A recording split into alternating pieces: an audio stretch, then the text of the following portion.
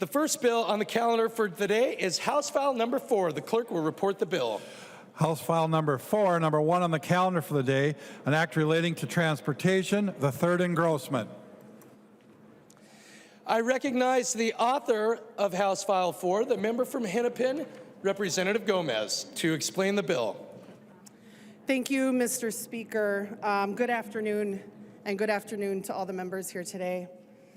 It's a profound honor for Representative Perez-Vega and I to present to you House File 4, Driver's Licenses for All.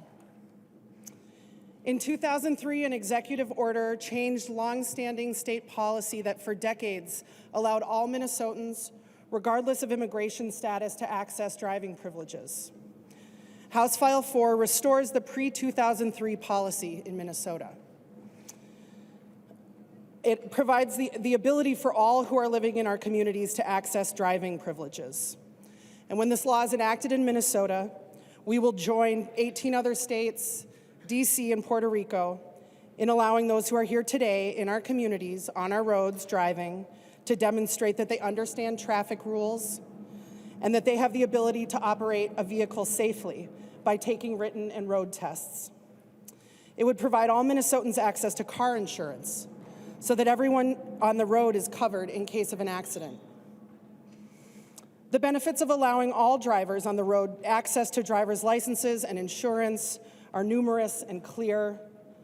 To the families who are directly impacted, of course, but also to the state at large and to all of us who drive on the roads and to all communities from one end of the state to the other. Driver's licenses for all is good for public safety. Ensuring that drivers on our roads are insured and licensed, increasing trust between immigrant communities and law enforcement are critical to ensuring basic safety and allowing law enforcement to investigate and solve crimes. This bill is good for public safety, and that's why sheriffs, police chiefs, and law enforcement organizations across the state, including the Minnesota Police and Peace Officers Association, MPPOA, and the Minnesota Chiefs of Police Association are supporting this bill today. Driver's licenses for all are good for our economy. We hear almost daily in this body, I think whatever committees we're serving on, about the workforce crisis that we're in. This profound crisis creates or particularly impacts industries from healthcare to agriculture and food processing. Our agriculture sector in particular relies on immigrant labor. The meatpacking industry relies on immigrant labor. Our care industry relies on immigrant labor. An estimated 69% of those without legal immigration status work in frontline or essential jobs. The lack of access to licenses presents a unique challenge in greater Minnesota, where transit options are not widely available and a driver's license is not a luxury but a necessity. This bill is good for workers and for businesses and for the economy. And that's why it's supported by the Minnesota Chamber of Commerce, the Agri-Growth Council, every major labor union in the state, the milk producers, and many others. Driver's license for all is good for human dignity and the well-being of Minnesota families and children. Whatever our personal code of ethics, whatever our faith, or whether we believe in a higher power or not, all of our codes of ethics tell us how to treat each other and tell us how to interact with those around us. And they tell us to treat all of the children of creation with love and care. This is why all of the Catholic bishops in the state have joined together to send a letter of support to us about this bill. This is why imams and rabbis and Christian leaders of all denominations have signed on to support House File 4.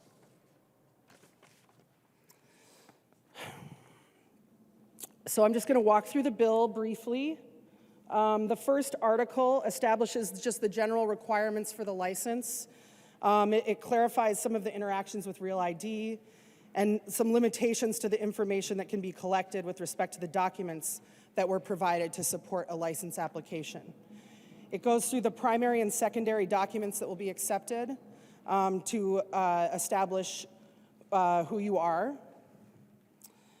And it appropriates $1.45 million in each of fiscal years 24 and 25, and $890,000 in fiscals 26 and 27 from the Vehicle Services Fund. It establishes an implementation date in October of this year. Article 2, contains the data privacy provisions of the bill. The data privacy article provides critical protections needed in an age of widespread data sharing and mining. They protect data, the provisions protect data regarding citizenship and immigration status from misuse, while ensuring that law enforcement and other government agencies, including the Secretary of State, continue to have the access necessary to perform their functions. And my thanks to Representative Scott for working with us on the data practices provisions. House File 4, I think of it as an unfinished piece of business for our state. And I want to acknowledge at the outset of this day the pain that our decades of inaction on this issue has caused to communities around the state. Whatever the intent, the impact of first taking away this right in 2003, this ability in 2003 to access driving privileges, and since 2003, this institution's inaction on this issue has sent the message to immigrant communities in our state that we are happy to use their labor to feed us, to care for our elders and those with disabilities and people who are experiencing illness, that we're more than happy to collect all kinds of taxes and fees from them, but we will not make an allowance for them to get themselves safely and securely to work, to transport their children to school, to get them to appointments and activities. We're sending the message that we will tolerate them living in fear. Fear that they could be thrown into the dysfunctional and cruel federal immigration system and potentially separated from their lives and their families simply because we don't give them access to the ability to drive legally and safely. So I want to acknowledge that there's a wound here. And you don't heal harm by saying nice words or by offering apologies without action to back it up. And that is my intention, our intention, is to move toward healing this wound, not with words, but with actions. And while I would say that over the nearly 20 years that has elapsed since the rule change, many even of the stewards of this institution have not heard the cries for justice coming from this community, this has definitely not been the universal reality. Representative Perez Vega and I are the latest authors of this bill, but we're not the first. And we've been talking about looking at it as carrying and shepherding this effort during its last couple feet over the finish line. So we're not the first authors. And we're so honored to be joined today here by Representative Karen Clark, who I believe is behind me in the alcove.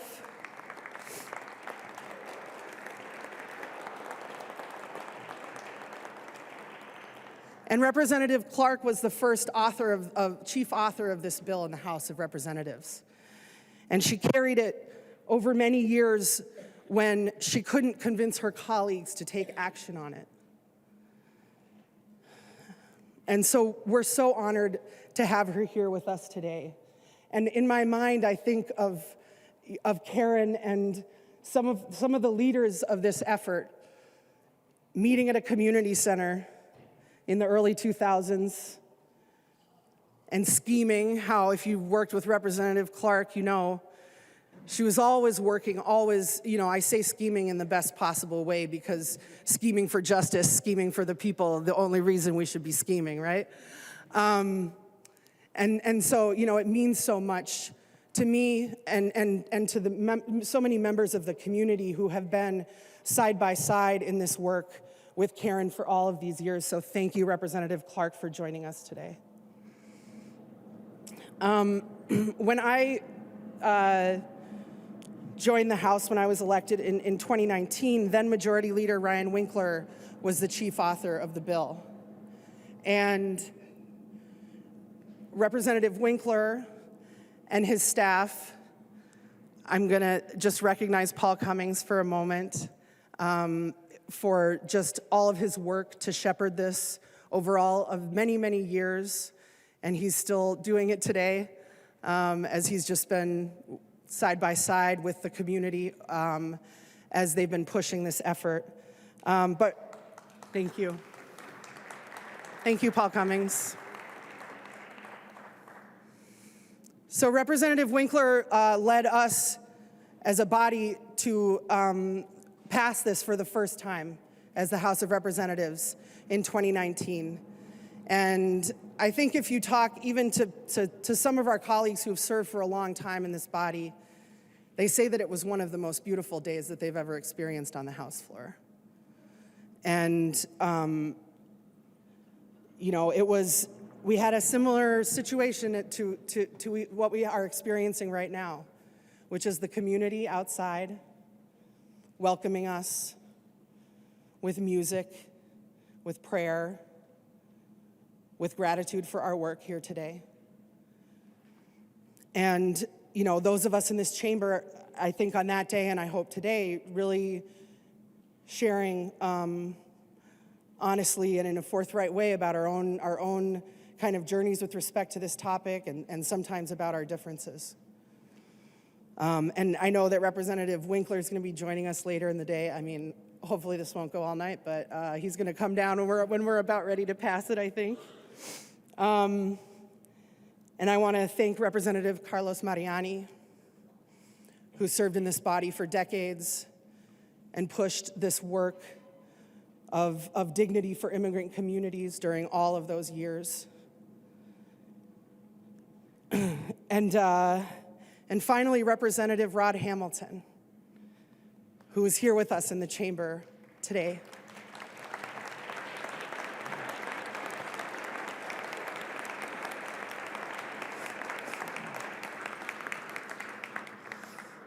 And it means so much to me, and I know that it means so much to the community outside of these doors who found, I think, an unlikely, they thought at first, ally in Representative Hamilton.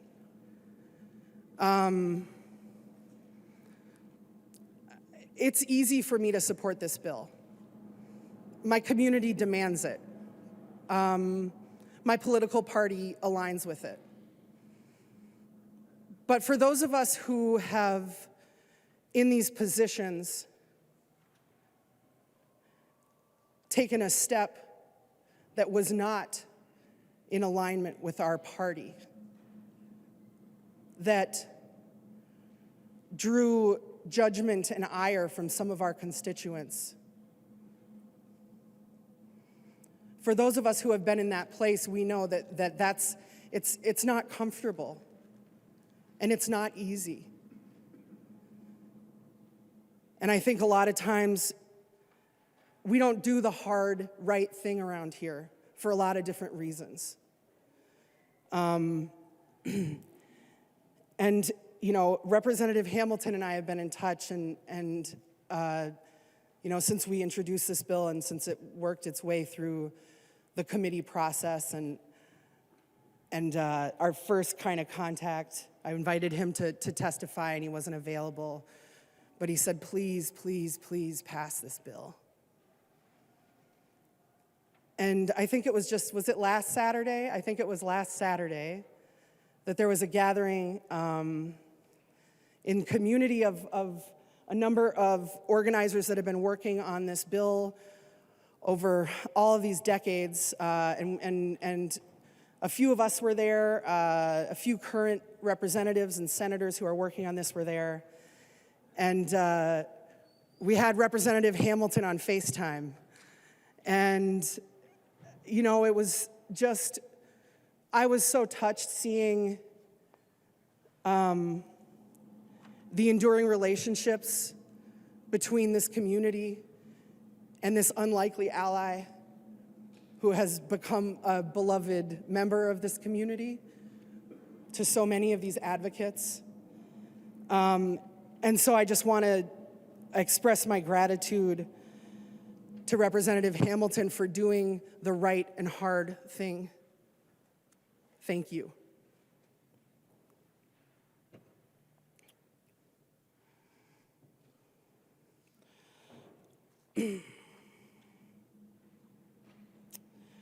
So as we move through the day today, we're going to hear a lot more about what I've been told is one of the broadest and deepest coalitions that's ever assembled around an issue here at the state capitol. A statewide, cross-sector, multiracial coalition that brings together businesses, agriculture, labor, unions, law enforcement, faith leaders. Some of these organizations that have deep and often intractable philosophical and policy disagreements about many, many other issues, but they've come together on this one today.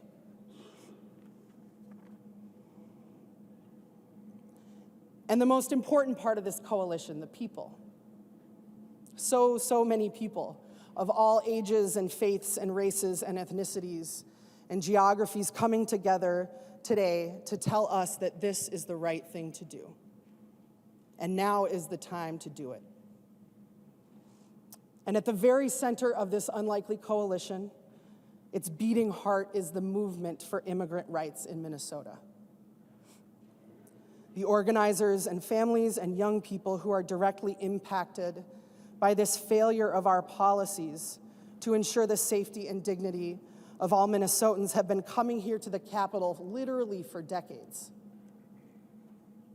They've been marching and organizing and meeting with us. I'm sure many of you have met with advocates from this coalition. They've been educating members. They camped on the Capitol lawn. They've done hunger strikes. They have been desperate for this change. They've never given up. They've built a movement, and it's time for us to honor this work and to take action today.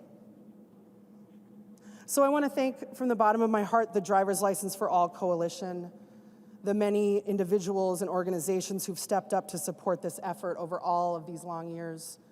To my partner, Representative Perez Vega, who you'll hear from shortly. To the leadership of our caucus, to Chairs Hornstein, Becker-Finn, and Olson, and to you, Madam Speaker. The message we're sending to the community by moving with urgency on this issue is that we see them, that they matter, that they're important members of our beloved community and their cries for justice have not fallen on deaf ears. And I want to thank my GOP colleagues, many of whom I've had really good conversations with about this, both in committee and personally. We've had a lot of respectful and constructive conversations about House File 4. And I want to especially thank the members of the Transportation Committee who attentively participated in, I think it was almost a 6-hour hearing, where we received testimony from dozens of community members and faith leaders, the chamber, sheriffs, police officers, people from all corners of our state and all walks of life.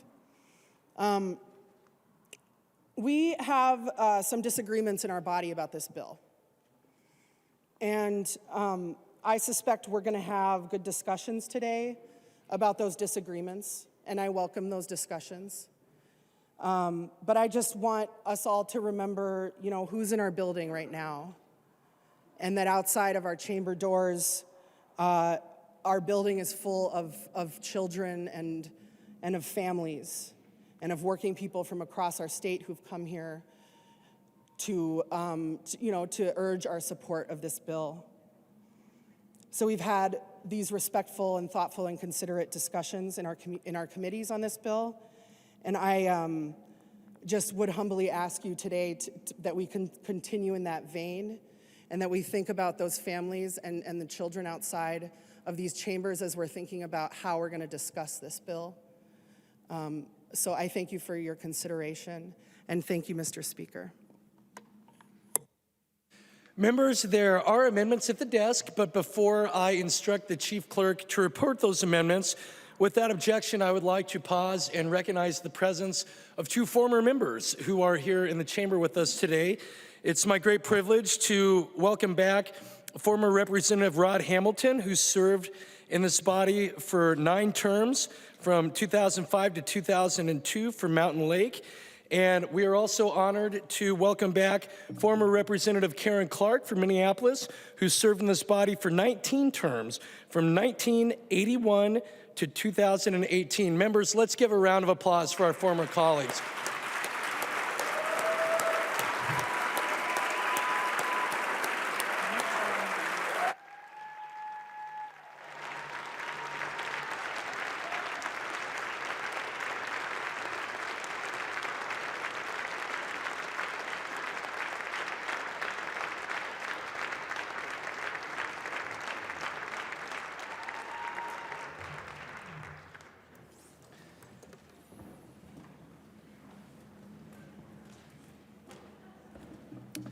I recognize the member from Ramsey, Representative Perez Vega. Thank you, Speaker, members of the House. It's an honor to embrace this, as this is the first time that I'm speaking on this floor on a bill, on a law that needs to pass today. HF 4. Buenos días, buenas tardes a todos los que están en comunidad. Salam alaikum. To our immigrant communities. I join you today as a proud co-author of House File Number 4, a bill to restore driver's licenses to immigrant workers and familias that have built the state of Minnesota and continue to call this state home, Gaza. Prior to 2003, a driver's license was nothing more than a statement of the ability to drive.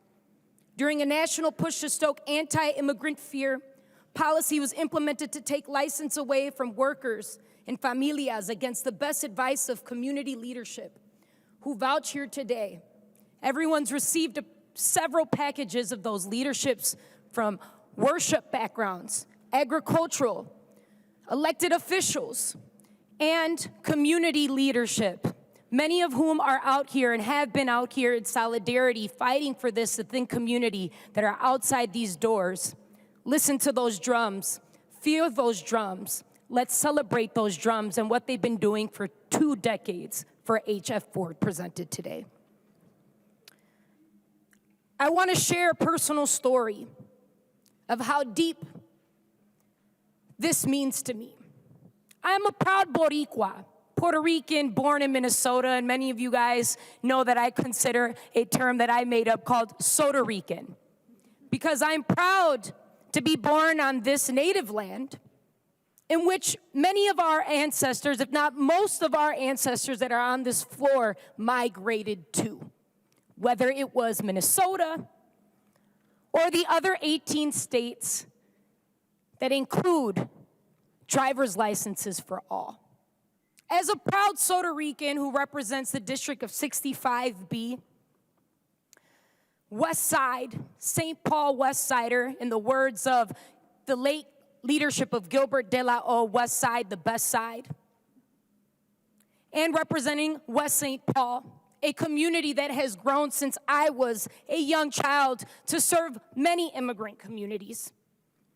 This personal story hits me near.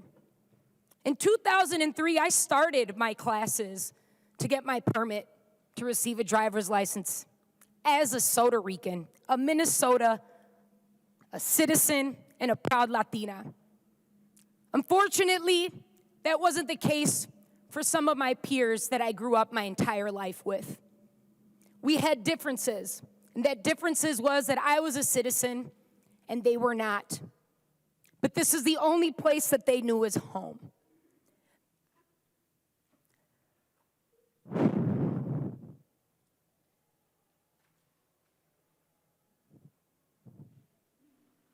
received my driver's license.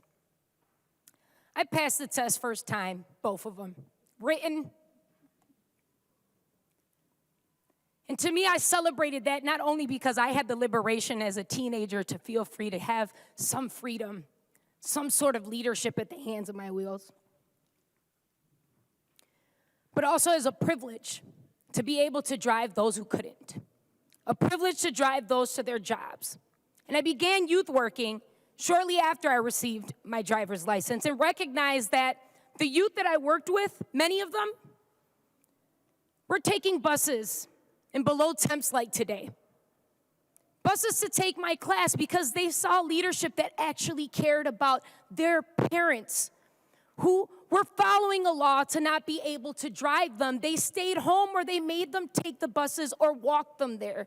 And their youth worker, Miss Maria Isa, would pick them up or drive them home as a 19-year-old. I also started to think about the young parents that I teach now that believe in the leadership that's in this room on both sides of the aisles to work together amongst this, who don't have that same opportunity and their parents don't have that opportunity, but their children one day will have an opportunity to vote. There's 400,076, 556 immigrants in Minnesota right now. Close to 20,000 are entrepreneurs like myself. They paid $4.8 billion in taxes this year. We're all talking about billions of dollars here with that surplus. We all heard it, right? A lot of us, some of the colleagues on the other side of the aisle, we were on that bus when that governor said that on our way from a retreat. And I thought about the immigrant community and how much they bring to the state of Minnesota. That's the first thing that came to my mind. Because I know the importance of what this matters to those immigrants that are right outside. To my friends who were not allowed and still not allowed to have driver's licenses. So you become the madrinas of so many godchildren to make sure that they get to their doctor's appointment, to make sure that they get to their school activities, to make sure that they get to their danzante classes or their bomba drum classes because their parents live in fear. We can talk about what makes you a good citizen, but I know what makes me a good citizen is about caring about humanity. And that's what HF4 means.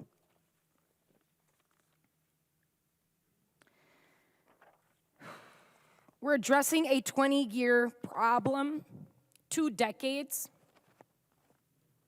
We're addressing the case that 2 decades ago, some folks, they were leaving war-torn countries, whether they're just right south of this border or across the other continent of Africa, Asia. I want to shout out all of the immigrant communities that have been working together.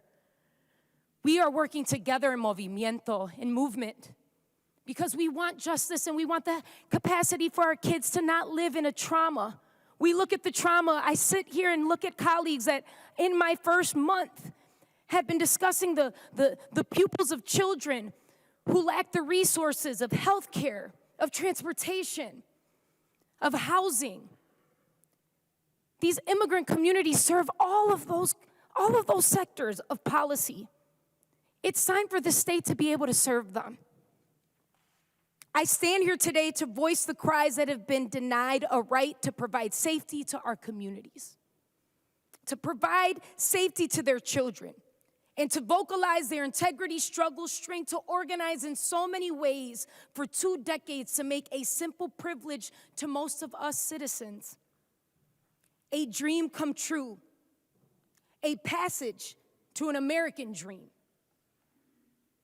They are dedicated to making a reality through the hard work, blood, sweat, and tears, and passion for their kids to grow up and be great citizens, and working themselves to become citizens. Our Minnesota deserves this. All Minnesotans deserve this. Todos somos unidos We're all united. Are we here to divide, to make the lives harder for those children, for these families, for our safety? Or are we here to be unidos? Are we here to be a united state of this America as one Minnesota? We don't need to be resilient anymore, but we will continue to be, because those drums have been playing outside these doors for 2 decades. Let them drum to celebrate. Let us drum together. Let us unify on this Dakota Anishinaabe land, the drums of the world for humanity.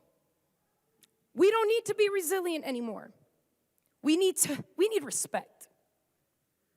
We need respect from our systems to actually work for us and not against us.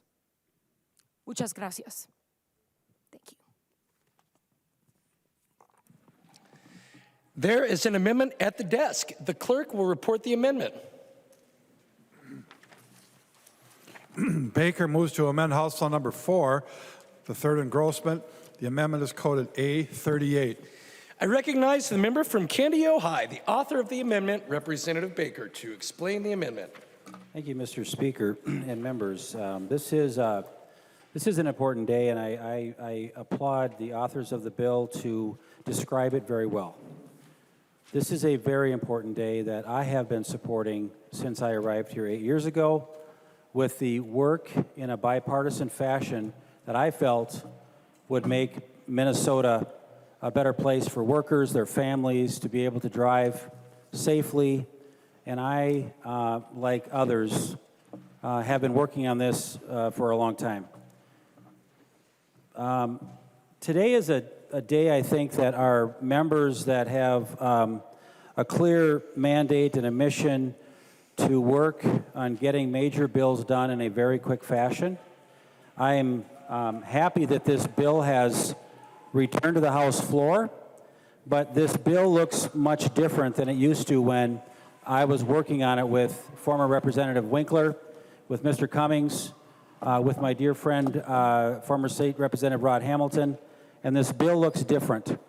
And what I'm asking the body to do today is to take the work that we felt was very important 2 years ago and 4 years ago, because it provided a safe way to drive, a privilege to drive, and it also provided other things that made the immigration system problem less of a problem in Minnesota, because we can't really separate them as much as we want to. This is not about immigration.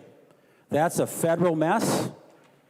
But what this is, in my amendment, members, and I will go on to my third reading later on, but what this is trying to do right now is to bring the driver's license card so it doesn't look identical to ours, our provisional D red license that looks just the same as everybody else. This card asks to turn it upright in a vertical manner. And also on the front, it says not for election purposes. That has been something that we have worked hard on in a bipartisan manner over the last several years.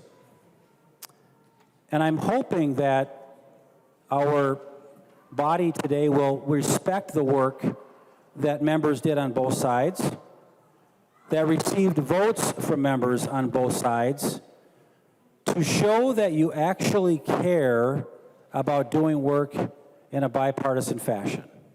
Because this is one of those bills you will get a lot of support for if you consider my amendment today.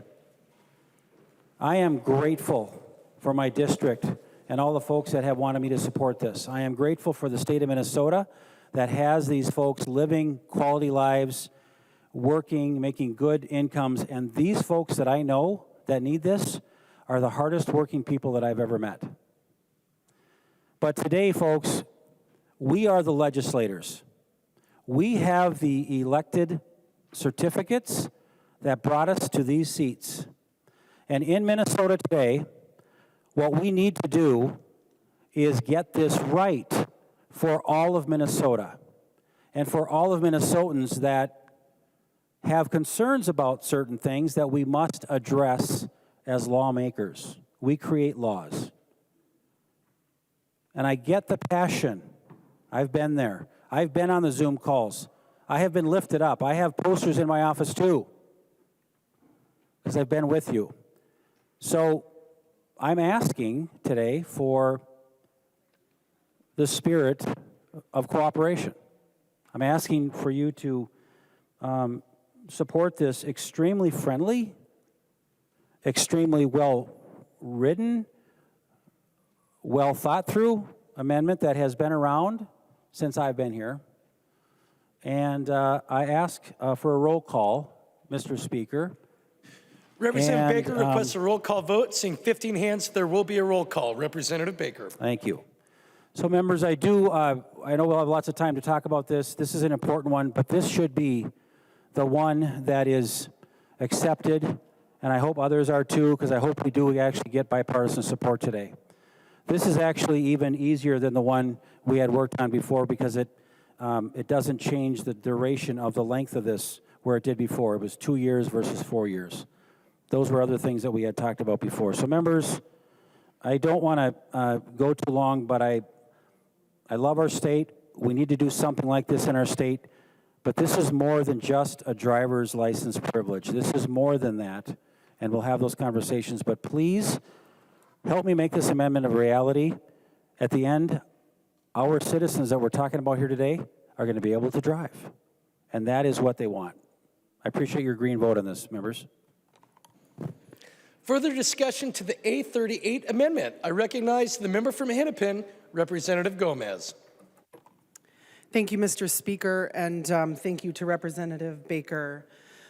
And I appreciate the conversations that we've had recently and in the past about this issue. And what I said about Representative Hamilton is true of you too, Mr. Speaker. It's true about Representative Baker, is that, you know, in voting for this effort in the past, you did the right thing even when it was hard. And I genuinely and deeply appreciate that, and I know that the community also genuinely and deeply appreciates that. And I know that this is an attempt on your part, a good faith attempt to get this bill in a form that you could support it. And so I appreciate you bringing forward the amendment in that spirit in which you offer.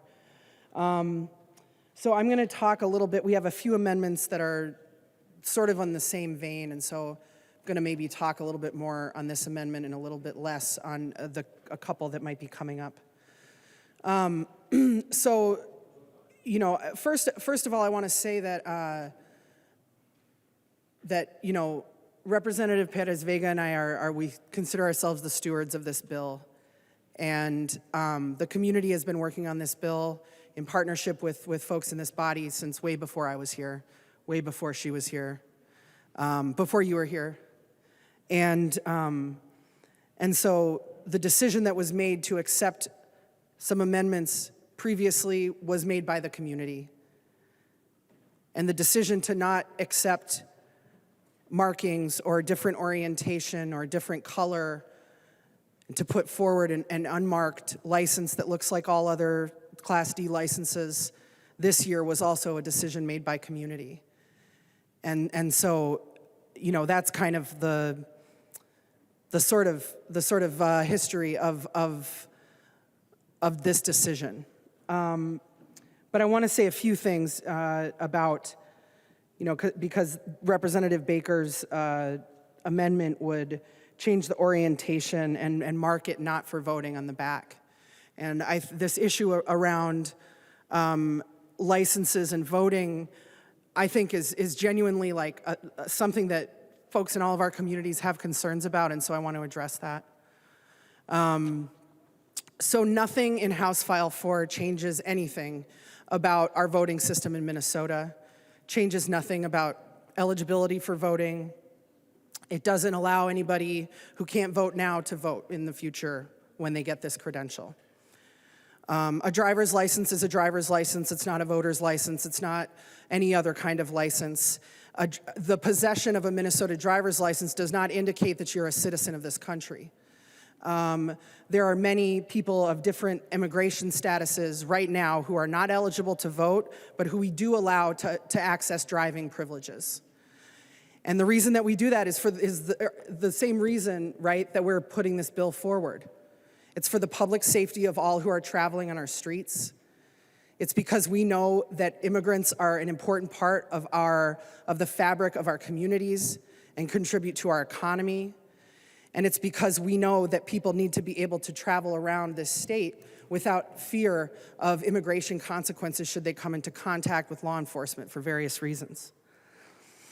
So when you go to vote, you sign your signature. It used to be in kind of this flip book, as I recall, back in the day. And these days, they print out this kind of long receipt for you, and you sign it at the bottom, and you trade the receipt for your ballot. And what that receipt says, that's the most important, possibly the most important part of registering to vote and getting that ballot. It's an attestation that you are who you say you are, that you live where you say you live, that you've lived in Minnesota long enough to vote, and critically, that you are a citizen of the United States with the right to vote.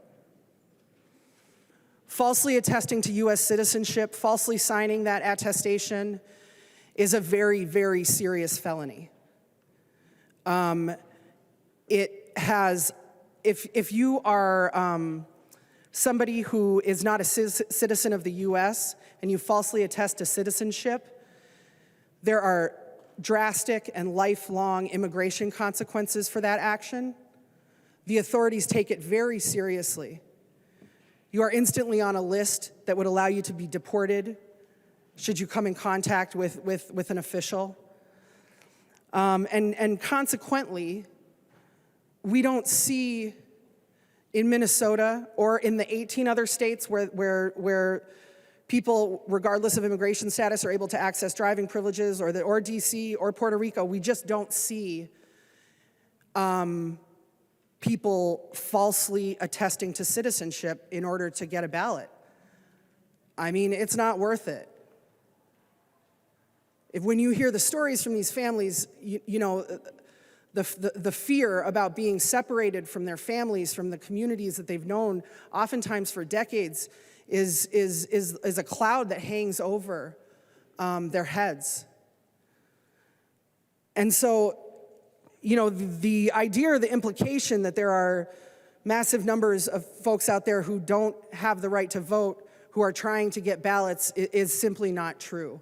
It's not borne out in the statistics, again, in those 18 other states. It was not the case in Minnesota for the decades prior to 2003, where we had basically the same voting regulations, and people were able to access these driver's licenses. So I appreciate the conversation and appreciate you bringing forward this amendment, but I would ask members to vote no on this. Thank you, Mr. Speaker. Further discussion to the A38 amendment. I recognize the member from Waseca, Representative Petersburg. Thank you, Mr. Speaker, and if Chair Gomez would yield for a question. She will yield for a question. Representative Petersburg. Thank you, Mr. Speaker. So, Representative Gomez, I heard you say earlier that the decision on orientation and all that stuff was a community decision and one that was decided by the community. Could you define for me who the community is and what you meant by that? I recognize the member from Hennepin, Representative Gomez. Thank you, Mr. Speaker. Yes, Representative Petersburg. I meant the Community Coalition, the Driver's License for All Coalition, that has been advocating for this work that we've been working or for many years, that my office, Representative Perez Vega's office, have been working with. So it's that community coalition pushing this bill, advocating for this bill, that made that decision in consultation with members working on it. Thank you. Representative Petersburg. Thank you, Mr. Chair, Mr. Speaker, and thank you for that. So it sounds like none of those had actual election certificates, so that's kind of an interesting direction. We oftentimes take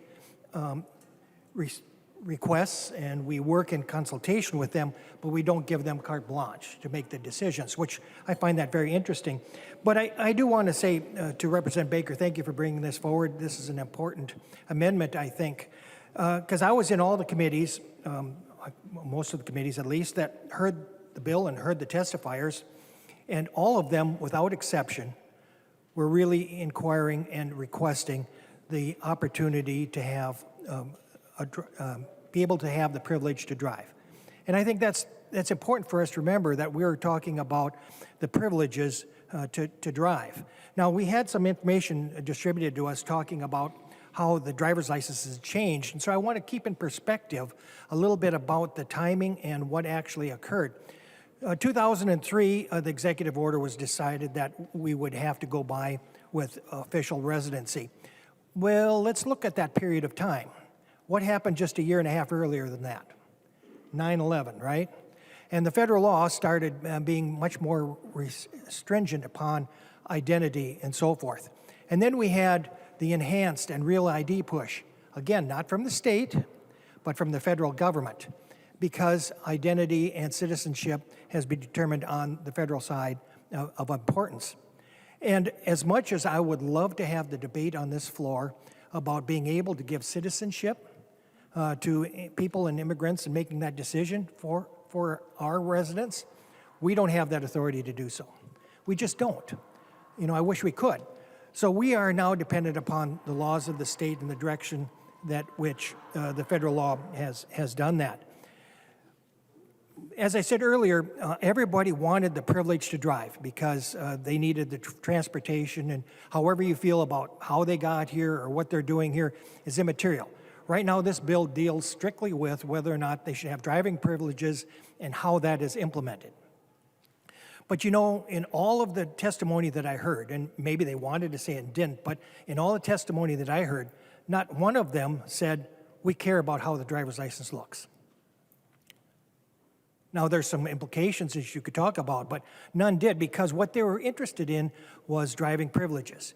Even law enforcement never said we needed to look like it or dislike it or not. They just wanted something that would indicate that the individual had taken the driver's test, had learned how to deal with it, could speak somewhat English in order to deal with it, and could be insured.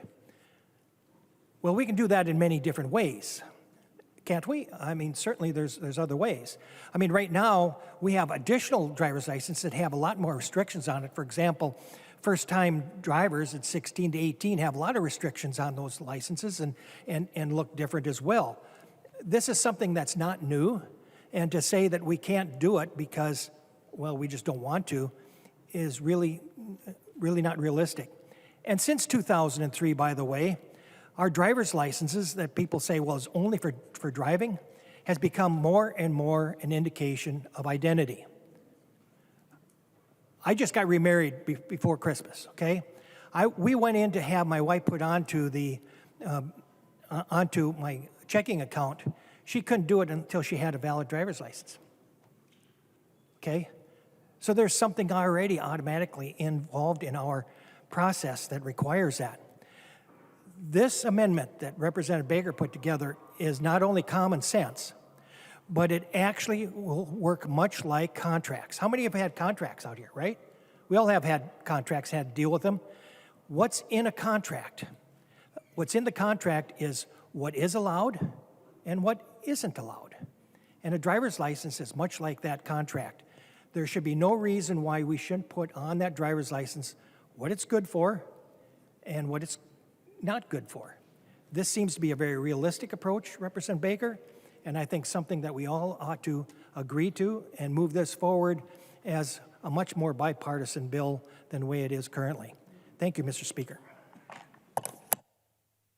Further discussion to the A38 amendment. I recognize the member from Meeker, Representative Erdahl.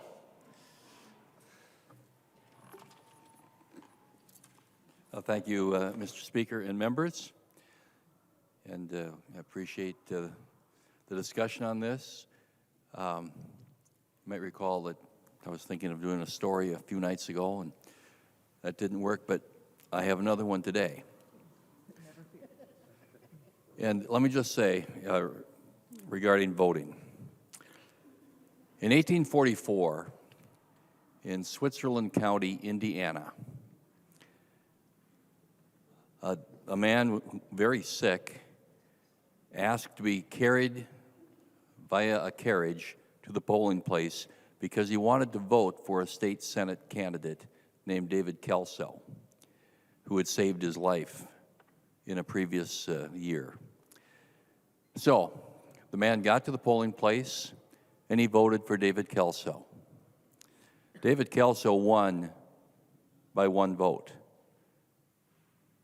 And the man who voted for him died the next day. Kelso then took his seat in the state Senate in Indiana, and the major issue before them was the election of a United States senator. In those days, senators were not elected at large, but by state legislatures. And the state Senate in Indiana was deadlocked. The Whig Party, the Democrat Party, could not reach agreement on who to select. David Kelso came up with a compromise candidate, a guy named Edward Hannigan. And Edward Hannigan was elected from Indiana to the United States Senate by 1 vote. Now, Hannigan goes to Washington, D.C., takes his seat in the U.S. Senate, and the big debate there, should Texas be admitted to the Union? One of the real hang-ups there was that Mexico had threatened to declare war on the United States if Texas were admitted. Senator Hannigan was the last vote to decide that Texas would come into the Union by 1 vote. Mexico then declared war on the United States. The Mexican-American War was fought, and as a result, 1/3 of the territory that is now the United States was obtained. And so it can be said that the vote of 1 man dying in Indiana elected a state senator, elected a United States senator, brought Texas into the Union, started a war with Mexico, and resulted in 1/3 of the territory of the United States. Now, that certainly is important. But I want to stress, because of this, that voting is important, that each vote can be monumental, and that this privilege of citizenship should be protected. Now, I could support this bill today if I were sure that it couldn't be used for voting. Actually, about 10 years ago, when this bill first came up, I was supportive. I think that the fix is simple. I want to ensure that only citizens can vote, not those who are not yet citizens. Now, many of us on this side of the aisle are frustrated today.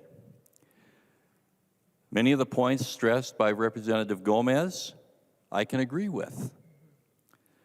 But we must have integrity in our voting system, and I believe that this could lead to problems. Maybe not widespread.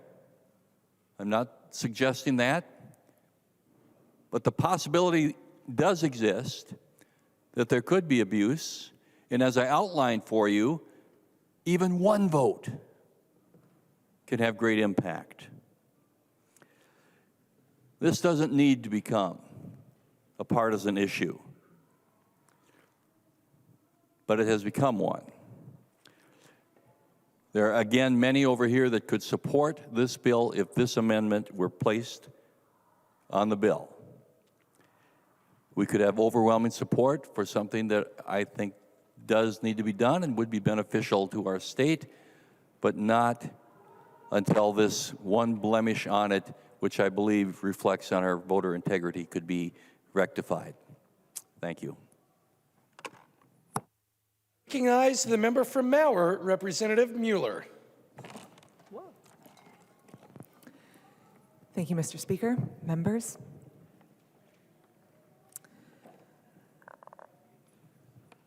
Many of you maybe not know or are not very familiar with the district that I represent. I represent in Mower County, not Mower, Mower. And we are one of those areas that is rural with a Fortune 500 company in it, such as Hormel. And our area is rich with people from around the world. My community is incomplete without the people who choose to make it their home from around the world. It is incomplete. Our area has embraced the rich community that has changed and developed over the last 20 years, and our area is better because of it. It's better because of it. My husband taught in the Austin Public Schools for a little while, and in his class, he was English as their next language. He had over 56 languages represented in that class. We have people from all over the world who choose to make my area home. I cannot express how proud I am to represent this area. And Representative Gomez, I am like Representative Baker. But I wasn't always. When I came in 2020, I had people come and talk to me about this issue, and I immediately shut it down and said, we need to fix this at the federal level. Go and talk to people at the federal level because this is not an issue that we can deal with. I really want people to become citizens. I want them to become I want it to become a place for them to be able to do that. Let's go talk to them at the federal level. The following year, I had another advocacy group that came to me. And one of the people they brought to me was one of my former students, right? And this was one of my favorite people in the whole world. She is a hard worker, a critical thinker, one of those students that, frankly, you just wanted to adopt and call your own. And she talked to me about the struggle that her family had. And she talked to me about the struggle that her community has. And I told her that I wanted to be able to support this bill because I believed what she was saying and why she was saying it. I said, what do you think about the idea that Representative Baker had offered here? What do you think about having these safeguards on the bill? Making sure that we have, it's changed a little ways and it has not for voting purpose on it, that maybe we can have some different expiration date. I said, how do you feel about that? And that advocacy group said, you know what? We think that's reasonable.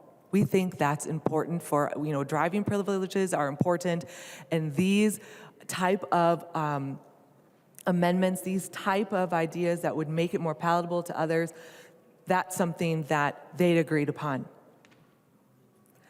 So as I campaigned, I talked about how I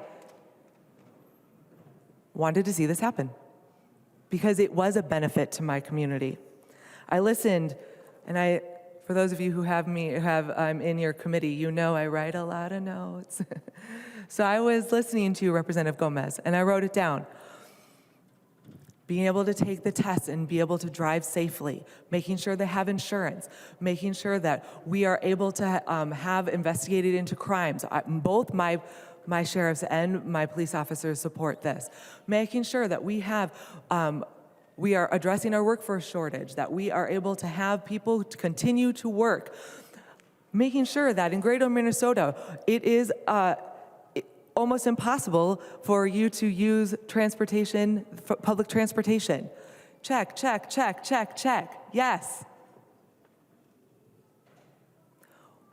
If that is true, and you have now heard from several people on this side of the aisle talk about why this is important in their community, why this is important, that they have changed their mind on some things, that this is important to them, that they want to support this.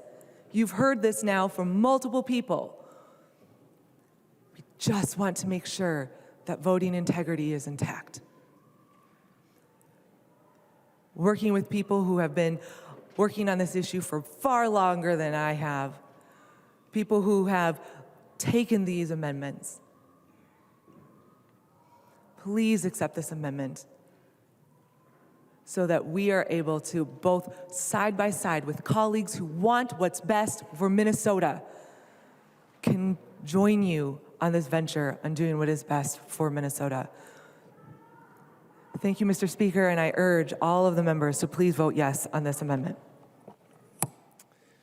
Further discussion to the A38 amendment. I recognize the member from Dakota, Representative Koznick. Thank you, Mr. Speaker.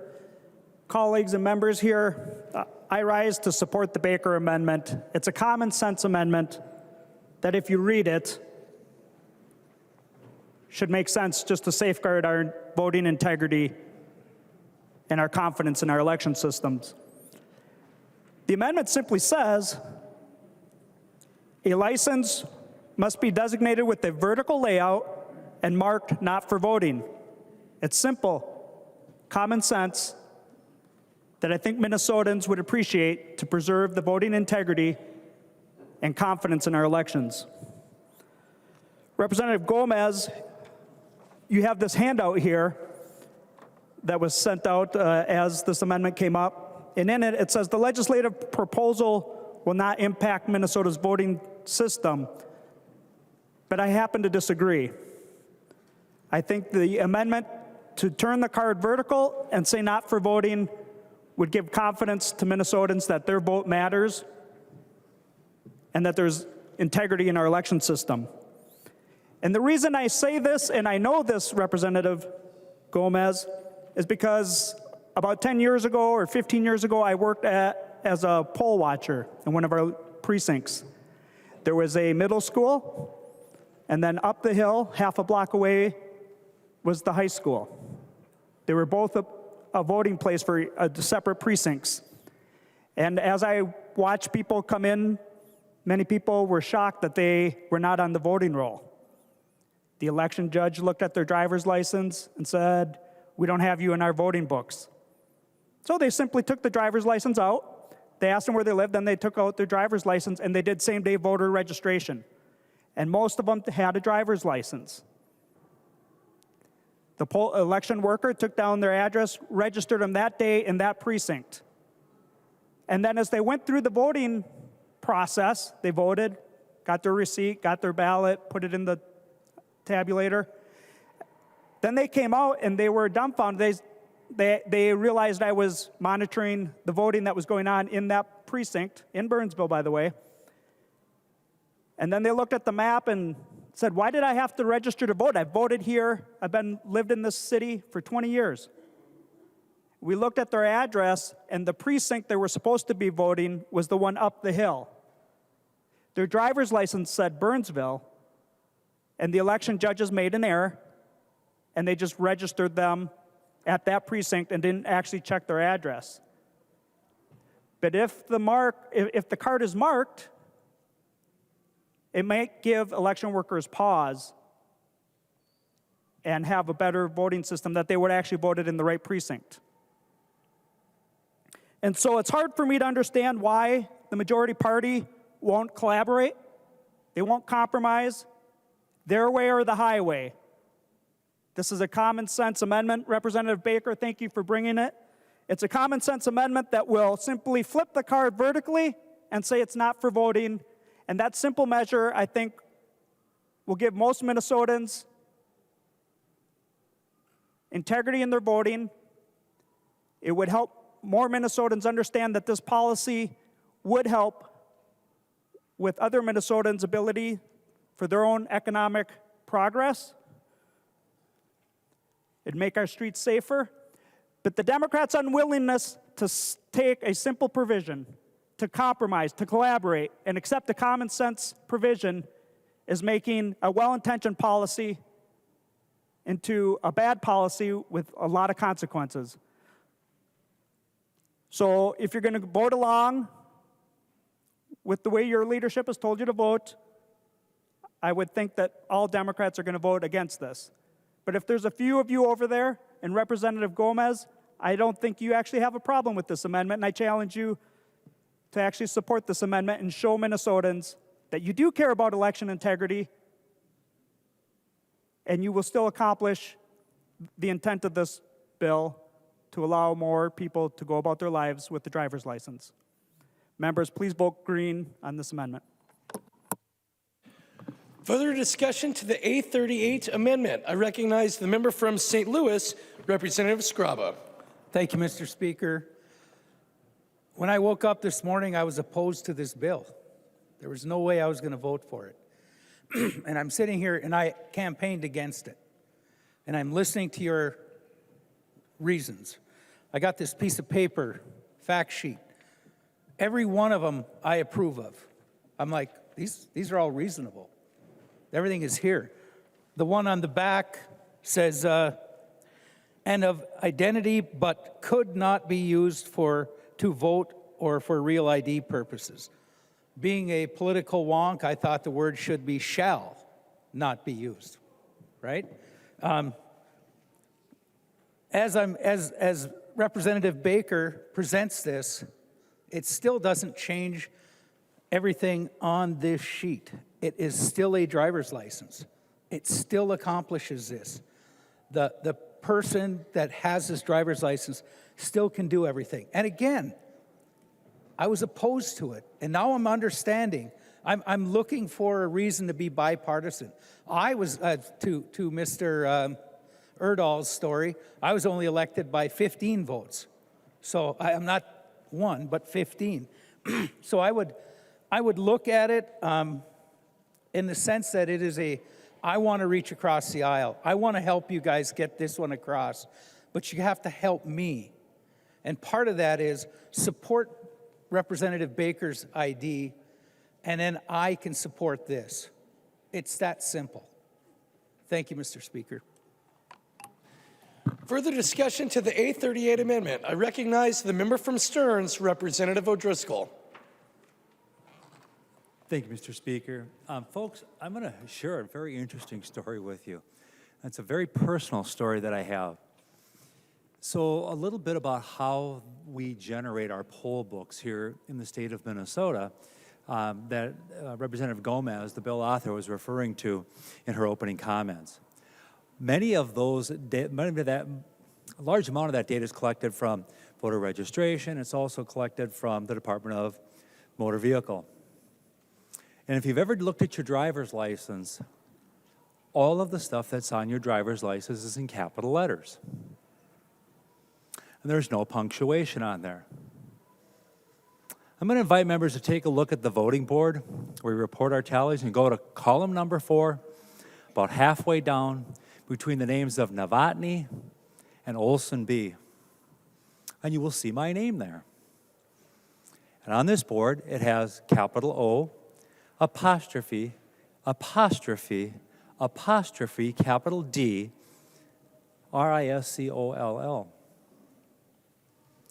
However, when I went to register to vote, I registered by my legal name, Timothy J. O'Driscoll, capital O, apostrophe, capital D as in David, RISCOLL. When the poll books came out, it fed the information in from the driver's license registration, which was all capital letters and no punctuation. Do you know how embarrassing that is when you as the elected state representative go to vote in your voting booth, in your polling place, and you go in and you hand your driver's license to the folks who are volunteering basically to help out with that. And they are embarrassed because they cannot find their state legislator in the voter registry. So over the years, I've been invited to re-register to vote on the day of. And I mean, everybody knows I'm a U.S. citizen. Everybody knows I'm their elected official, whether I was on city council, whether I was the mayor, or whether I was in the legislature. So when I get my voter registration card coming in, I've spoken to the Secretary of State on it. He's very interesting. Starting to look at it. This is a persistent problem that I have when I go to vote. I've never really shared that publicly until today. But if somebody who's a state legislator can experience problems with their license, can experience a problem with their voter registration, because of a punctuation in their name, because of their heritage and their national origin, what else can go wrong? What else can happen? So the last time I went to vote in the primary election, there were some folks who were visiting from a neighboring precinct, and it happened to be a friend of mine who was a retired police sergeant in a local community. And I went and I handed him my driver's license, and he said, "You don't need your driver's license? I don't have to ask it." I said, "I'm aware of that." And I said, "I just want to give it to you so you can, find me in the poll books." And he ran it through, and he goes, "You're not in the poll books." And I said, "I know. That's why I gave you my license, to be able to make the point. Once again, you're not going to find me in the poll books because of the way the systems are uploaded. Because I registered as a legal voter using my name, capital O apostrophe, capital D, RISCOLL. And because of the way we've structured and uploaded the records, I can't be found." So then I get moved over into another line where now they got the routine down. They go, "Yep, okay, hey, Tim, how you doing?" And they kind of go through and they go, "Yep, here you are." And they print it out. A state legislator experiences that. The Baker Amendment is not that unrealistic a request. It's a great guardrail. So think about that when you're voting on this bill. The people who are legally allowed to vote in this country as members of this legislature are having trouble voting because of the way that our systems are constructed. And now you know the rest of the story.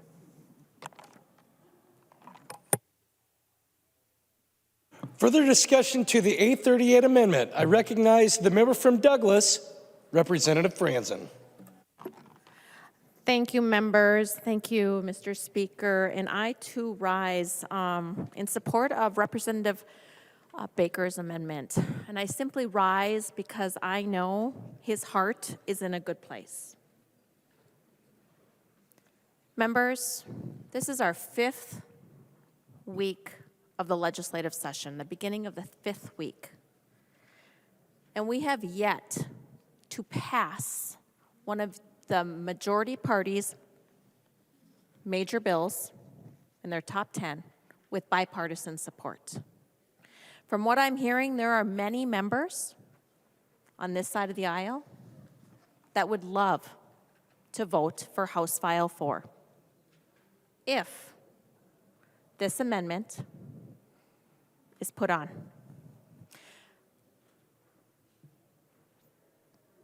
There is a House File 3. That's the majority party's one of their main bills they want to get done, dealing with elections. Now you may say, well, why are the Republicans so adamant about passing the A38 amendment, dealing with just simply saying a non-compliant license must be designed with a vertical layout. It must be marked not for voting on the back side. Not for voting. We just want that assurance, that peace of mind that our elections are going to be held with integrity. And this is why. Because House File 3, the one dealing with the Democrats on their expanded elections, on line 5.19 of their House File 3, it reads, driver's license and identification card applications, and it's crossed out with new language, automatic voter registration. In 5.21, automatic registration. Except as otherwise provided in this section, an individual must be registered to vote if the individual is eligible to vote under section 201.014 and properly completes and submits one of the following applications, blah, blah, blah. But, Point of order. They want to automatically. Representative Hollins, for what purpose do you rise? Thank you, Mr. Speaker. A point of order, Mason's Manual, Section 101 says debate must be confined to the question before the body. I'll remind members to confine their remarks to the question before the body. Right now, we are debating the A38 amendment to House File 4. Representative Franzen. Point of order, Mr. Speaker. Representative Damon, state your point of order. Mason, Section 61, interruptions of members speaking. It has come to my attention that when my members are speaking and the center door is open, it is very difficult to continue with that line of thinking and to be able to hear. Thank you, Representative Damon. We will consult with the sergeant's team and do our best to limit those interruptions. Representative Representative Franzen, the member from Douglas. Thank you, Mr. Speaker and members. And I just can't help but also notice that every time I speak, somebody rises up and says, point of order, Mr. Speaker or Madam Speaker. This House File 3, though, relates back to the Representative Baker amendment on why the minority party is looking for that peace of mind. Because your House File 3, there is a section on there on automatic voter registration. So nonsense. And I call hooey. And members, I ask. Representative Hollins, for what purpose do you rise? Again, debate must be confined to the question before the body, which is House File 4, which we were talking about driver's license for all and the amendment engaged in there. Representative Franzen, please confine your remarks to the question before us, which is the A38 amendment on House File 4. Representative Franzen. Thank you, Mr. Speaker. And House File 4 deals with driver's licenses, and House File 3 deals with driver's licenses being used to automatically register voters. Members, I ask you to support the Dave Baker A38 amendment. Thank you. Further discussion to the A38 amendment. I recognize the member from Hennepin, Representative Gomez. Thank you very much, Mr. Speaker.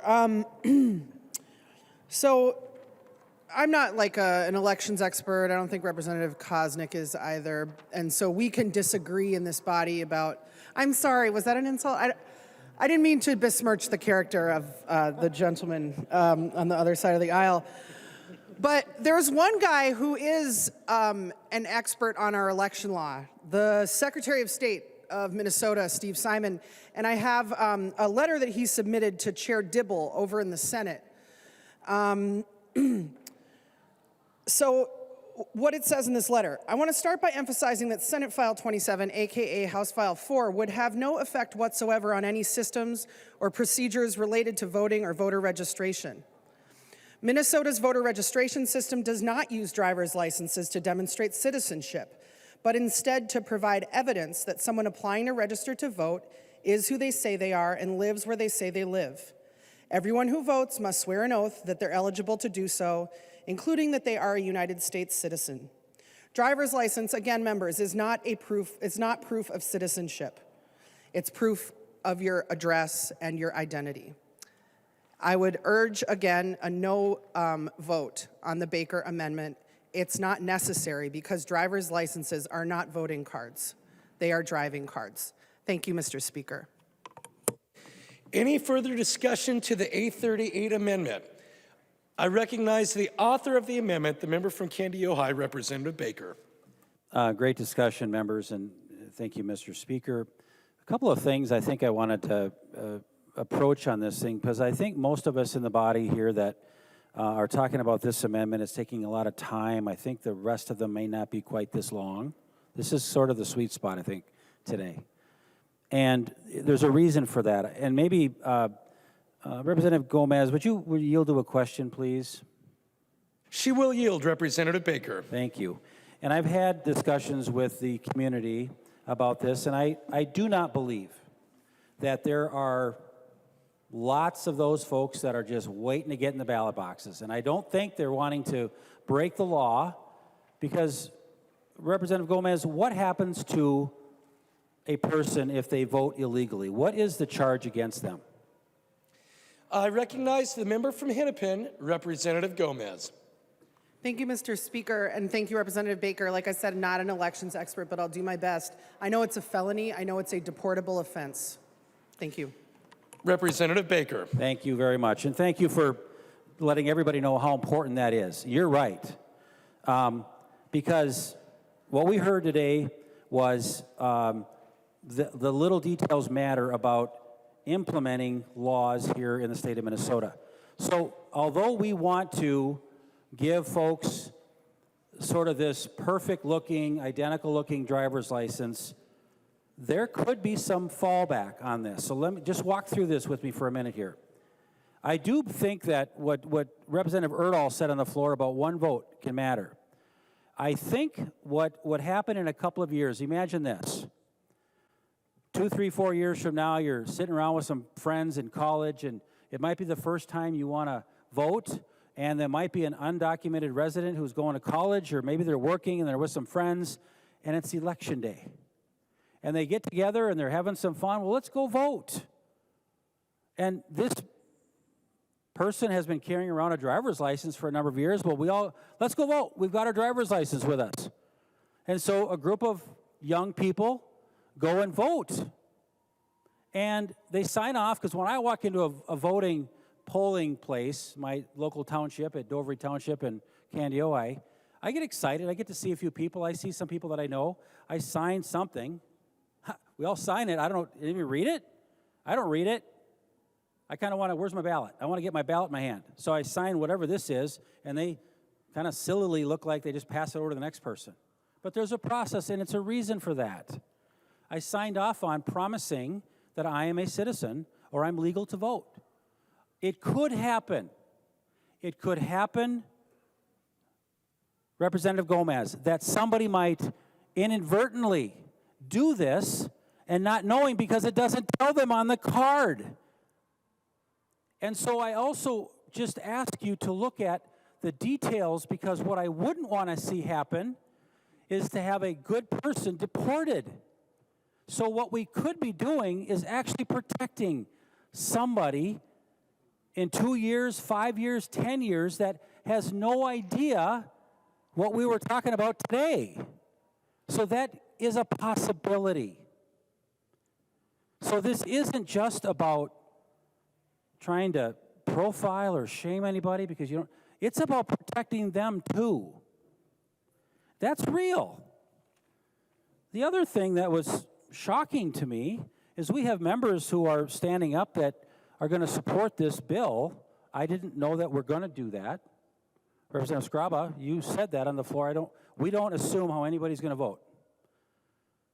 Now, I gotta believe we've got some members that got barely elected to be here that might want this kind of a bill to be a little bit safer, to go back to the Iron Range, to go back to rural Minnesota with some more safety nets to the members around them or their community that might go, what in the world are you doing supporting this?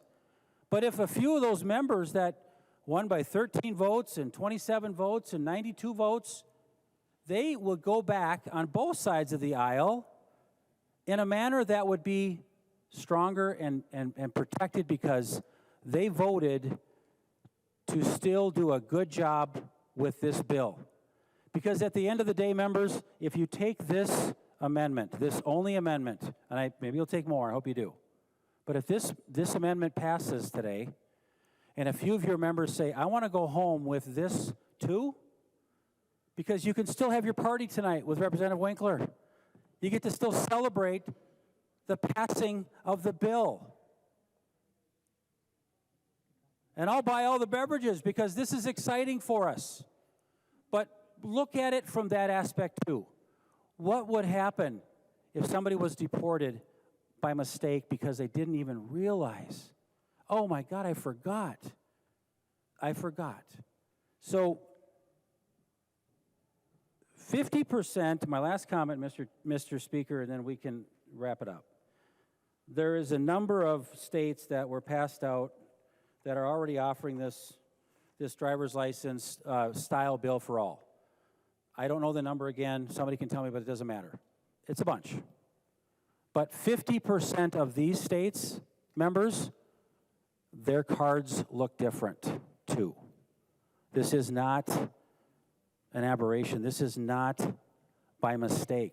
They did it because of exactly what we're talking about here on the Minnesota House of Representatives on the floor. We have to do this right. We are going to do it better because we have the election certificates, not the community. We're the ones that has to face the music if we get it wrong. Members, I urge you, show us what bipartisanship looks like again. Please support this one amendment that will still give drivers who want to drive the ability to drive safely and get insurance. Let's just make it look a little different and protect. So members, dig deep on this one. This is the one you want to vote for on this amendment. I urge a green vote. Thank you. There being no further discussion to the 838 amendment, the clerk will take the roll.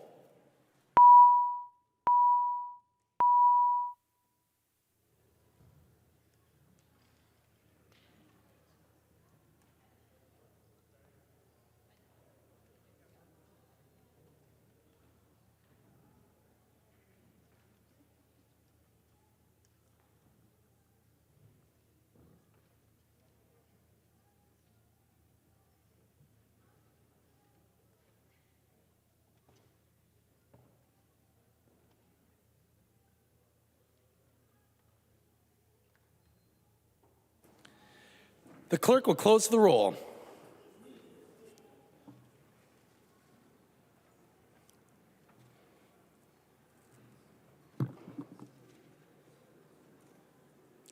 There being 60 ayes and 69 nays, the motion does not prevail and the amendment is not adopted.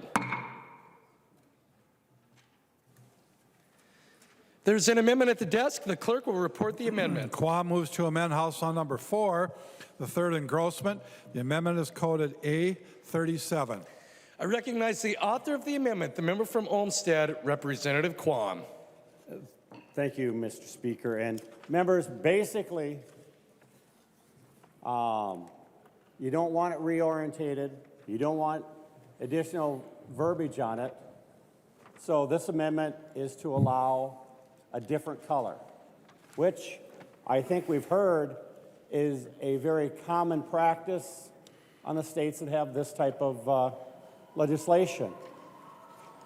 And if it would make the author of the bill feel better, I would take a friendly to take out the word striking, oral on this, and that way it's just a visually unique color. Because frankly, I don't want someone unintentionally breaking the law. And frankly, with that, driver's license ID, you can go and do a lot of things, and some of the things you're not allowed to do if you're not a citizen or legally here. If you accidentally, if we reference interaction with other laws, if we ever did in the future change for auto voter registration, that person goes in, renews their driver's license, and they don't realize they'd be automatically registered to vote, and then they could get a card or some information and go and vote. I don't want this to be used intentionally or unintentionally to get someone in trouble by breaking a law. So the easiest thing, you don't want to change the orientation, you don't want to add any verbiage on it. This is just a different color. Thank you, members. Further discussion to the 837 amendment. I recognize the member from Hennepin, Representative Gomez. Thank you, Mr. Speaker, and thank you, Representative Quam. I think that we had a really kind of full debate and conversation about these issues. This is really just, as Representative Quam said, it's sort of, distinguishing this license from other Class D licenses in just a different way. And, I do want to say that there is, you know, there's a matter of, I know that I got some criticism maybe from the other side for consulting so closely with community, and I don't believe that it's an abdication of my election certificate to listen to the people who sent me here to work for them.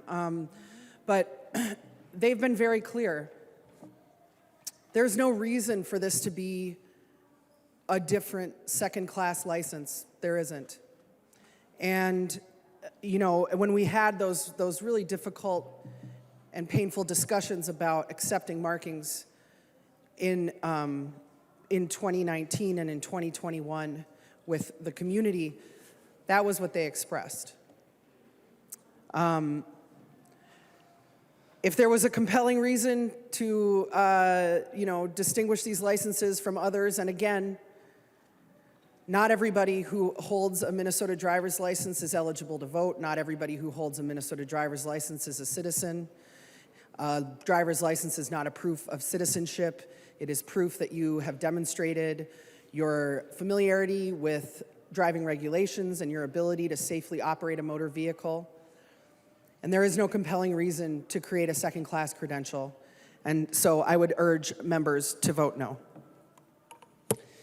Any further discussion to the amendment?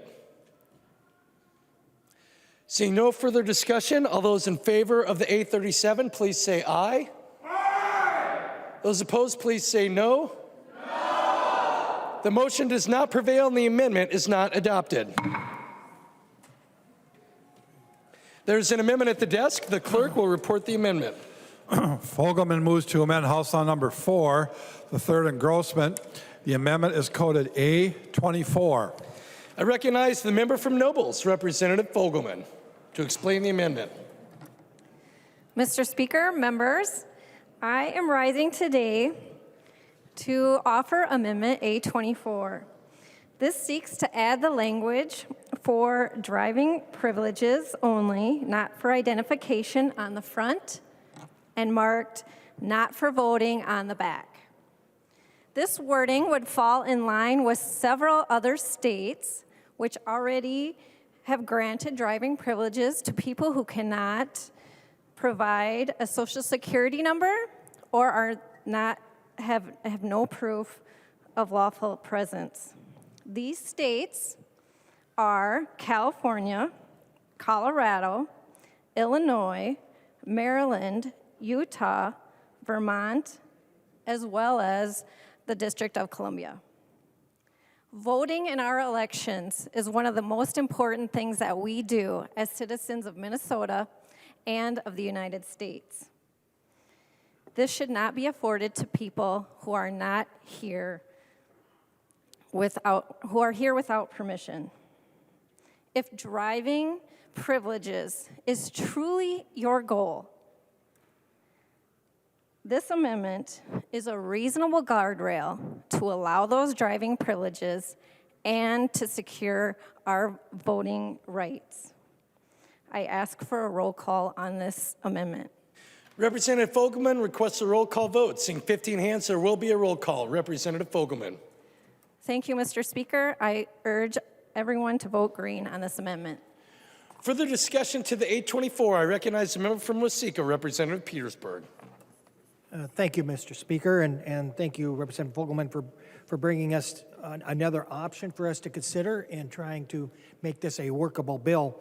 Just a few minutes ago, we heard Representative Gomez say that a driver's license that looks different than others is a second-class driver's license. Well, I happen to have a CDL, which means it's federal and it looks different than those of you that just have a Class D. I would hardly suggest that you have a second-class driver's license because yours looks different than mine. And earlier in Representative Gomez's statements, she talks about that a license is only for driving privileges. If it's only for driving privileges, we know that we have different-looking licenses for youth, for enhanced, for real ID, for CDLs, and others. And to indicate, or at least to imply, that because it looks a little bit different, all of a sudden it's a second class for driving privileges is incorrect. However, if you start thinking about what she is saying, and what is the possibility, is that maybe driver's licenses can be used for something else. Therefore, if it doesn't apply for those other things, it's a second-class one. I don't think that's what we're hearing. I don't think that's the intent. But whenever we start making distinctions between one license versus the other, as if one's more important, and yet we say it's only for driving privileges, we've kind of made that distinction ourselves. So I think it's careful for us to really pay attention that what Representative Vogelman is offering is an alternative to make the driver's license look not only valid, but it allows for verification on whether or not it's for use for voting, which we've talked about a lot lately. So please vote yes. It's a great amendment, and thank you for bringing this forward. Further discussion to the A24 amendment. I recognize the member from Hennepin, Representative Gomez. Thank you, Mr. Speaker, and thank you, Representative Fogelman. I just want to say something about like the world that we live in.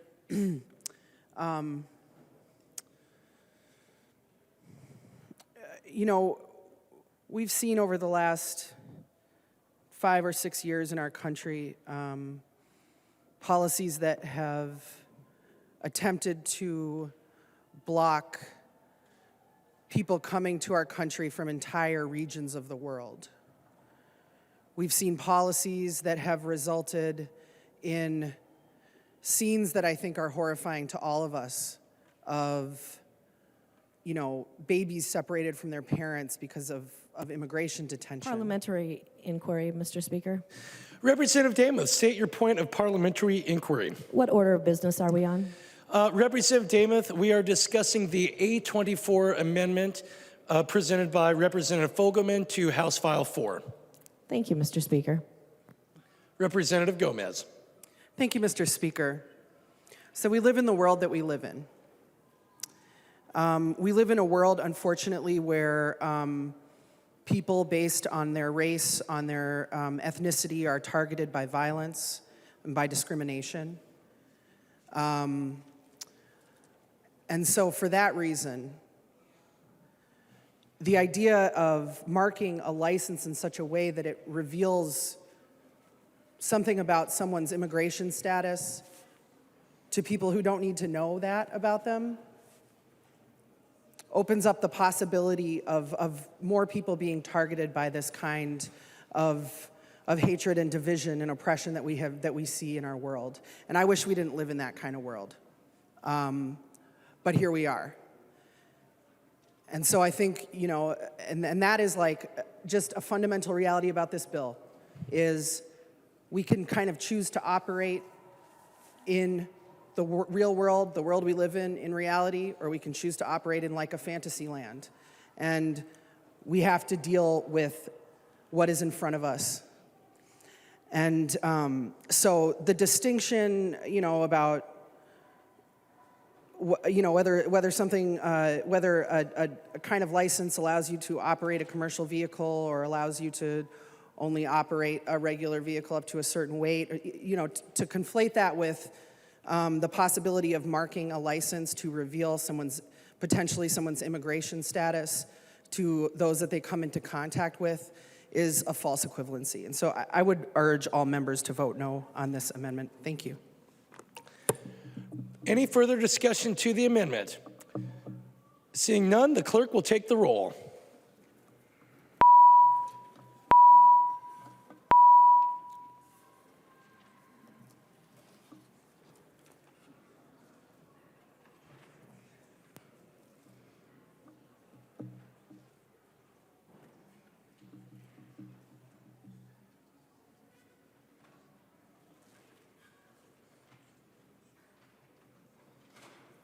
The clerk will close the roll.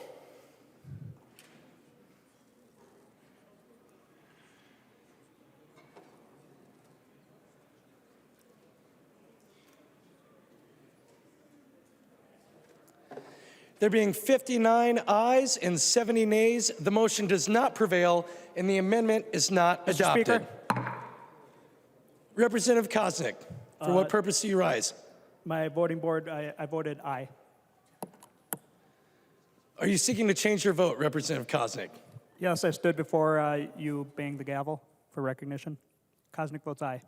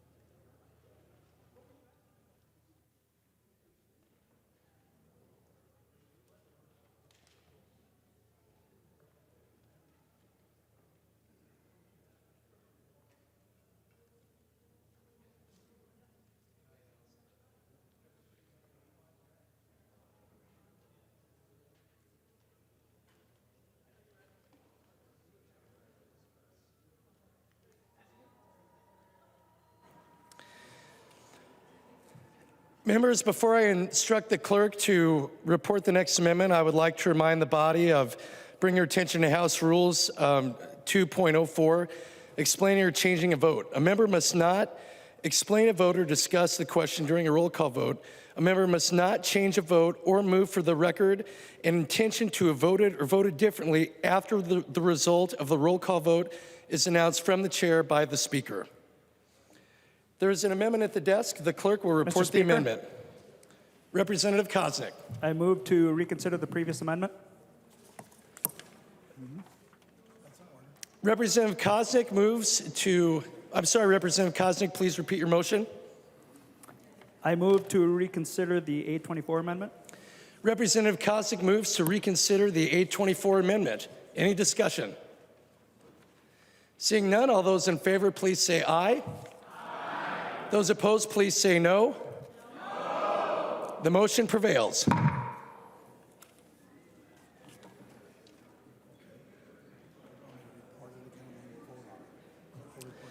The clerk will report the 824 amendment. Fogelman moves to amend House File Number 4, the third engrossment. The amendment is coded A24. Any further discussion to the 824 amendment? Seeing none, the clerk will take the roll.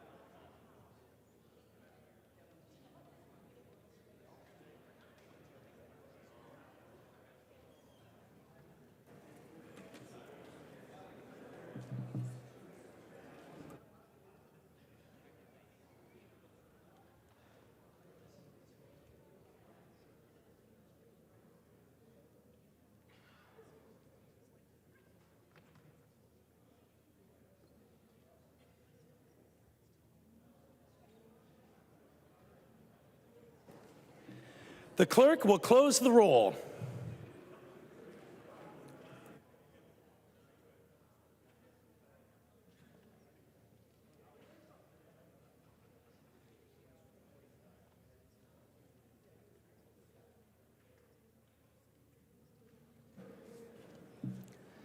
There being 61 ayes and 69 nays, the motion does not prevail and the amendment is not adopted. There's an amendment at the desk. The clerk will report the amendment. Petersburg moves to amend House File Number 4, the third engrossment. The amendment is coded A27. I recognize the member from Waseca, Representative Petersburg, to explain the amendment. Thank you, Mr. Chair, and Representative Gomez. I'm hoping that this is one that will hit your fancy and that you might be interested in that. Earlier in your presentation of the bill, you talked about public safety and how it's important for us to do what we can to provide safe driving experiences for all people.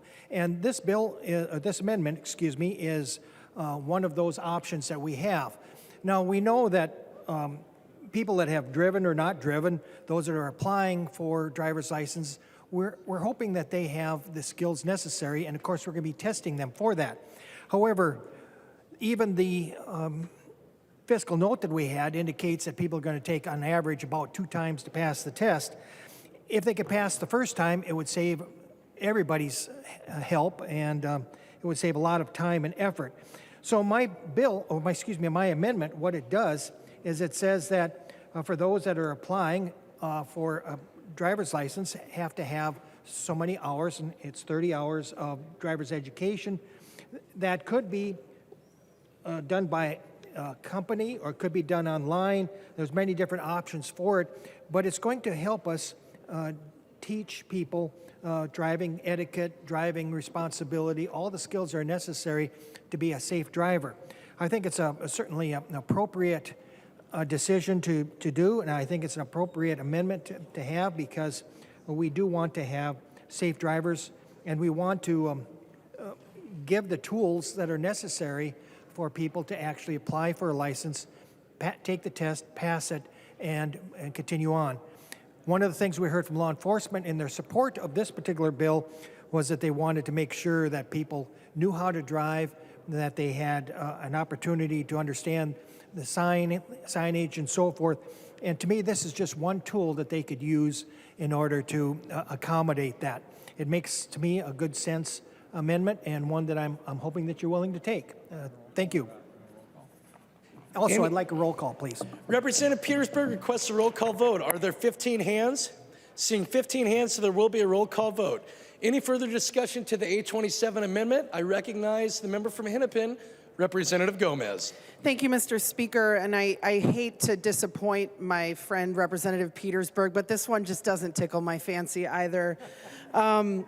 So currently, we don't allow, or we don't require driver's education for applicants for Class D driver's licenses who are 18 years and older. That's the policy in the state, is that, you know, the way that you demonstrate that you can operate a vehicle safely is by passing the written test and passing the behind the wheel test. So, you know, that's kind of it there. I don't see a compelling reason for us to treat, you know, applicants differently based on their immigration status. That doesn't quite check out. I would add, I talked about this in Transportation Committee, but I didn't get my license until I had my son. So it was just like 10 years ago. And, you know, so I was somebody who I was in my late 20s, and I got to get a learner's permit and go out with a licensed driver and practice and figure it out. I was surprised, honestly, by how it wasn't that hard. It wasn't as hard as I thought it was going to be. So yeah, there isn't a compelling reason that I can see to treat folks differently who are of the same age who are applying for this credential based on immigration status. And Representative Petersburg mentioned law enforcement, and I just would draw members' attention to the fact that the Minnesota Police and Peace Officers Association submitted a letter of support for House File 4 in its current form. So not asking for, you know, for any of these amendments here. Law enforcement has expressed their support for this bill as submitted before this body today, and I just wanted everybody to make note of that. And so with that, Mr. Speaker, I would recommend that members vote no on this amendment. Thank you. Any further discussion to the 827 amendment? I recognize the author of the amendment, the member from Waseca, Representative Petersburg. Well, thank you, Mr. Speaker, and I'm sorry that you didn't see it in my way, but you know, in committee we talked about the question is well, why didn't we include this language for all drivers? And as I told you then, because this bill doesn't refer to all drivers, it only refers to the specific ones. But I would agree that I think the idea that you don't have to have any driver's education for somebody who's driving a car, which actually is a deadly weapon. Every time you get behind it, you have the potential of using that vehicle in an accident that will kill people. Just as as I don't think we would want not airlines, any pilot to not have some sort of formal training and education as well. And so actually, I would be all approving of having everybody have to take some sort of driver education. I think it's that important. If we really want to deal with public safety on the roads, I think that's very important. So I'm sorry that you won't accept this particular amendment, but I still ask people to vote yes. That's okay if she says no, but please vote yes. It's a great amendment. Any further discussion to the A27 amendment? Seeing none, the clerk will take the roll.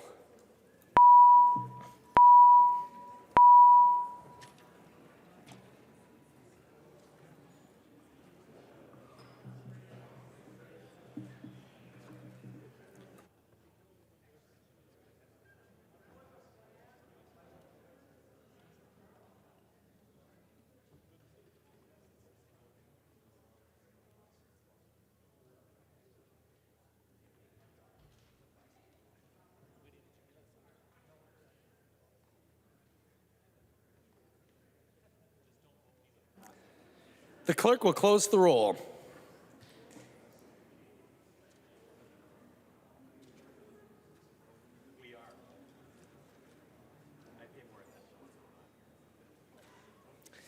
There being 61 ayes and 69 nays, the motion does not prevail and the amendment is not adopted.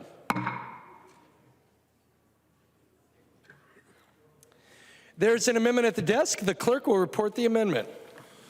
Johnson moves to amend House Law Number 4, the third engrossment. The amendment is coded A31.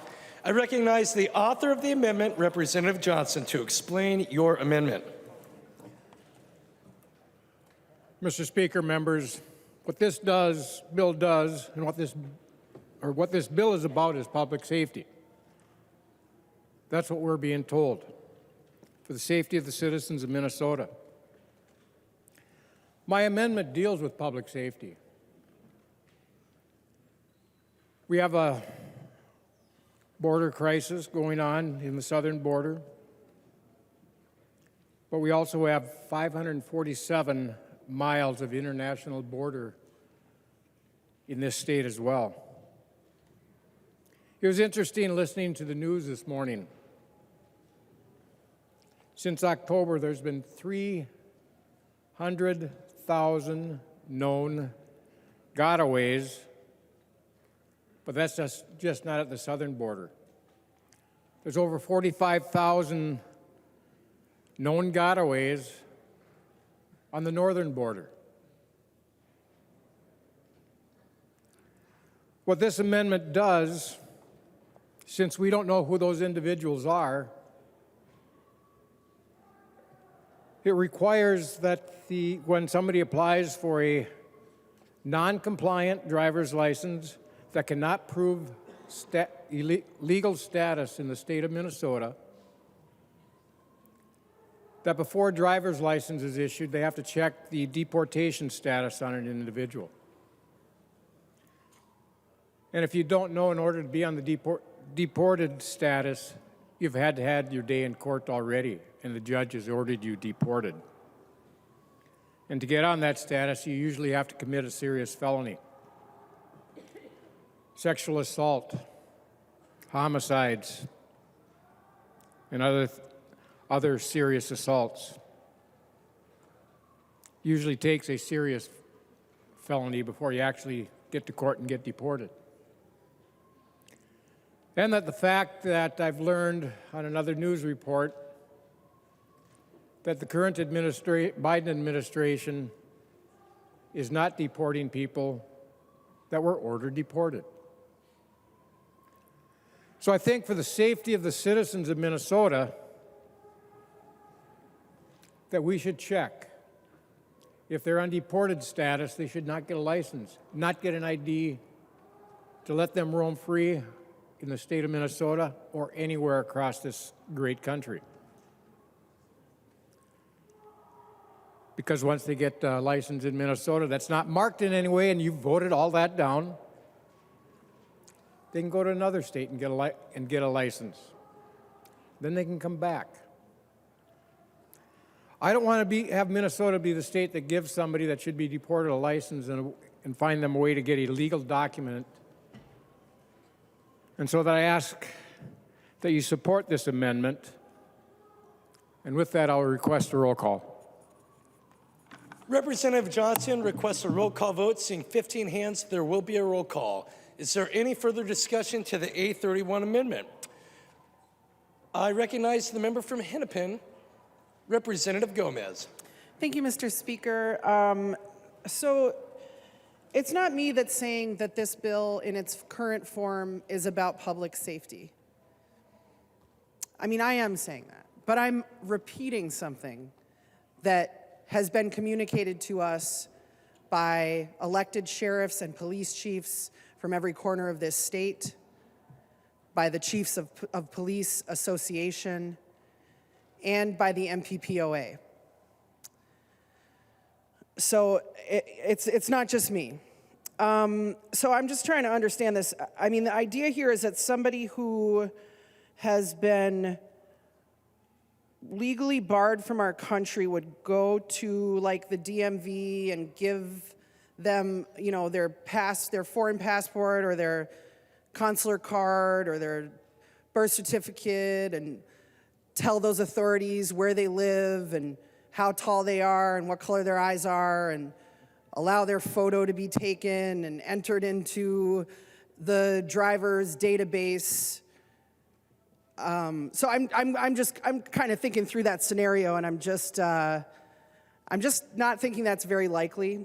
And I mean, I'm a little surprised because I don't know Representative Johnson that well, but I would assume that just from what I do know about you and from our interactions that we have had, that you would want, you know, that information to be collected about people who are part of this NCIC file. But you know, I just think this is a little bit of kind of putting forth a scenario that I think is highly unlikely. Again, you know, there's a reason that law enforcement supports this bill.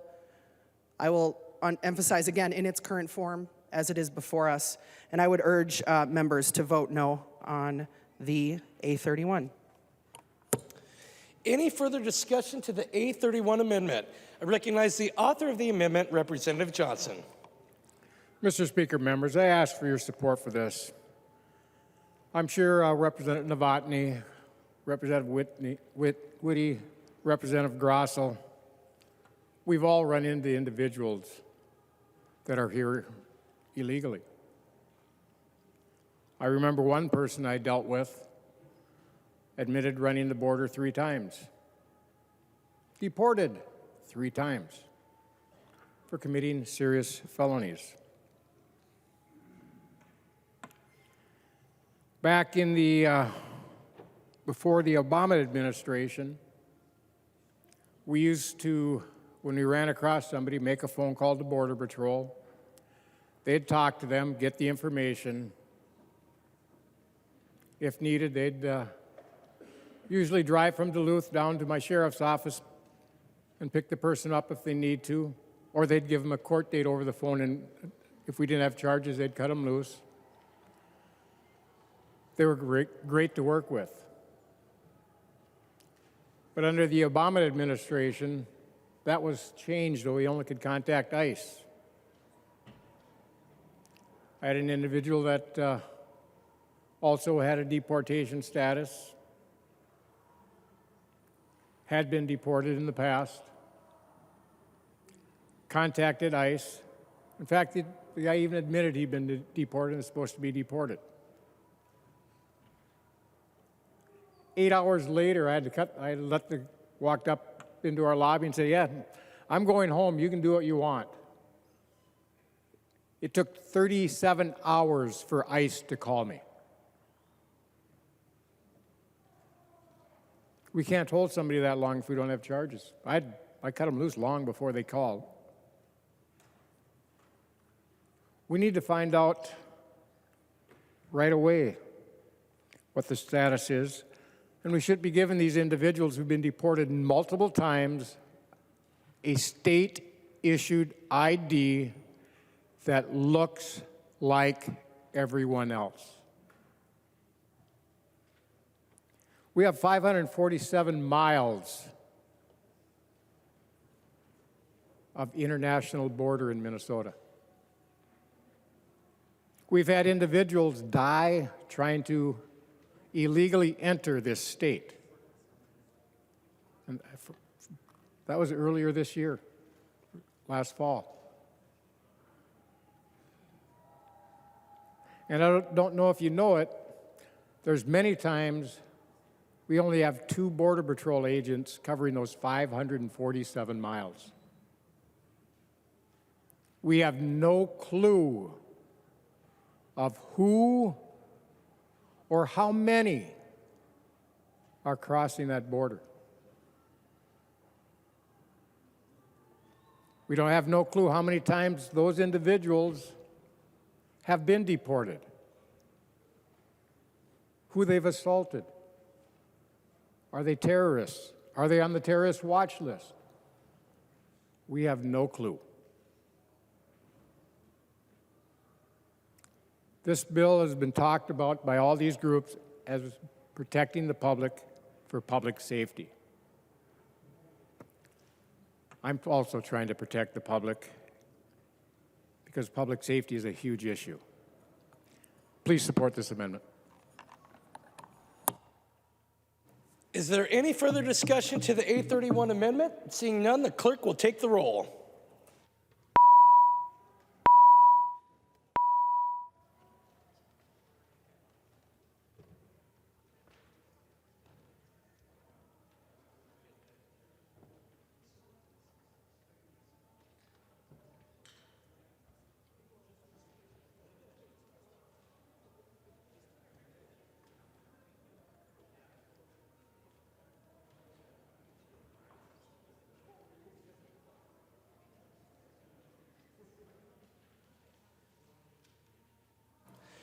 The clerk will close the roll.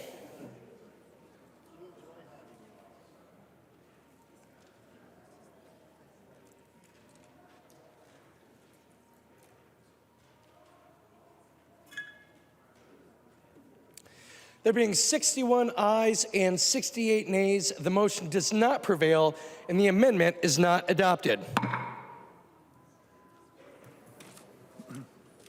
There is an amendment at the desk. The clerk will report the amendment. Novotny moves to amend House Law Number 4, the third engrossment. The amendment is coded A39. I recognize the author of the amendment, the member from Sherburne, Representative Novotny, to explain the amendment. Thank you, Mr. Speaker.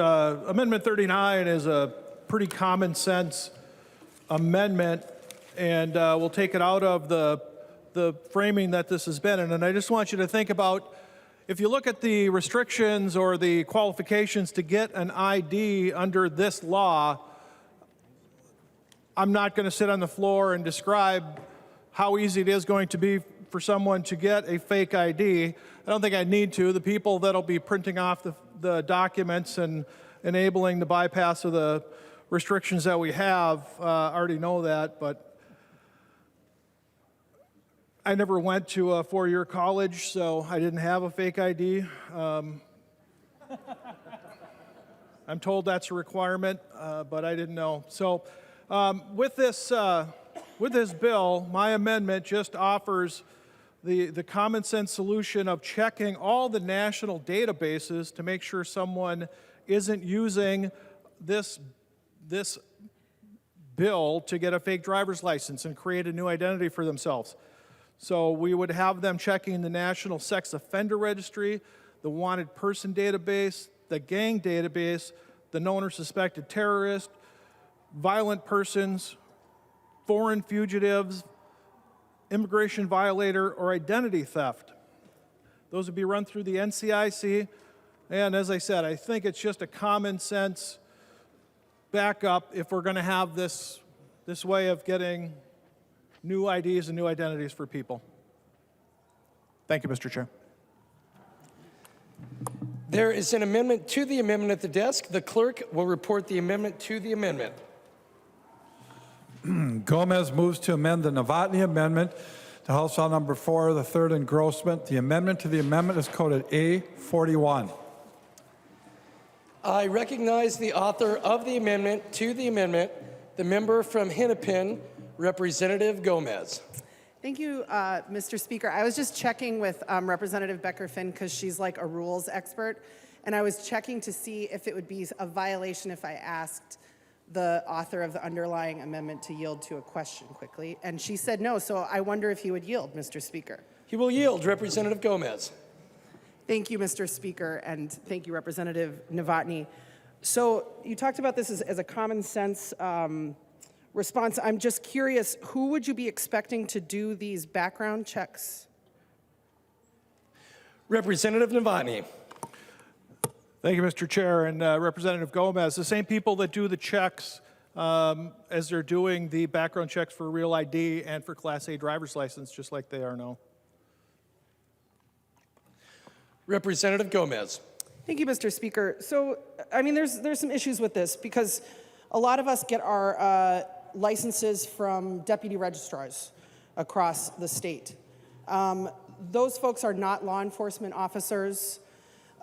You're talking about a federal law enforcement database here. Deputy registrars are not federal law enforcement officers. Employees of DVS are not federal law enforcement officers. I've been informed by the Department of Public Safety that DVS does not have and cannot get access to this database and would have no way of confirming the information.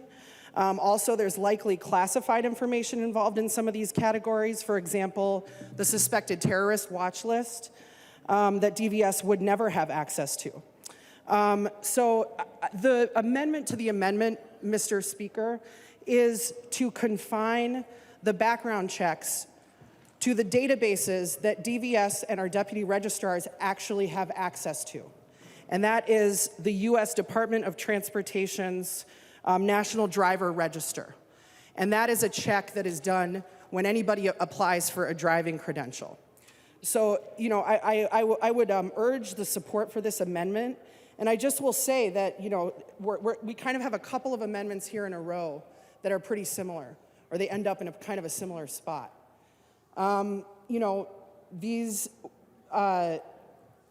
suggestions, this amendment hasn't been vetted through either the Public Safety Committee or the Transportation Committee.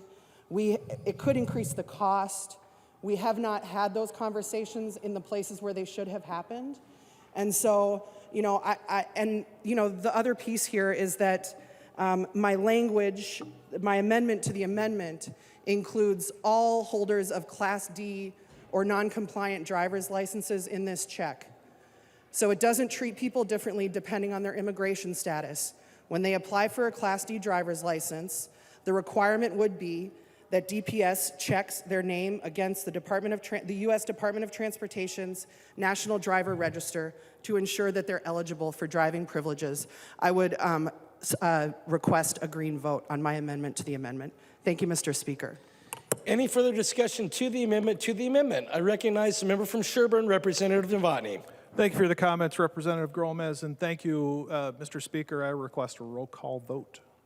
Representative Novotny requests a roll call vote. Seeing 15 hands, there will be a roll call vote. Representative on the amendment to the amendment. Representative Novotny. Thank you, Mr. Speaker. That'll be it. Any further discussion to the Gomez A41 amendment to the amendment? Seeing none, the clerk will take the roll on the amendment to the amendment.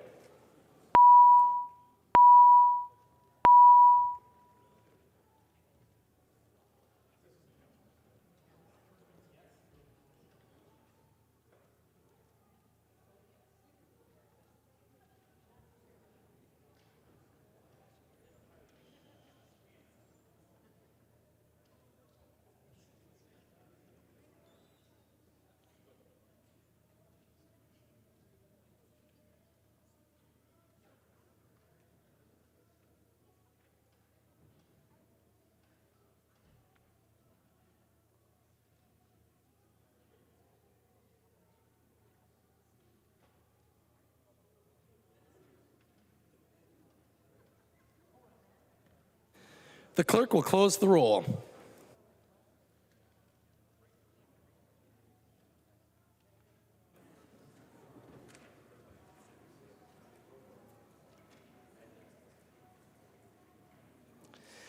There being 68 ayes and 61 nays, the motion prevails and the amendment to the amendment is adopted. Members, we are now on the underlying A39 Novotny amendment as amended. Any discussion to the amendment as amended? I recognize the author of the amendment, Representative Novotny. Thank you, Mr. Speaker. I withdraw the amendment as amended. Representative Novotny withdraws the A39 amendment. There is an amendment at the desk. The clerk will report the amendment. Novotny moves to amend House File Number 4, the third engrossment. The amendment is coded A32. I recognize the author of the amendment, Representative Novotny from Sherburne County. Thank you, Mr. Speaker. A32 just codifies that the National Driver's Register is checked when issuing driver's licenses under this bill. Thank you, Mr. Speaker. And we'll roll call this. Representative Novotny requests a roll call vote. Seeing 15 hands, there will be a roll call vote. There is an amendment to the amendment at the desk. The clerk will report the amendment to the amendment.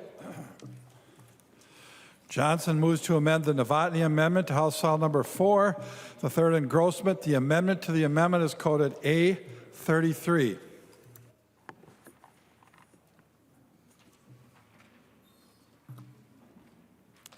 I recognize the author of the A33 amendment to the amendment, Representative Johnson. Mr. Speaker, member, this amendment clarifies a little more of where to check for individuals to make sure that they don't have any violent crimes in their past.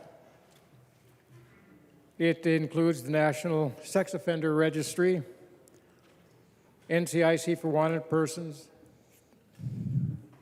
known or suspected terrorists, violent persons, foreign fugitives, immigration violators, and identity theft. Identity theft is a huge issue, especially with our seniors.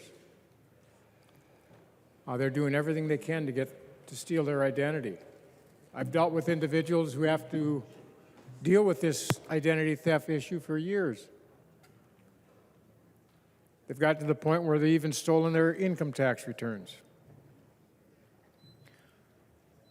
We've talked in the past, and even this year, whenever we've had this bill in committee, it's always been about public safety. I don't know where we got the word that it wasn't, but this is an issue. We need to make sure we protect our citizens of Minnesota, all citizens of Minnesota. I do ask that you support this amendment, and with that, I'd request a roll call. Representative Johnson requests a roll call vote on the amendment to the amendment. Seeing 15 hands, there will be a roll call vote. Any further discussion to the A33 amendment to the amendment? I recognize the member from Dakota, Representative Koznick.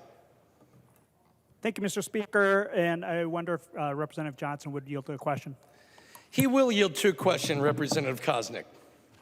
Thank you, Mr. Speaker. Representative Johnson, reading your amendment here, I'm wondering if your concerns on public safety, if you have a bill, a standalone bill for this as well. Representative Johnson.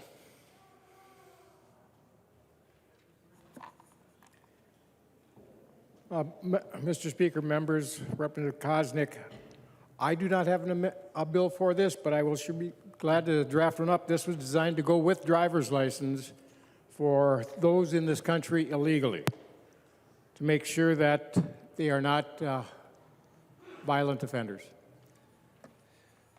Representative Koznick. Thank you, Mr. Speaker. Representative Johnson, in looking at the policy and trying to understand your intention, I think if you wanted to do that, you should make could perhaps be good policy to make it available that everybody that gets a driver's license passes these background checks. And I hope when you introduce your bill, it would be all-encompassing. Thank you. Any further discussion to the amendment to the amendment? I recognize the member from Hennepin, Representative Gomez. Thank you, Mr. Speaker. I appreciated Representative Koznick's comments just now about the unequal treatment that is inherent in this amendment. And there's a really painful implication in this amendment. That implication being that those who haven't demonstrated lawful status in our country are more likely to engage in violent crime or identity theft or terroristic acts than other people. And so I just want to read you a quote from the Proceedings of the National Academy of Sciences of the United States. It's an article called Comparing Crime Rates Between Undocumented Immigrants, Legal Immigrants, and Native-Born U.S. Citizens in Texas, and it's from 2020. And I'm quoting, "Relative to undocumented immigrants, U.S.-born citizens are over 2 times more likely to be arrested for violent crimes, 2.5 times more likely to be arrested for drug crimes, and over 4 times more likely to be arrested for property crimes. In addition, the proportion of arrests involving undocumented immigrants in Texas was relatively stable or decreasing over the period of the study." And so for that reason, I would ask for a red vote on this amendment to the amendment, which is leaving aside what the information that I just shared with you on the last amendment, which is that according to DPS, the database mentioned in this amendment, the NCIS databases are federal law enforcement databases. DVS doesn't have access to them. They can't get access to them. Deputy registrars don't have access to them, cannot get access to them. They likely contain classified information, which even if we could get access to them, would not be shared with DVS or with deputy registrars. Again, you know, and again, I appreciate Representative Koznick's question. I mean, if this was such an important priority, then I'm just surprised that we didn't vet it through our committees, that we didn't talk about it in transportation, talk about it in public safety, that we haven't talked about the potential increase in costs that you could see from requiring such a thing, that obviously even just the mechanics and the logistics of requiring this kind of database check has not been considered. And so that just leaves me to wonder about that painful implication that's inherent in these amendments, and if that is the point. And so I would request a red vote. Thank you, Mr. Speaker. Members, is there any further discussion to the 833 amendment to the 832 amendment? I recognize the author of the amendment to the amendment, Representative Johnson. Mr. Speaker, members, this bill needs a lot of work. We're trying to do amendments to make it safer. This bill was entered into this body 26 days ago. It's being rammed through before really proper vetting. And when it goes from the original committee to another committee, it's very limited what a member can do. With the amendments and what can be talked about after it leaves the original committee.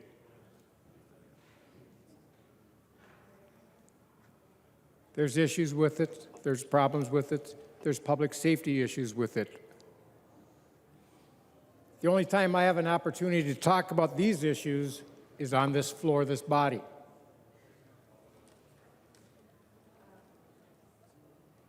I'm not in committees where this amendment would be applicable.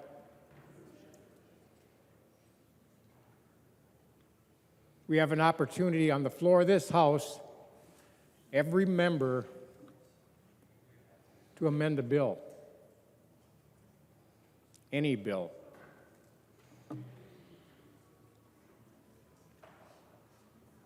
I'm disappointed in Representative Gomez, how she worded it, where it should have been in other committees. If I'm not in that committee, I can't bring it up. This is the place we bring those issues up.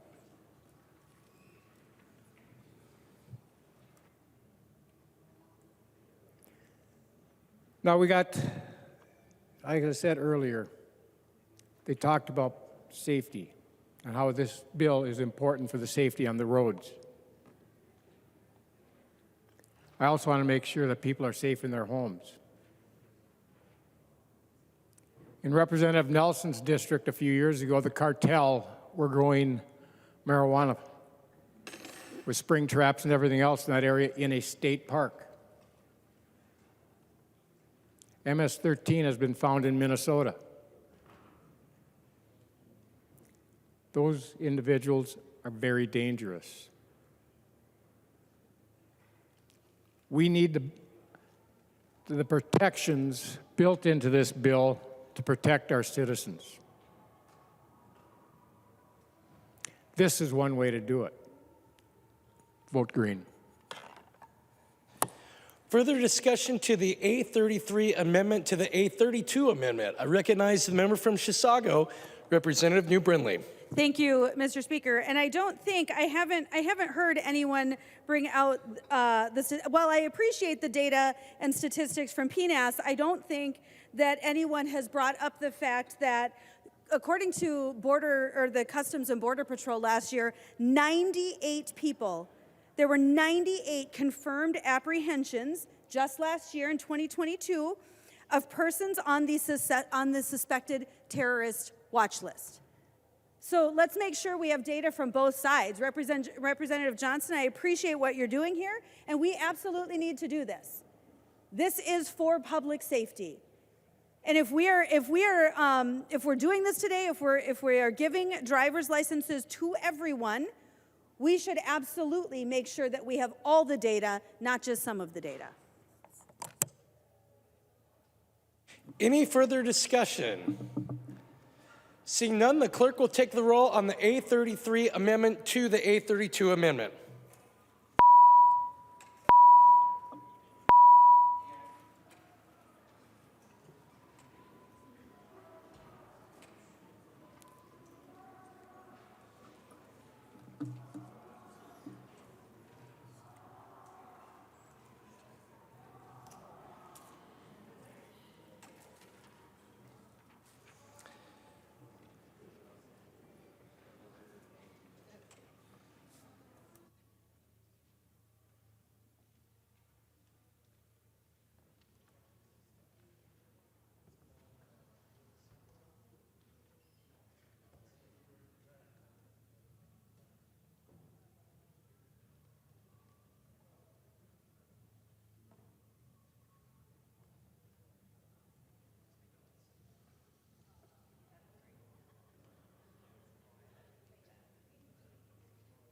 The clerk will close the roll.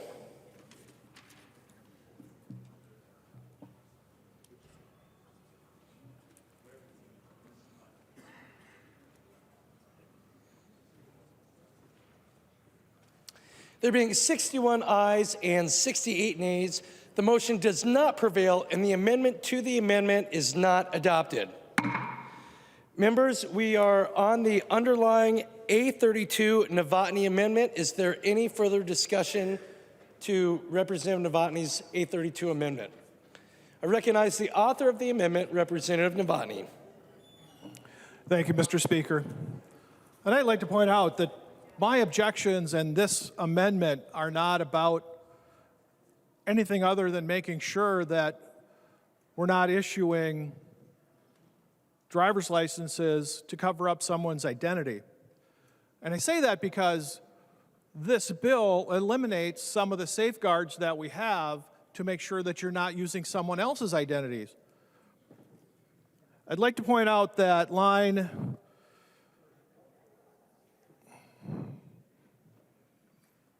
I lost a line. But the point is you can use a high school ID as a secondary form of identification. I checked Google, or I checked Amazon, two-sided holographic ID printers, $1,140.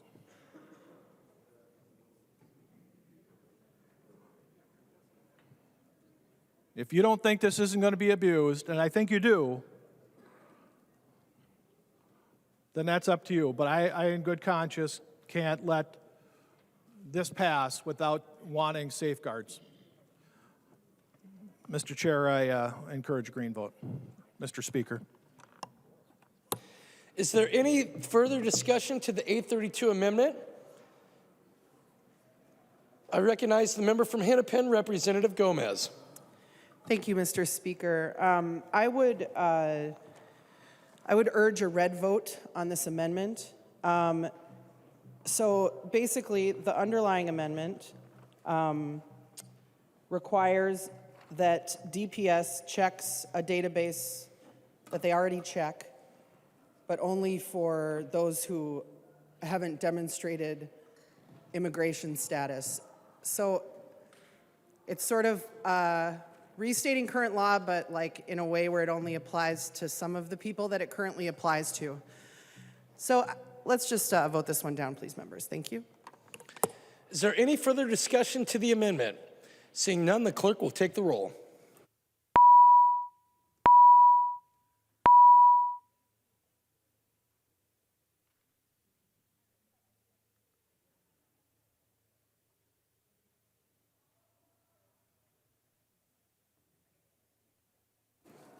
The clerk will close the roll.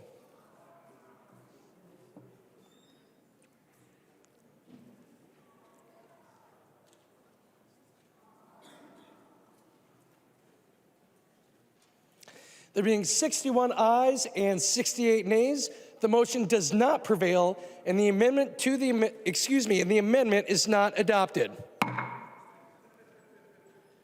There is an amendment at the desk. The clerk will report the amendment. Quam moves to amend House Law Number 4, the third engrossment. The amendment is coded A35. I recognize the member from Olmsted, the author of the amendment, Representative Quam. Thank you, Mr. Speaker. Members, the underlying bill is addressing a symptom, and we should be addressing the cause, and it should have been addressed a long time ago. States have been and can be the incubators of innovation. The idea is that the federal government frequently allows states waivers and allows us to come up with programs and pilots of innovation to help prove solutions that then can go back up to the federal government. Under this amendment is meant to address the cause and allow Minnesota to lead the nation, to show the federal government a better way. Instead of having people have to go through the cartels and other organizations to get here to work and contribute to our communities, we should have a pilot program that would allow enterprise zones and get worker visas to be able to take care of that. Now, I want to save, you've gotten enough exercise today, and I'll save you getting up and hitting me with germaneness. But the thought is, every time we have a bill and we're addressing the cause of something, let us work together to fix that cause and not just give an aspirin or an Advil for a headache, but fix the cause so we no longer have all of these little symptoms that we're addressing. And with that, Mr. Speaker, I do withdraw my amendment.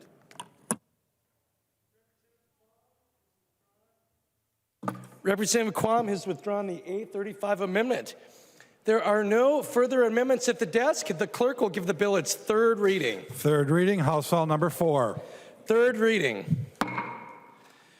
Discussion to the bill. I recognize the member from Hennepin, Representative Robbins. Thank you, Mr. Speaker.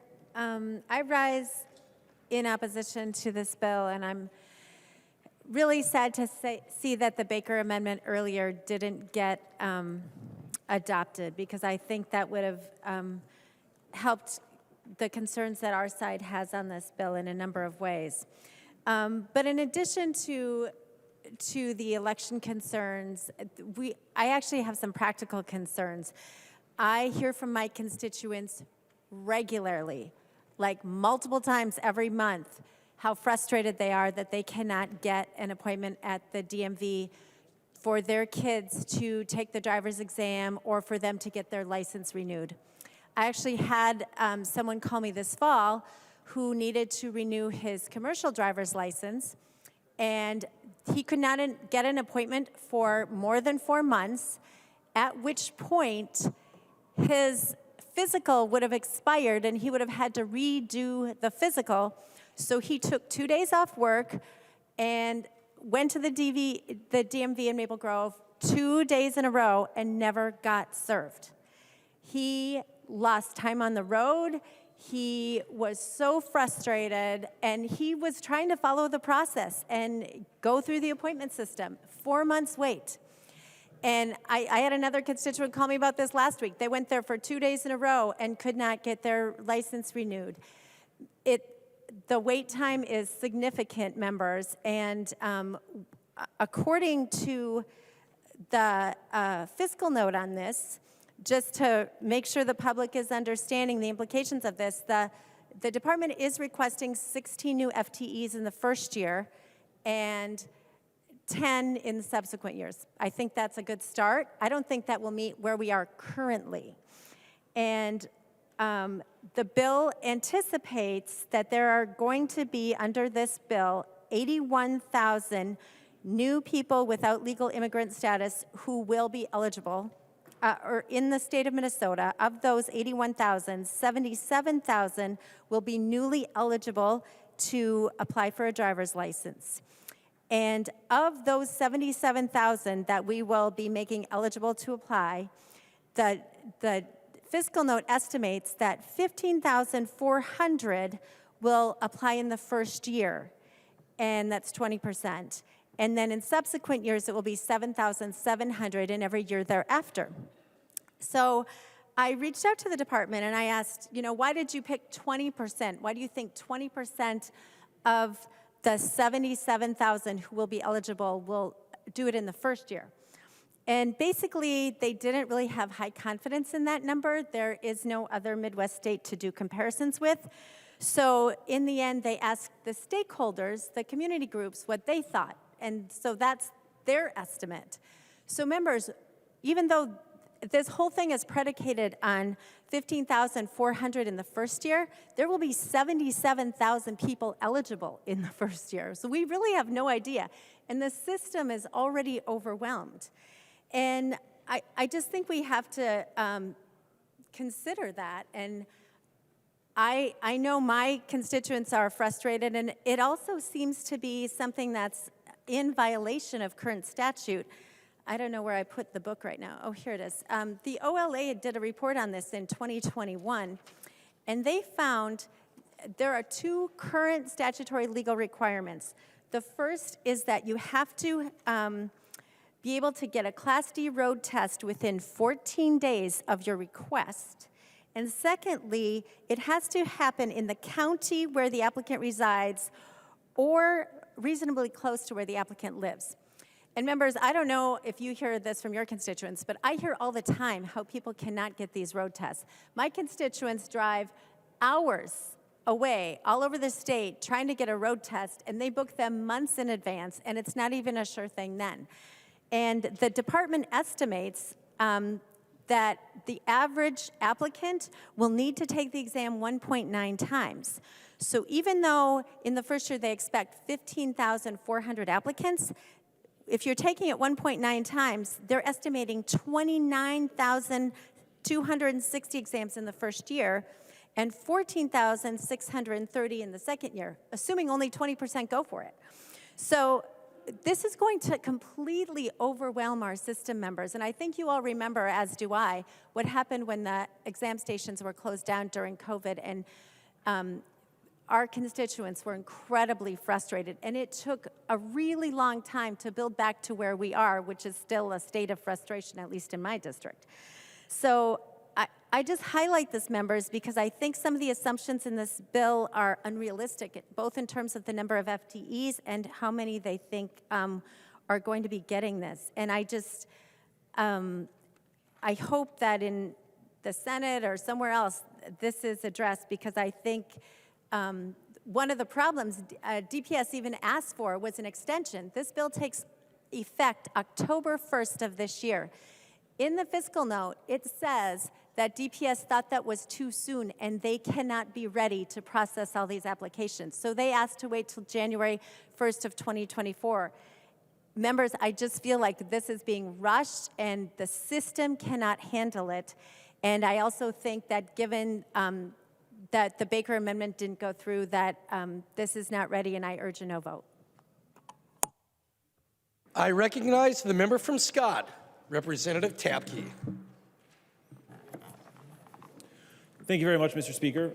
Members, thank you for a great debate tonight. I first want to thank all the advocates that are here who have been working for 2 decades to get this through to today. So it has been a labor of love, and there's been a lot of folks involved. Thank you, Representative Gomez, and everyone else who has worked on this in the past. And so today, what I want to talk about is a couple of different things, is this bill and the intersection that it has with law enforcement. And so it has been widely supported from law enforcement of all different kinds throughout the state of Minnesota. We've done a lot of talking today about law enforcement and where things are at with voting and where all that is going. But I want to tell a couple of stories first. So the first one is, I live in Shakopee, and a couple of years ago, right before I got really involved in working on this bill, there was a family who got into an accident. It was about as cold as it is today, about a block from my house, and it was a 4-way stop,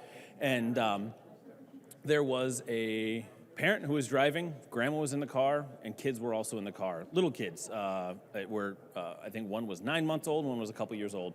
And so I heard the accident, and I looked out the window, and not long after that, I got a call from a friend who said, we have people who need help. And the grandma had taken both of the kids and was running through below zero to make sure that the kids were not affected by having police come and knowing that the mother was not licensed to drive a vehicle.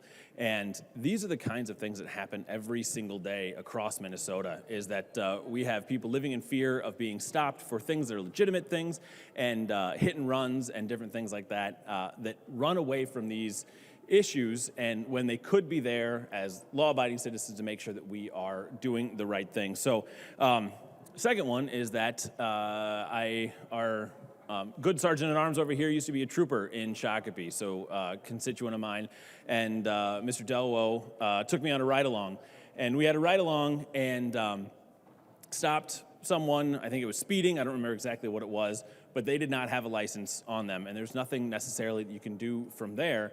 But we have no idea what's going on with folks who get stopped because they don't have license and readily have IDs available. And so there are things, this bill will help keep Minnesota more safe. And so you don't need to take my word for it.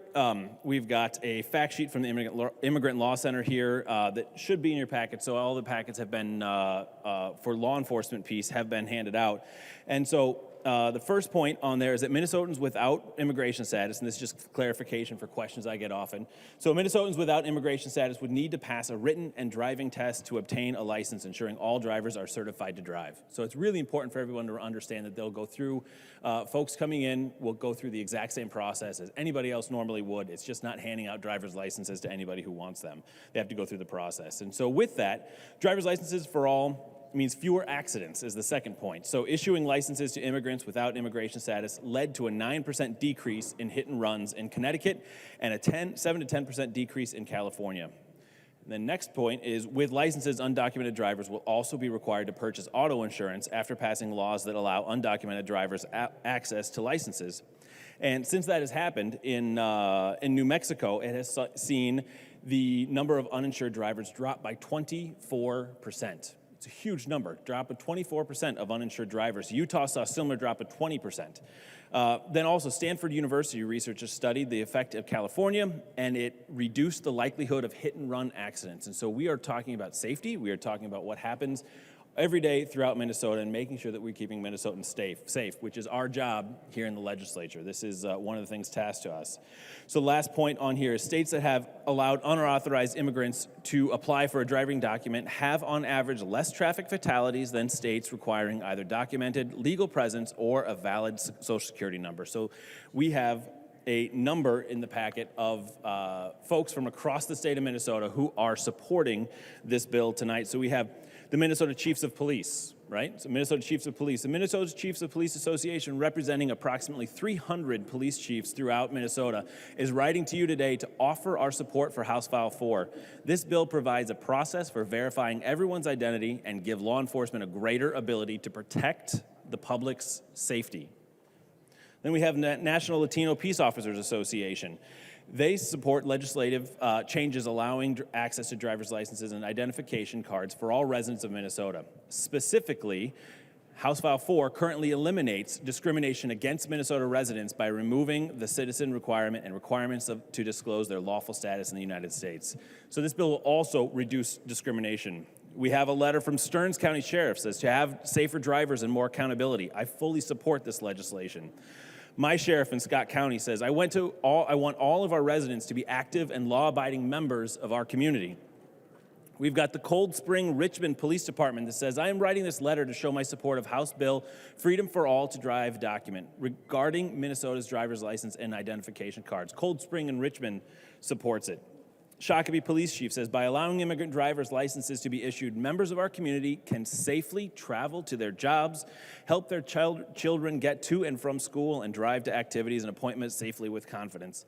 And there are a lot of them through here that I think everyone should read and take to heart. But the last one I want to make sure to point out is Minnesota Police and Peace Officers Association. MPPOA says is the largest association representing public safety professionals in the state of Minnesota. We represent Minnesota's 10,000 plus public safety officials who hold active law enforcement licenses.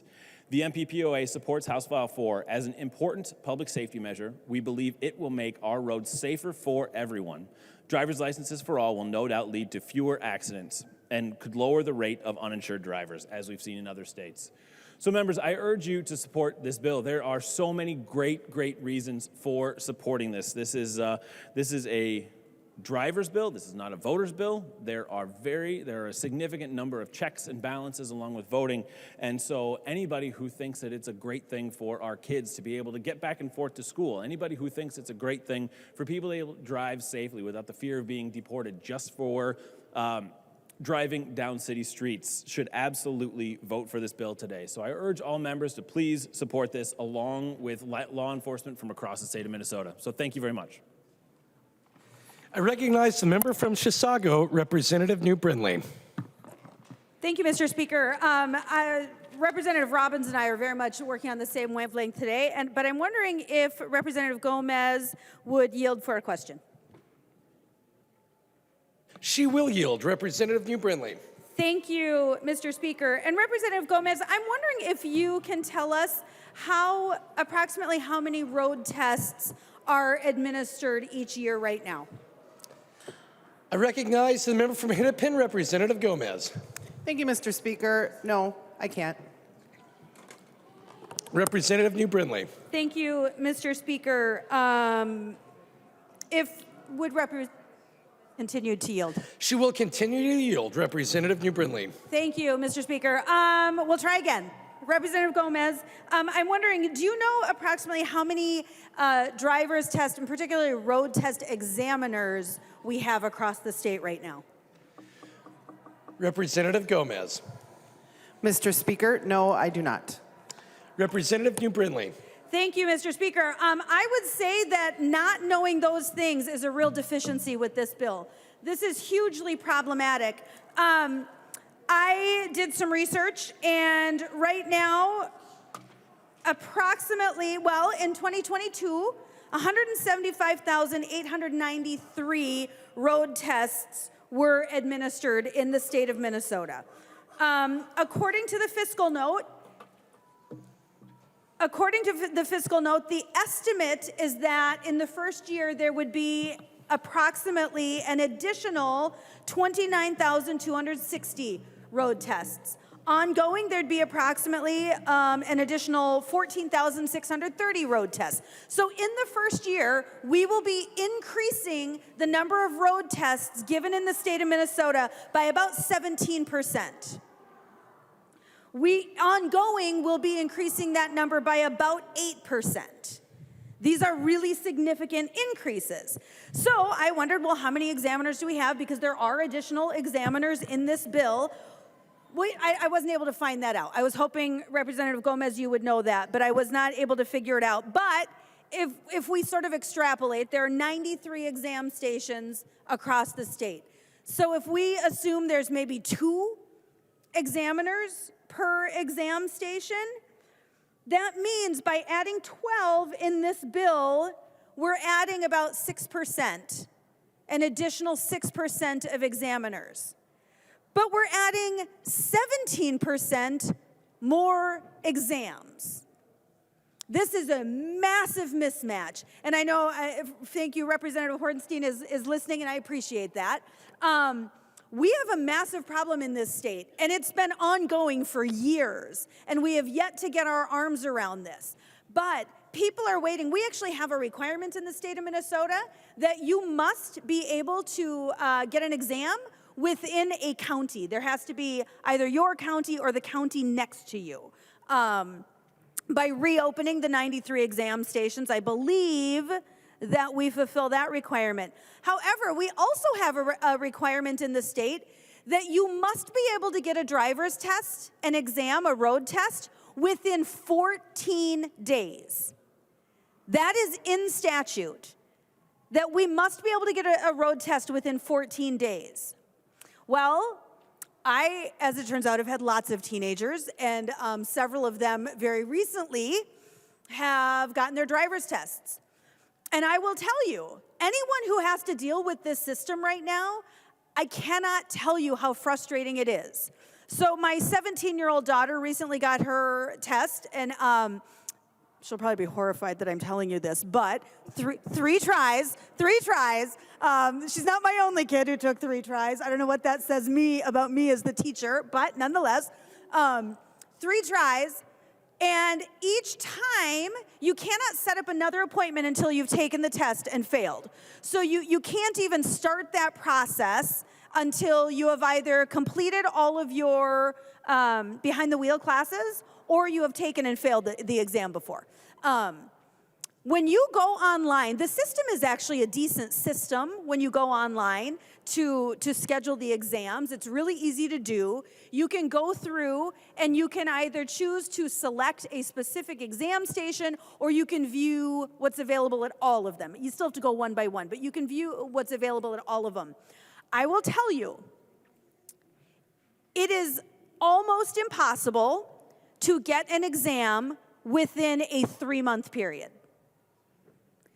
You almost cannot get, every once in a while, there'll be a random day available at one testing station that has some appointments available in less than 3 months. But it's literally one random testing station will have appointments available. But typically, you're looking at least a 3-month wait. And this is right now under our current system.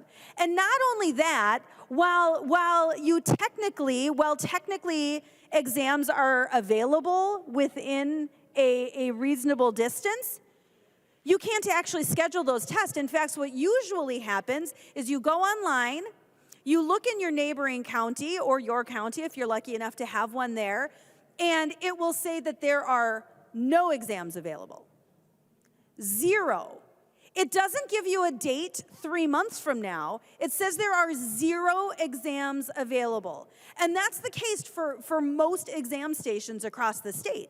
So what you end up doing with my 17-year-old daughter, what I just ended up doing, we were lucky enough to get her first exam in Cambridge, which is right next door.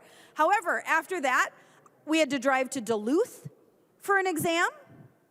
And when that one didn't work out, we drove to Brainerd for an exam. That's what we had to do. With my daughter before that, I drove to St. Cloud twice for an exam. And all of these appointments, by the way, were months out. They weren't weeks out, they weren't days out, they weren't within that 14-day window, they were months out. And even scheduling out months, I had to drive to Duluth, I had to drive to Brainerd, I had to drive to St. Cloud.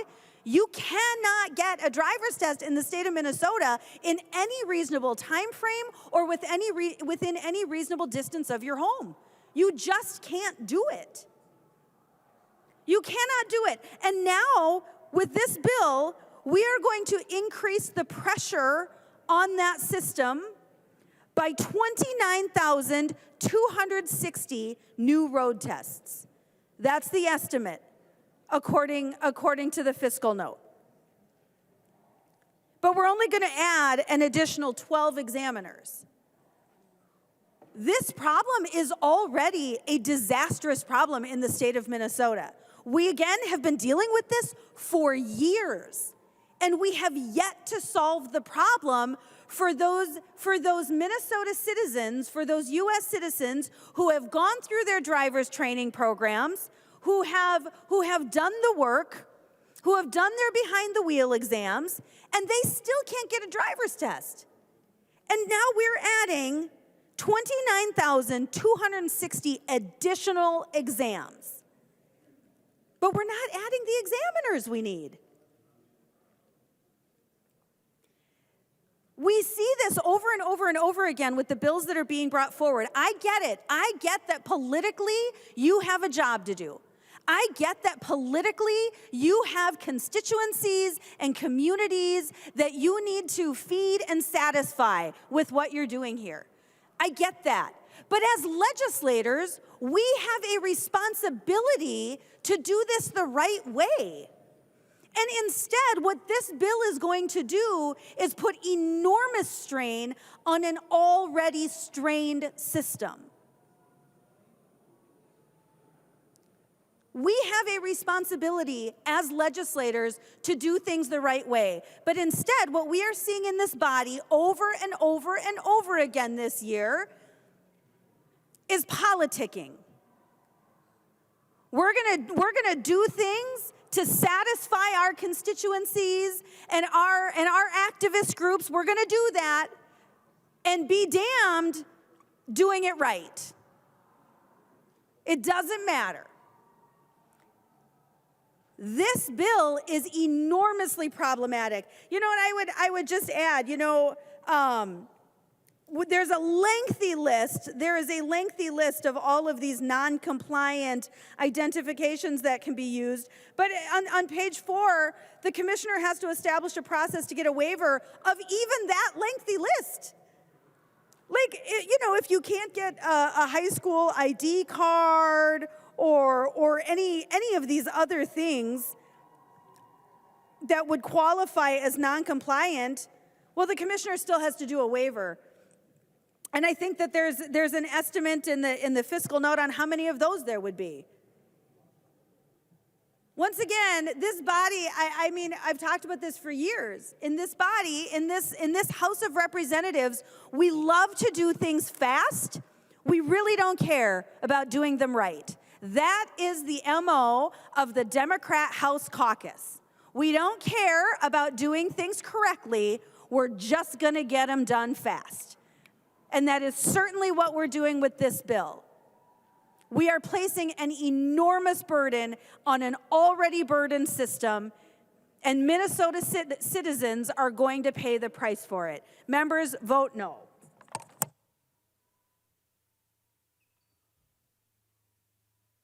I recognize the member from Ramsey, Representative Feist.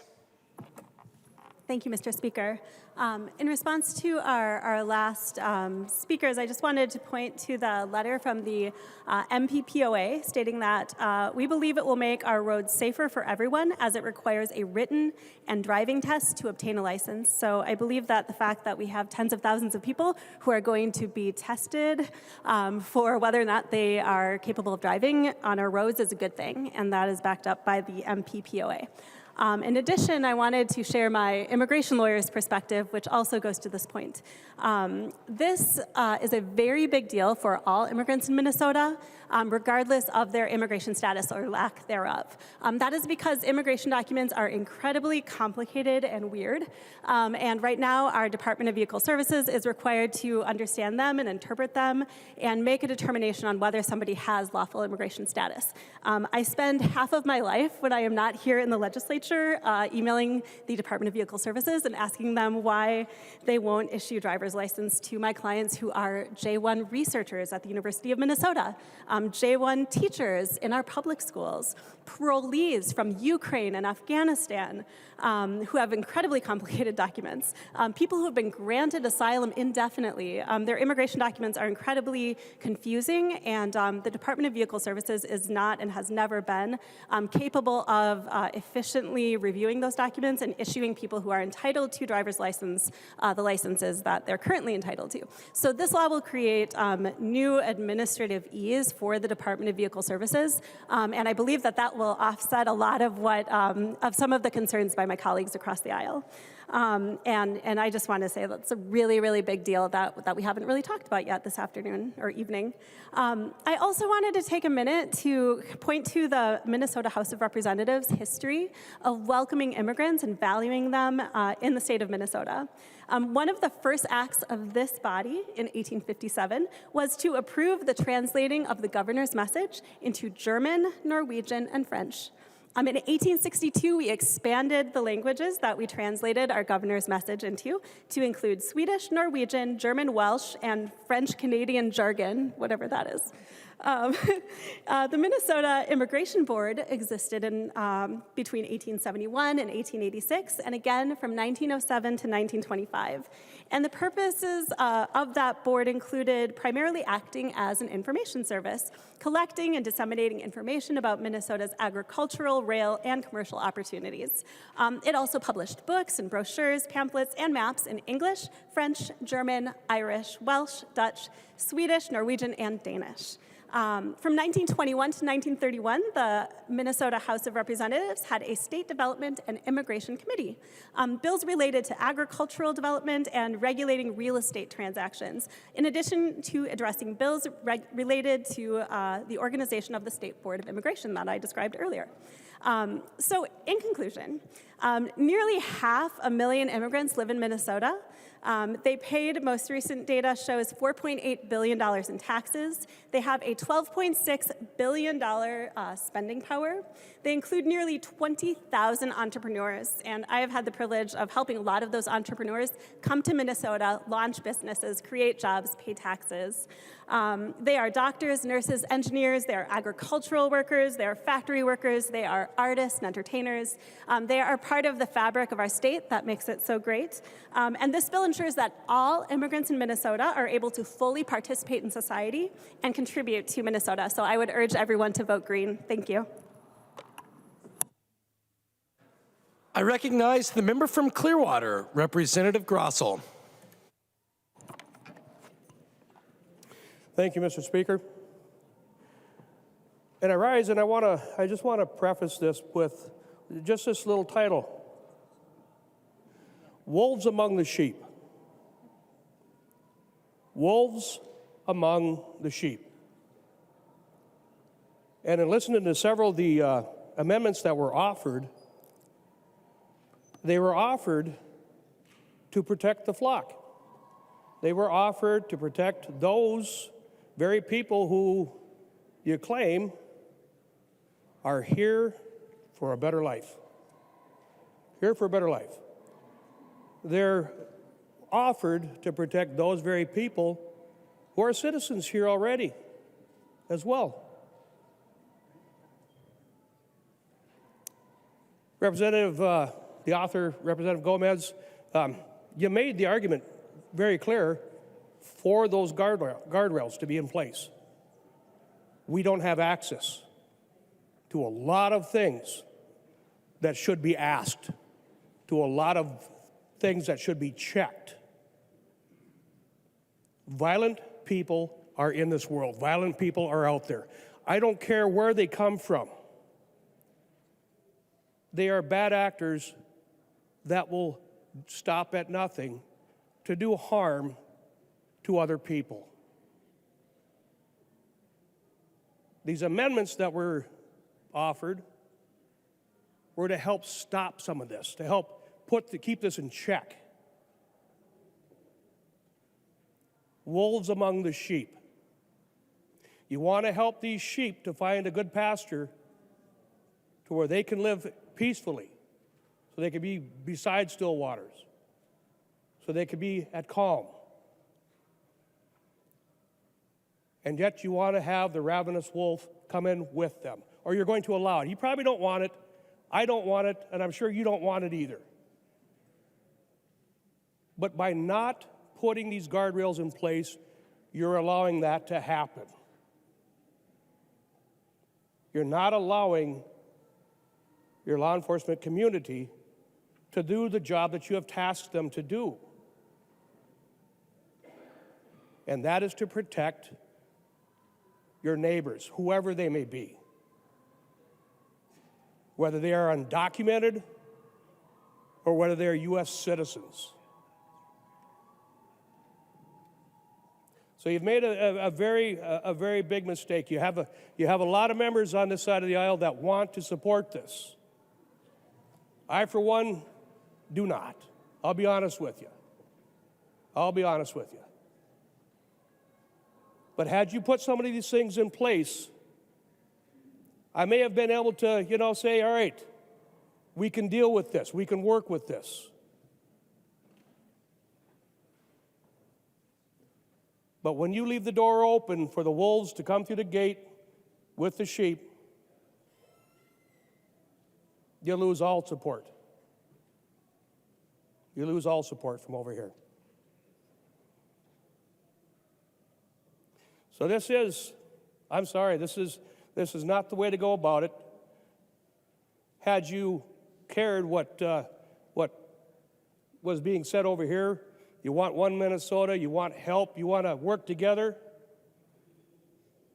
I'm sorry, but these first three bills that you have put as your priorities, you've done none of that. You've done none of that. You want one Minnesota, your way or no way. That's the wrong way to do it, folks. That is the absolute wrong way to do it. I wish you would reconsider, because if it's one of your family members or it's one of our family members that a violent offender destroys their life because they were allowed in to move about freely without being checked, I will remind you of that. I will remind you that those types of asks were made from over here to help protect everyone. So keep that in mind. You have let the wolves in among the sheep, and they're going to be able to move about freely. Thank you, Mr. Speaker. I recognize the member from Hennepin, Representative Knorr. Thank you, Mr. Speaker. As we listen to the debate about the driver's license for all, we tend to forget our basic background. In this chamber, several of us came here as immigrants. None of us came here because we really wanted to. Many people have faced persecution. They've been targeted. They're here for prosperity. They're here to better their lives. They're not here to be wolves in a flock of sheep. The narrative that we tend to portray the citizens of this state, our neighbors who live among us, who feed us every single day. When I looked at our unemployment rate, it's one of the lowest in the whole country. And guess what? In greater Minnesota, in many parts of the state, those who are doing the work are immigrants, and some of them may not have the right documentation to be here. When you look around in many places, in restaurants, in construction, in basic economic need, many of our neighbors are among the people we're talking about. You may not see them, you may not value them, but they live among us. They do the work to promote the prosperity of the economy of the state. They pay taxes, which they end up not receiving a portion of it. We cannot ignore the realities that many of us live in and just pretend that status quo is the right way to go. I can guarantee you that many who are driving today don't have a driver's license. They're risking their lives. Members, let's come back to reality. We changed the laws because of fear. We changed the laws because of hate. We changed the laws because of division. The realities must sink in. This is land of immigrants, unless you're an indigenous person. But it's also land of laws. We're creating the laws to make sure that everybody complies. Members, this is about safety. This is about promoting human dignity and showing respect to those who are among us and promoting a common sense. I talked to my daughter this morning when I was taking her to school, and I told her about the driver's license for all as it went through the radio as I was listening to. And you know what she said? It's just a common sense. That's a 9-year-old. She realizes the importance. Because you need a driver's license to go to work, and quite frankly, in many places that there's no basic transportation, people rely on what they have. Somebody gets sick or they have got a doctor's appointment, they need a reliable way to go without fear. Without fear. Members, this is a great opportunity for us to bring people who have been invisible to the forefront and create that opportunity that every individual, no matter where you come from, who you look like, or what you do, you are valued and respected in this state. This will foster independence and community development. This will create opportunity not only for immigrants, but for the entire state. You know, when you ask yourself, what happens if we don't pass this law with many people being exploited for labor, for trafficking, for everything that we've talked about today? That exploitation, it's because simply somebody else is taking advantage of those immigrants who are undocumented here. For what? For what? You know, when we don't have a system in place, the restrictive licensing policies that we have really limits individuals who are willing to do the right thing. Members, we are greater than fear. We can do better than hate. We can overcome our division. Members, we must understand that this is the time to promote hope. This is the time to show love. This is the time to show unity for our neighbors who are asking us to act today. This bill has not been here once. It has been here several times. For more than 15 years, we have been saying no. I understand for many people this may not be the right thing for them to do politically, but it's the moral thing to do today because we care. We care and we show that this is the value that we're portraying to the public, that we are a welcoming society and not a place where we reject each other. I'm not going to belabor you with all these details. We know and we understand. Members, we can and we must act today. Si puede, members. We can do it. And yes, today we will pass the driver's license and for all. And I ask you, ask yourself, deep in your heart, if this is the right thing to do. If you believe it's the wrong thing to do, don't vote for it. But I know you can understand deep in your heart it's the right thing to do to be more inclusive society and a better, prosperous state. And you have seen the letters from all the labor unions. You have seen from the trades. You have seen from the industries from different areas supporting this bill because they value what the workers are bringing. They value their neighbors. They value each other. I ask you to vote for it. Thank you so much, Mr. Speaker. I recognize the member from Olmsted, Representative Quam. Thank you, Mr. Speaker and members. Frankly, many things are done for compassionate intent.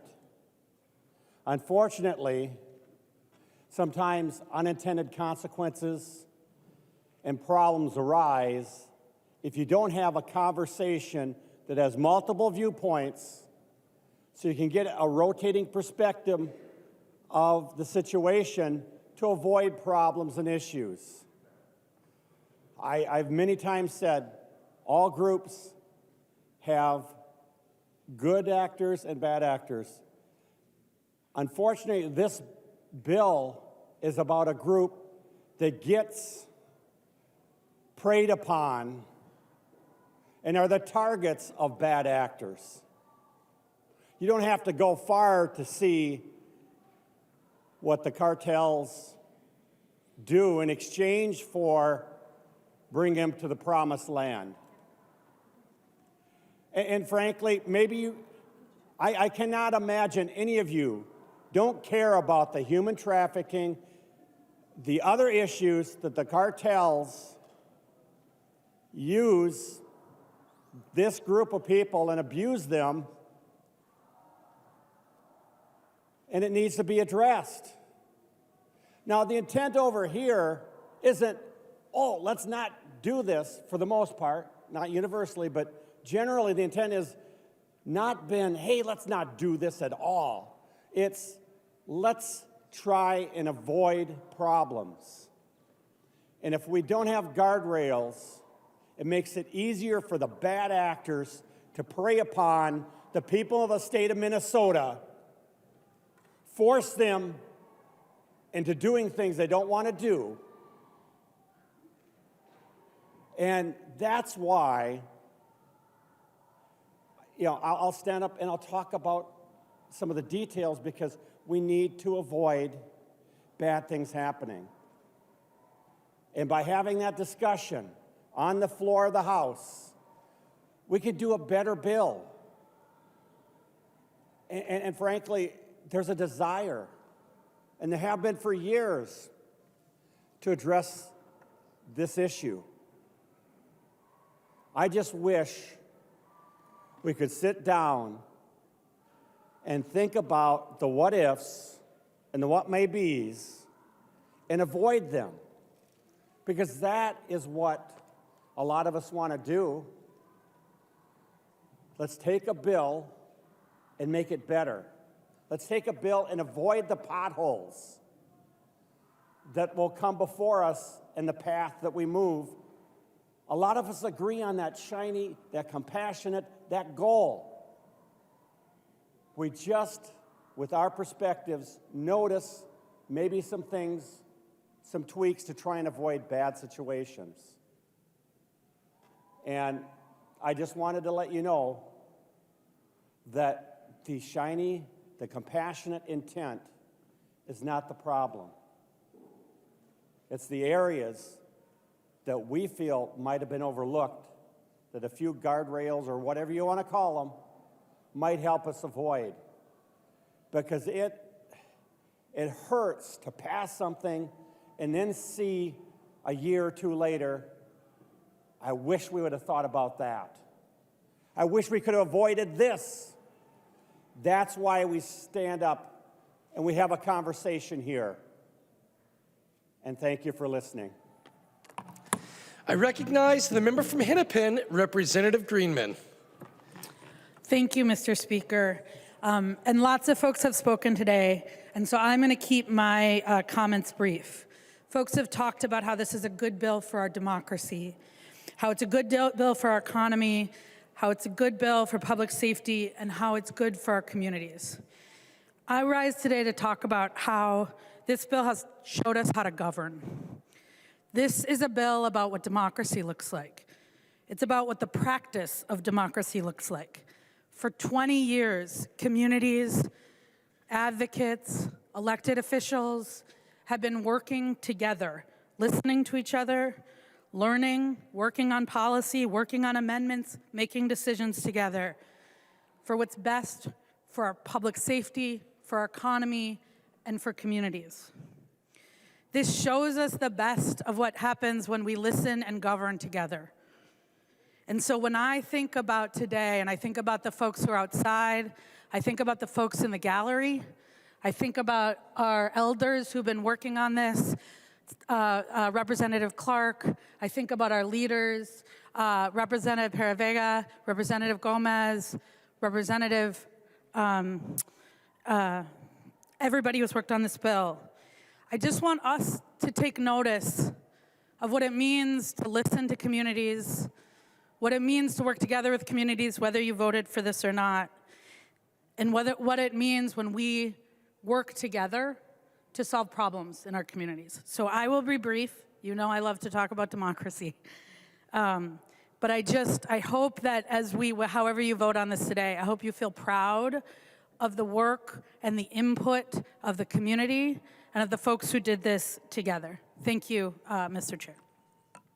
Mr. Speaker. I recognize the member from Hennepin, Representative Hassan.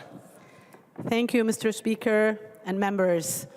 I rise tonight to proudly support House File 4, also known as Driver's License for All. I have shared this story recently at committee, and I've also shared it in 2019 when we first had heard this bill on the House floor. My family fled from war when I was 8 years old. My mom, who is the most law-abiding citizen, if I give her a ride, I have to obey every rule on the road, especially stopping or slowing down at a green light, turning to yellow. I'm like, Mom, that's why it says speed up. It doesn't say stop. Crossed the border between Somalia and Kenya illegally when the war first happened. When she told me this story about that, I was shocked. I'm like, Mom, you of all people would cross a border illegally? Her words, left a mark in my heart. She said, when a parent has to worry about the safety of their children, they will do anything.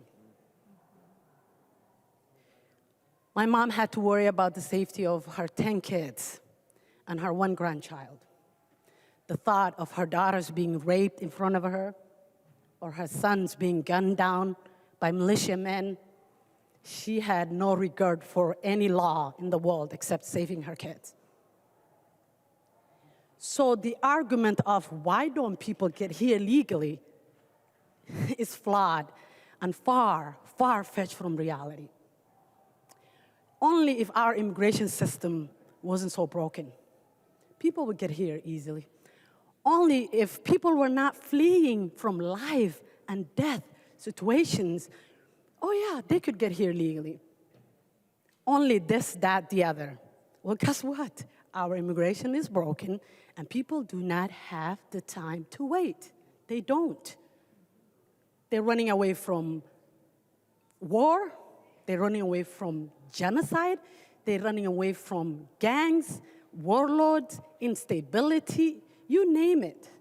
Only to come here in Minnesota so they can get a driver's license? I mean, come on, you guys. We're not joking ourselves. Let's come back to the reality. And the reality is that I'm a woman of faith, as you guys know. My faith teaches me generosity, compassion for other human beings, respect, and the human dignity. I'm also a social worker by trade, which coincidentally teaches the same thing. I want to ground us in the reality that these immigrants are our friends. They're our colleagues, they're our neighbors.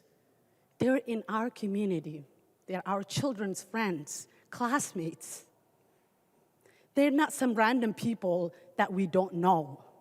They're not people that are not here. They're people that have been living in our community for many years. But guess what? They live in fear.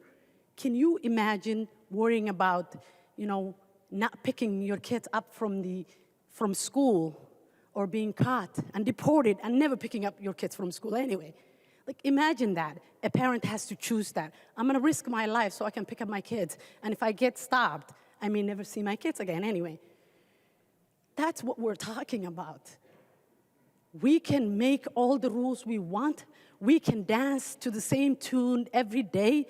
But guess what? This is the reality of our neighbors, friends, our fellow human beings.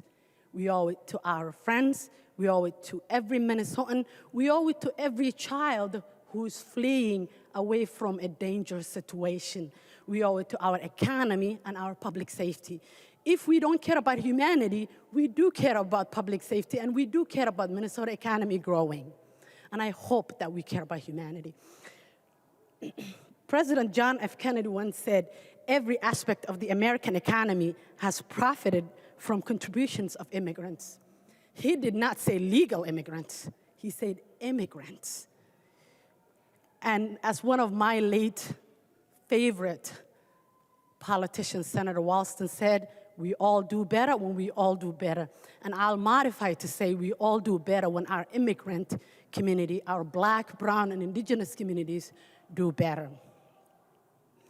I'll leave you with this. This is an easy bill for me to vote for, but I will leave you with this. There's a young British artist called Warsan Shire.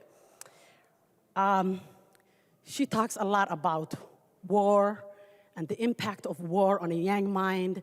She writes poets. She's a poet. She's also a writer. She's a great writer.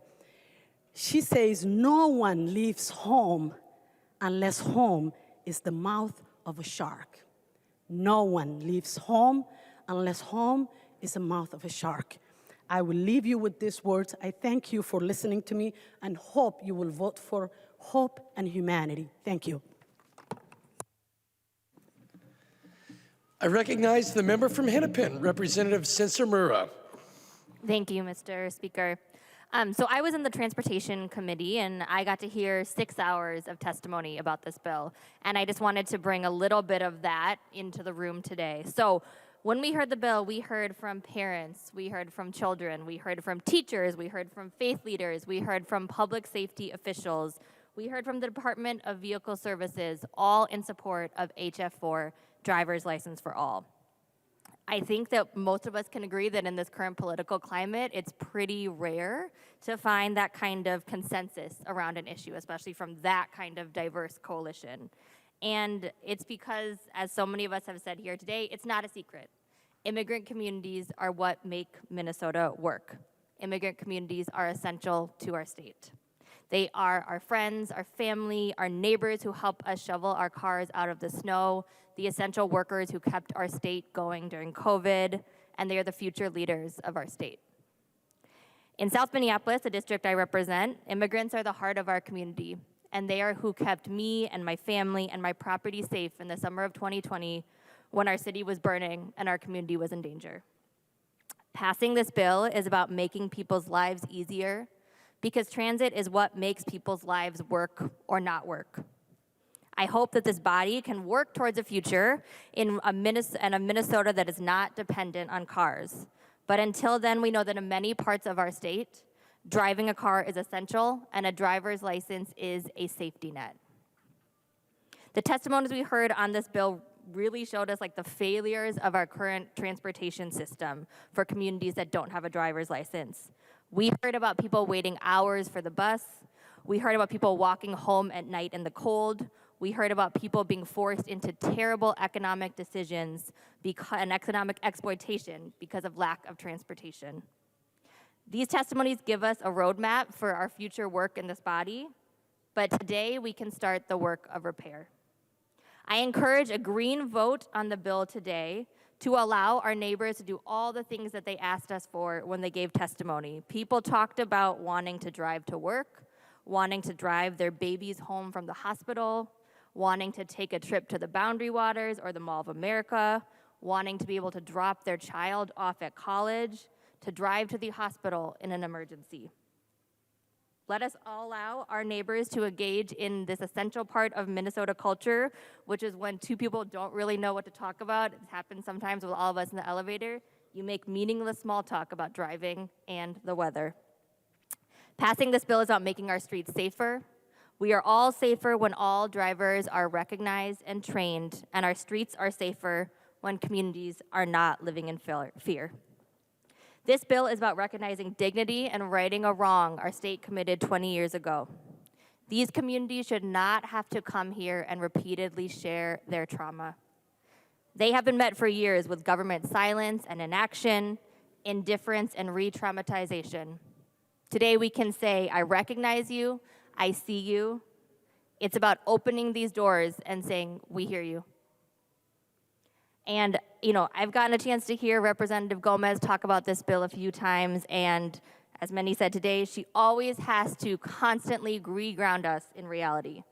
And the reality is that undocumented immigrants are essential parts of our community, that a driver's license is a vital safety net, that folks want to obey the law. That is why they have worked to pass this bill for 20 years. That people are deeply aware of their immigration status, that they're not going to forget or be confused about that status when election day comes around. That we have communities living in fear, living in states of limbo, living with the weight of an action from every level of government. And today we can lift just a little bit of that weight. I am honored to be a small part of this movement by my vote today. I will be voting green, and I encourage others to do the same. Thank you.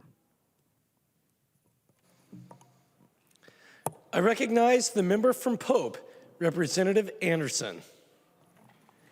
Thanks, Mr. Speaker and members. I was perusing through one of these pamphlets that you all sent over, the law enforcement pamphlet, and it was mentioned by one of your members that you mentioned the sheriff of Stearns County and the police chief of Cold Spring Rocori supporting the bill, and yeah, they do. But I happened to pull out the letters that they had each submitted, and they're pretty much the same. But they both say the roads will be safer because to obtain a license, driver's training will now be completed. Well, we've heard tonight that that's not exactly the case, that if you're over 18, you won't have to go through driver's training, which I think would have made things a bit safer, and Representative Petersburg had an amendment to offer an online version of driver's training, which would have been a good addition to the bill, I think. Just one last comment that I was over the last weekend speaking with some local folks at home, township folks and county officers, and when I mentioned that this bill would allow licenses that are identical to regular licenses, the county auditor was taken aback and a little bit surprised, and I think there's some apprehension about what may happen, what could happen. Not saying it's going to, but I think there could have been a guardrail put up to ensure that a bit of a difference, and I wouldn't call it a second-class license either, to have some differentiation to let people know, let election people know that this is not a license that would allow a person to vote. But with that, I think the time for this has probably come. There would have been a lot more support on this side of the aisle, in my opinion, had there been the Baker Amendment would have been a great addition to the bill. I thank him for offering that, and would encourage folks to vote the way they want to vote tonight. Thank you. I recognize the member from Ramsey, Representative Herr. Thank you, Mr. Speaker. Getting myself situated here. So we've had extensive discussions today, but unfortunately, it is mostly focused on elections. I know many undocumented immigrants. Some of them are my family and my friends. Never one time in those conversations has voting come up. What they want is so basic. They just want to safely get their kiddos to school and getting to and from work. Work that we all depend on whether we want to admit it or not. Undocumented workers are essential employees taking jobs in eating and drinking establishments, hotels and lodging places, building services, roofing, residential maintenance and repair, nursery, landscaping, and labor-intensive agricultural industries, meat and poultry processing. I agree with my friends across the aisle that we should provide all of the data, so here are a few more data points. The undocumented labor in selected industries I just listed account for at least $1.56 billion, and more likely $3.8 billion, of value added in the Minnesota economy each year. The economic impact of undocumented labor accounts for as much as 2.4% of Minnesota's GDP. Representative Feist already spoke to the amount of taxes they pay. The ability to get to and from work is most critical in farming and agriculture. Federal data shows 80% of undocumented workers in this industry live an average of 75 miles from their home. I want to support driver's license for those who do this work in industries that we all depend on every day. So do many employers. You all should have a packet going around now from the business community supporting House File 4 driver's license for all. Those in support include Minnesota Chamber of Commerce, Minnesota Pork Producers Association, Minnesota Agri-Growth, Minnesota Milk, Hospitality Minnesota, just to name a few. It is time for us to pass House File 4. It has been long enough.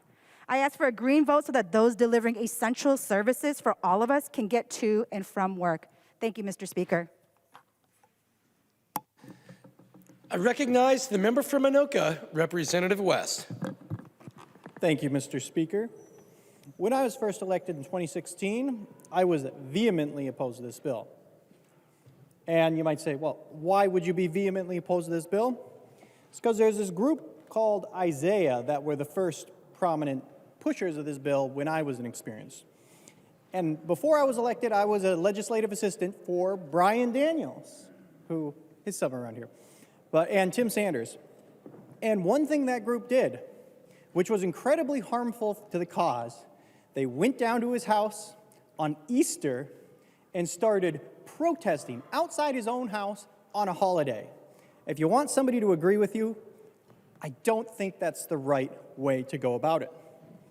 But after that, was elected, served, and 4 years ago, I would have voted for this bill, but I had a very good reason. My leg was recently reattached, and I was in no shape to be on the floor voting. That's when I dislocated my hip skiing.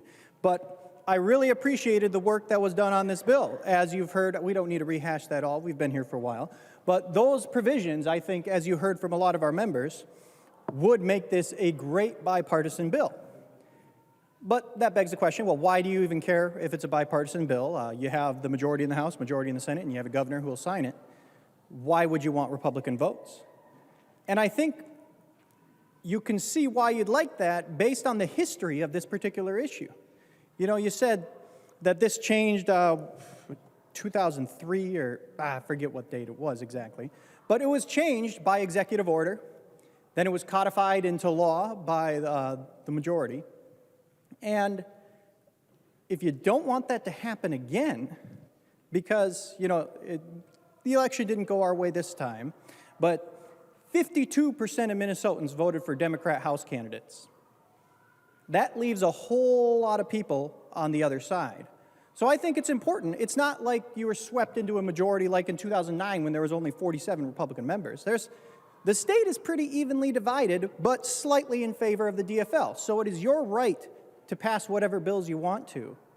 But I do think even taking one of these small amendments that we've offered, as you've heard from a lot of our members, would make this a bipartisan issue. And if it's a bipartisan bill, you would have support when maybe the tide turns and you have to come to us who would have voted for it and be like, hey, we don't want this to change.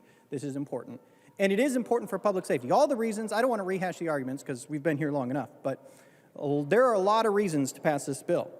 And like I said, I was vehemently opposed until, because of the way Isaiah handled this, until one member from Isaiah. So they came in and yelled at me in my office in my first term. And I was like, well, that's, again, not the right way to make somebody support. But there was one individual named Art who stayed behind and chatted with me a little longer. I got coffee with him in my district a week later, and, well, now we text each other from time to time. And I would say we probably agree with each other on about 20% of issues. It's not like he's a Republican. He's working with Isaiah. But because he extended friendship and not animosity, it made it a lot easier to hear the arguments from the other side. Because I was locked into this mindset of, you harassed my friends, you harassed me. Like, you're not going to convince anybody. But Art did the hard thing and talked to somebody who disagreed with you and laid out the argument. So I understand why we would want this, for all the arguments he laid out. And as I've talked to Representative Perez-Vega and Gomez, I understand why we want to pass this. There are 48% of Minnesotans that didn't vote for the DFL House majority do have concerns, and that's why we put forward our amendments. Now, I can see how you'd be jaded from how this went 4 years ago. Totally understandable. But there are still legitimate concerns from 48% of the state that we could have addressed in a bipartisan manner and got this passed. Now, maybe because the Senate has an even slimmer majority than you guys do in the House, maybe those amendments will come on in the Senate. And if they come on with the Senate, well, if everybody here really meant what they said, well, then we would have a bipartisan vote in both bodies. And that is what I'd like to see, because a partisan vote on this issue doesn't change anything. I mean, it changes something, but it's something that could easily be changed back. But if you get a bipartisan vote, we work together as Minnesotans intended, this could be a lasting change that doesn't just get flopped right back a couple years later, like, as you've mentioned, the history of this issue has been. So I urge you to, we're past amendments now. Maybe the Senate will put those amendments on. I hope if those amendments are put on in the Senate that you'll just concur and we can get a bipartisan vote on this issue. Thank you, Mr. Speaker. I recognize the member from Hennepin, Representative Igbaje. Thank you, Mr. Speaker. So I rise in support of House File 4. This bill is about extending an ability that many of the rest of us have, which is to drive safely on our roads, and we're extending that privilege to our immigrant neighbors, which is currently being denied.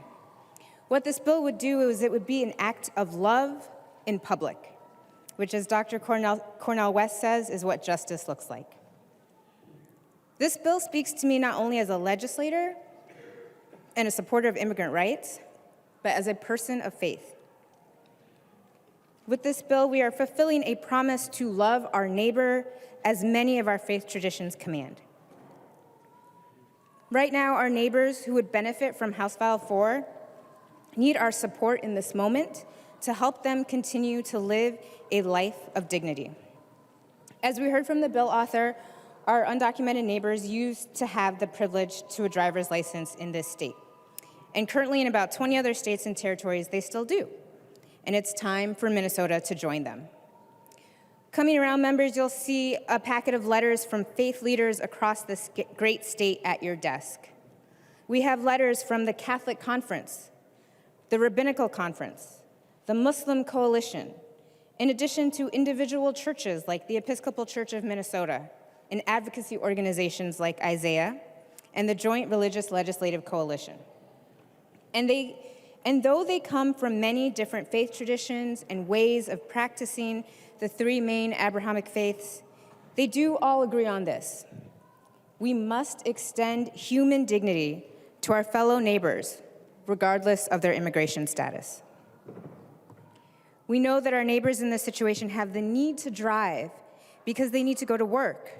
They go to the doctor, take their kids to school, go to the grocery store, and so much more. And we know sometimes public transportation works, But we're still not a fully available public transportation system in this state. Trust me, I know. Sometimes you can find someone to give you a ride, but that's not a guarantee. The purpose of the non-compliant driver's license is to keep our roads safe.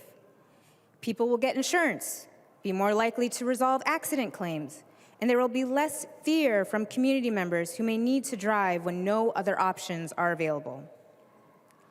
And many of these workers have families that are dual status families. They have children who are American citizens. Should those children then now be deprived of opportunities at school or in athletics or in the arts because their parents are unable to take them to these events as other parents do? Are we currently making their children, for whom this country is home, are we making them second-class citizens? So passing this bill is the right thing to do.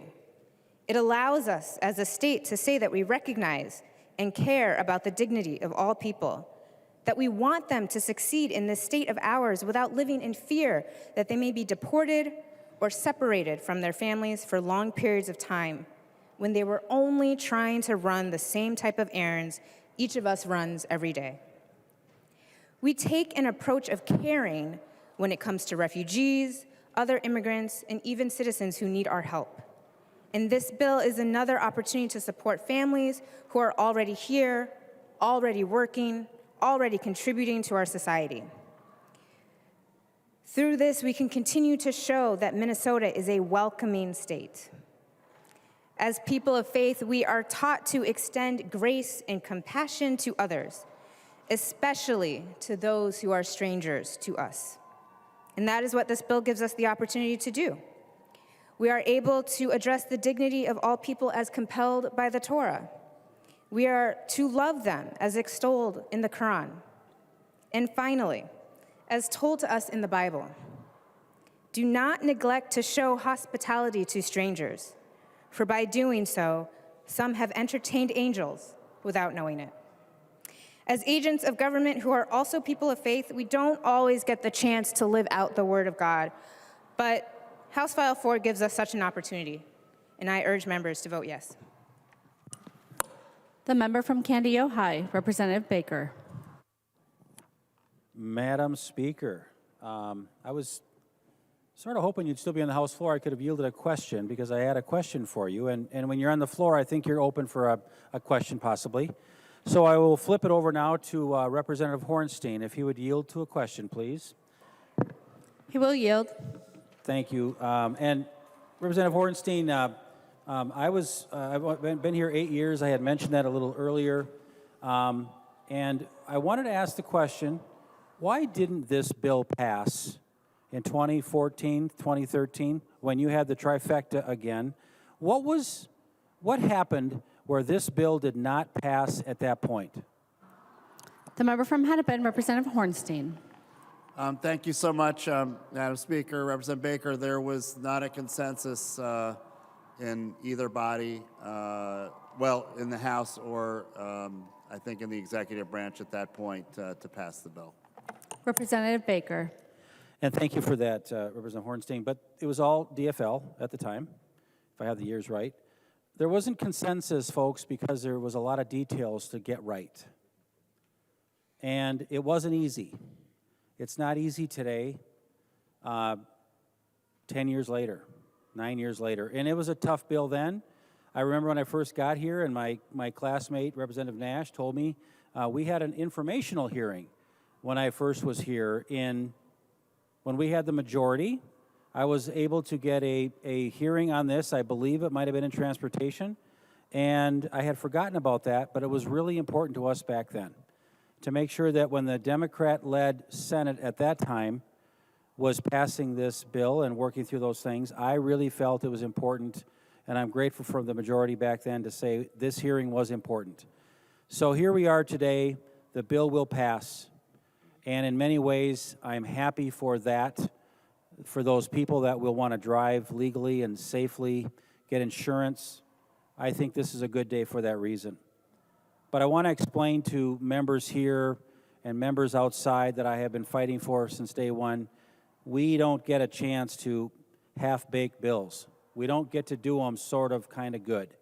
We got to do them right. We learned last year when the edible bill passed here, it was not a good bill at all. And our cities and our communities told us, what did you pass now? We all know it wasn't fully baked. It wasn't thought through. The taxes weren't right. Local regulations were not right. And a lot of folks got caught flat-footed. And that's what happens when you don't really think about things and give it the time to do it properly. And here we are, 30 days into this session, and we could have done a lot of good things on this bill that could have gotten a little bit better. And I think today we tried to offer a lot of ideas that I think were very reasonable. Well, reasonable enough that they were offered the last 2 sessions and still didn't pass tonight. So I want to remind the majority that members over here, and Representative West sort of touched on this, we represent 2.7 million citizens in Minnesota. You represent more than we do, so you get the win. But we still represent a lot of people. And when we struggle and we really have a hard time understanding how anybody in leadership on the other end of this Capitol can keep using the word one Minnesota, it doesn't sit with a lot of us when so many of these large bills have passed already, 3 major bills, including tonight's 3rd bill, with not a single member, assuming tonight goes how I think it might, not a single member of our side can support it. I might be wrong tonight, maybe somebody will. That should say something to you, members. It should just say something. Some of you smile and snicker, and I see it. I see what you mean. I get it. But it means something to me. And I just think that's important to remember because this bill has a lot of good stuff in it. But it's not ready. We should not be making laws based on using rubber bands to let them expand to a point where they're not exactly how it should be, and then it contracts in way deep when it changes leadership. That's not good lawmaking, in my opinion. So, members, I really had hoped to support this today. I really came in hoping there would have been some thoughtful conversations over the weekend with your members that thought going back to some of those very challenging districts would have been easier to do. Members, this is a tough vote for all of us. And the people outside that have been fighting for this a long time deserve the right to be heard, and they have been heard. I hope that our members have been heard too, that we need to do a better job here in this body with the remaining days of our session. So I appreciate the time. I wish I could vote for this bill tonight, but I just can't. So thank you, Madam Speaker. The member from Hennepin, Representative Hornstein. Thank you so much, Madam Speaker and members. I really want to especially thank Chair Gomez, Representative Perez Vega for your leadership. It was extraordinary. And Representative Sensimura talked about the hearing that we had just under 3 weeks ago in the Transportation Committee, which was really, when I think back on my time here serving in the Minnesota House, really one of the most amazing hearings that I've experienced.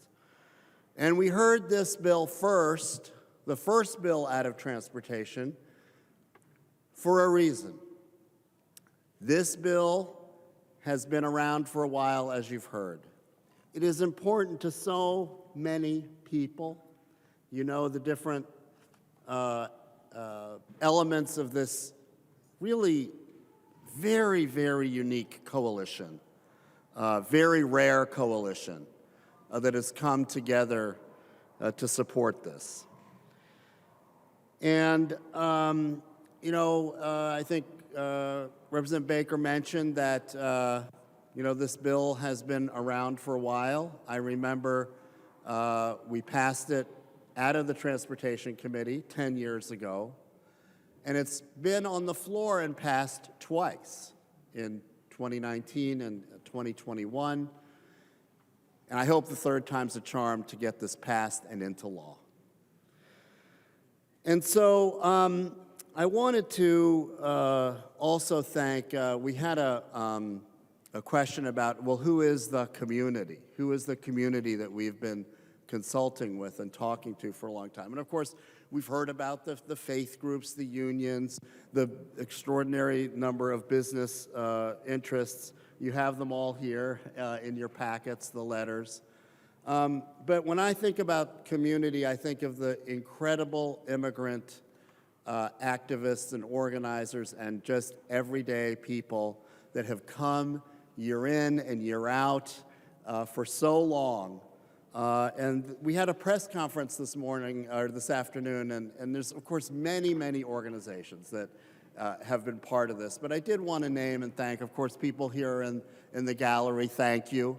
But I did want to at least name the MIM, the Minnesota Immigrant Movement that was there this afternoon, UNIDOS, MIRAC, that's the Minnesota Immigrant Rights Group, COPAL,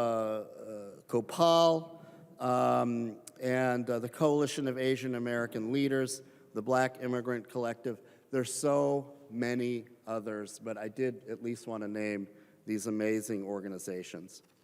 And so I want to just conclude by sharing with you a couple of voices that were at our hearing on Tuesday, January 10th.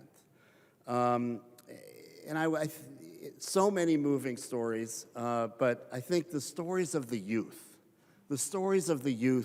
are what really was so, I think, the most impactful of all. So I want to read to you what Minerva Castillo shared with us. She is among a number of students from Worthington that joined us on Zoom at that meeting. And so she said to us, to the Transportation Committee, "I'm here with other young leaders from grades 6 to 11.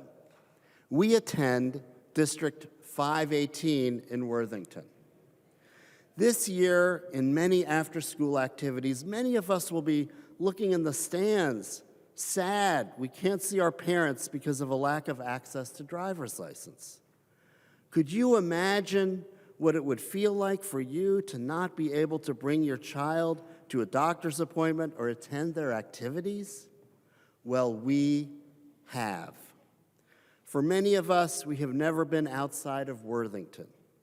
We have never seen the rest of Minnesota's beauty because our parents lack a driver's license."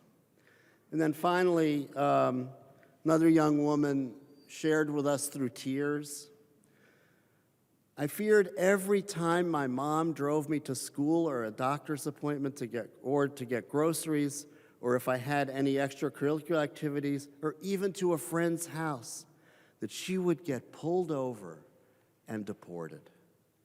These are the voices of our youth. We need to support them. We need to hear them. I urge you to join me in voting green. Thank you, Madam Speaker. The member from Waseca, Representative Petersburg. Thank you, Madam Speaker, and I appreciate the opportunity here. This bill has many fundamental challenges that both sides of the aisle need to understand and recognize. First, let's all agree that everyone in this chamber know that the United States and Minnesota is a great place to live and that most people would like to live here. And for that very reason, it's understandable that people from other countries that do not have this blessing and these opportunities would want to live here at whatever the cost, And they're willing to risk that. And I think that's important for us to remember that. We heard and saw in committee, as Representative Hornstein said, many heartstring emotional pleas for this and trials and tribulations that families went through when they were here and without driver's license.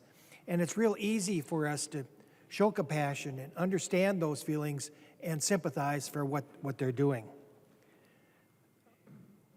But we are here to do more than just react to our emotions.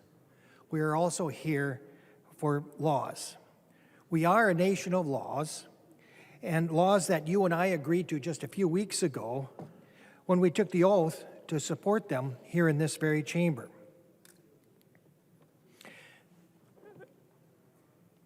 So on the contrary, on the other side of it, we have the individuals that have come here understanding the risks, but still willing to risk everything for a better society. But now us, we, on the other hand, must accept the responsibility of the oath we took to the citizens of this state and of this nation. I wish that there was some way that we could deal with citizenship here in the state of Minnesota, that we could have that debate, but we can't. That's a federal issue that we have to deal with, and I think as a body we should be working on that to get our congressmen and senators in the capital of the United States to working on it. But that's another day, that's another time. We can't do that. The crux of this bill revolves around the privileges, the driving privileges, for those that do not have permission to be in this country or this state. Even citizens of another country that do have permission to be here are subject to various restrictions and reductions of privileges and opportunities. We all agree that all people deserve and are entitled to basic human rights. However, these are privileges that we're talking about tonight, and privileges and opportunities that are afforded through license and regulations are given and taken away by the laws governing them. They are not human rights. They are privileges. And we certainly do take away those privileges when there is a violation of the law or the terms of the license. These privileges are not guaranteed to all nor granted for any arbitrary reason. We have people having their license removed all the time. So it's unrealistic for us to think that this should be a carte blanche opportunity. Some would argue that those here without permission or not granting them driving privileges is not social justice. It is not a fair representation. Well, if you look on the definition of justice, it states it's just behavior or treatment or the quality of being fair and reasonable. And it seems to me that if you come into this country without permission and understand the driving privilege is not guaranteed, then universally eliminating that is certainly fair treatment. May not be what we want, and I'm going to talk about that in a minute, but it certainly is fair. Is it fair for us to remove driving privileges from those that break specific laws and commit felonies? Most would say yes, it is, especially when they knew the consequences. Well, we heard in committee that we need to give these driving privileges because these individuals need to work and they are providing tax support to our economy. But let's take a minute to actually break down that statement. Get to work means they have a job. However, and I think all of you know this, that since 1986, the federal law requires that all employers must collect information from the employee that states they are eligible for employment, and that employee must attest to the accuracy and validity of the documents under the penalty of perjury. You'll notice that those words a little bit later. We know their attestation is false because if they did have the valid documentation that was there, they in all likelihood would be able to apply for the driver's license already. Well, next, do they pay taxes? Well, certainly all employers will withhold payroll taxes and pay from their paychecks and send to the IRS based on the Social Security number. But if they have given a Social Security number and it's false, they're not going to be able to do that. Arguably, they do pay sales tax on their purchases, so certainly they pay taxes on sales taxes and the employer withholds the payroll. But without, again, Social Security number, they're not going to be able to file a tax return. Well, what are the penalties for perjury? Well, generally, perjury penalties are up to 5 years in jail and $10,000 fine. And in cases, it could also lose your driving privileges. And in cases of voter fraud and I-9 forms, if you're here illegally, the threat of deportation is also included. That's for both, by the way. It's not just for voting. It's also could be the result of penalties for perjury, filing an I-9 form illegally. To me, this bill has real potential for fraud in many different areas, including voting. Perception of election integrity is also a very big concern. But let's get back to the bill in hand.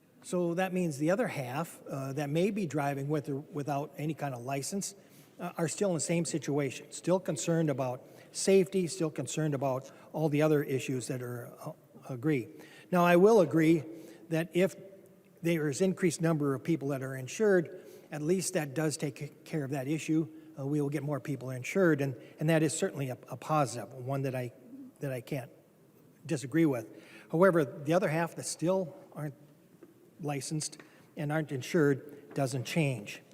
So earlier on, you heard me say that there are fundamental challenges in this bill. So let me point them out to you.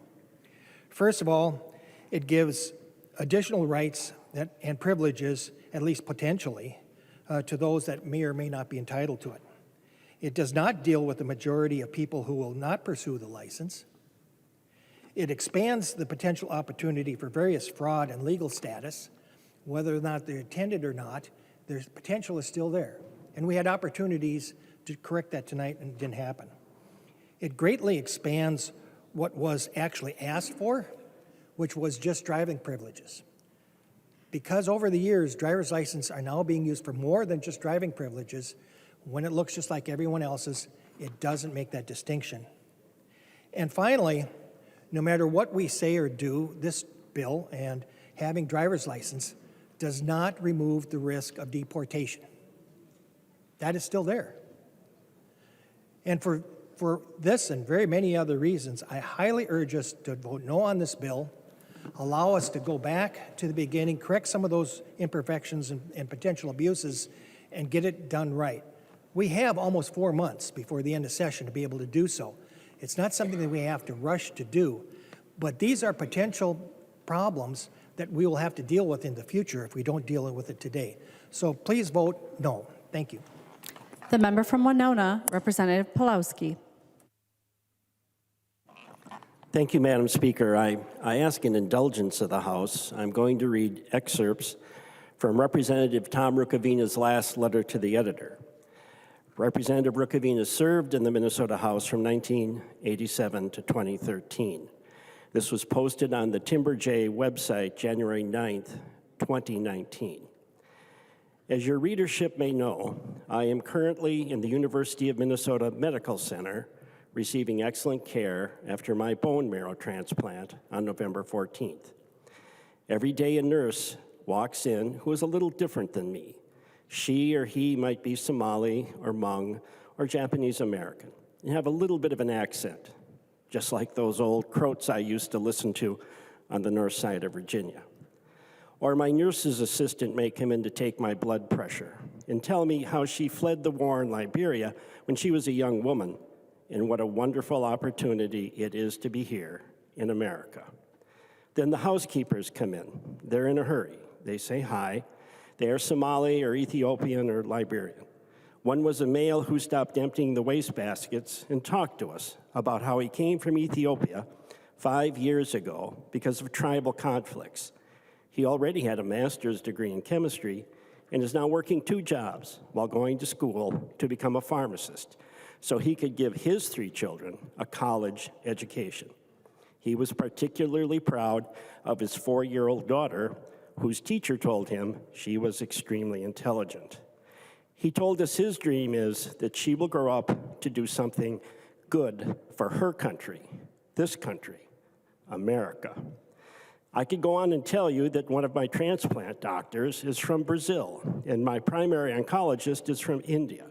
She came to get her degree at the U of M and decided to stay on here to pay back for the great education she received from our state.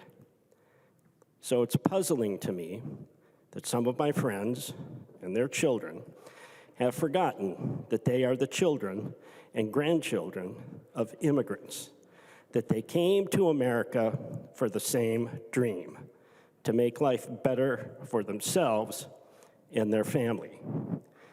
But among the descendants of those individuals were many good people. My hope is that someday the descendants of these people, who are currently creating so much hardship for our new immigrants, will learn that people are people, no matter what their color, religion, or country of origin, that they are good people coming to the land of the free for the same reason our ancestors did. On a final note, I can't help but think that if not for the care of all these wonderful Somali and Liberian and Ethiopian and Brazilian and Indian and Hmong and Japanese immigrants that I've met here, I might be 6 feet under. Hate helps no one. Love solves everything. As I said at the beginning, Madam Speaker, this was posted January 9th, 2019. Tommy passed away January 7th, 2019. He never gave a farewell speech, so I think he'd be glad we're giving one for him today. The member from Stearns, Representative Demuth. Thank you, Madam Speaker. I appreciate the comments and the conversation and the passion that we've experienced here this evening as we debate this. And Representative Pawlowski, I appreciate what you brought forward, that we could hear, that hate helps no one. And I think that is our goal, and maybe we approach things at a very different way, but I think what we need to keep in mind is that we are charged to make good policy in this place. That's what we're called to do. And we hear from our constituents, we hear from the state, we take all those things under advisement, but we are charged to make good policy. Good policy isn't always made quickly or pushed through, but it is made taking the time necessary. And obviously the work on this bill began before my time in office, and it's been ongoing. But as someone that has a number of immigrants in my family, they understand and they've understood the challenges that brings, coming to a new place, learning new customs, learning new language, and also new requirements. And it's been a challenge. But I think regardless of where we each sit on the broader issue of undocumented immigrants being able to get the driver's license, having that privilege to drive, the bill that we have at hand, House File 4, has valid policy concerns. That because of the lack of our amendments that were taken, it feels to me as if it's been ignored. What I understand that is in the past and over the last 2 terms that I've been able to experience, Republicans and Democrats have come together to discuss the different approaches that would be taken on the issue to ensure that the concerns and the impacts of this legislation would be taken into consideration, and then we could make those adjustments. In the past and previous years, we know that the bills have included some of the provisions that we've heard here tonight offered in amendments.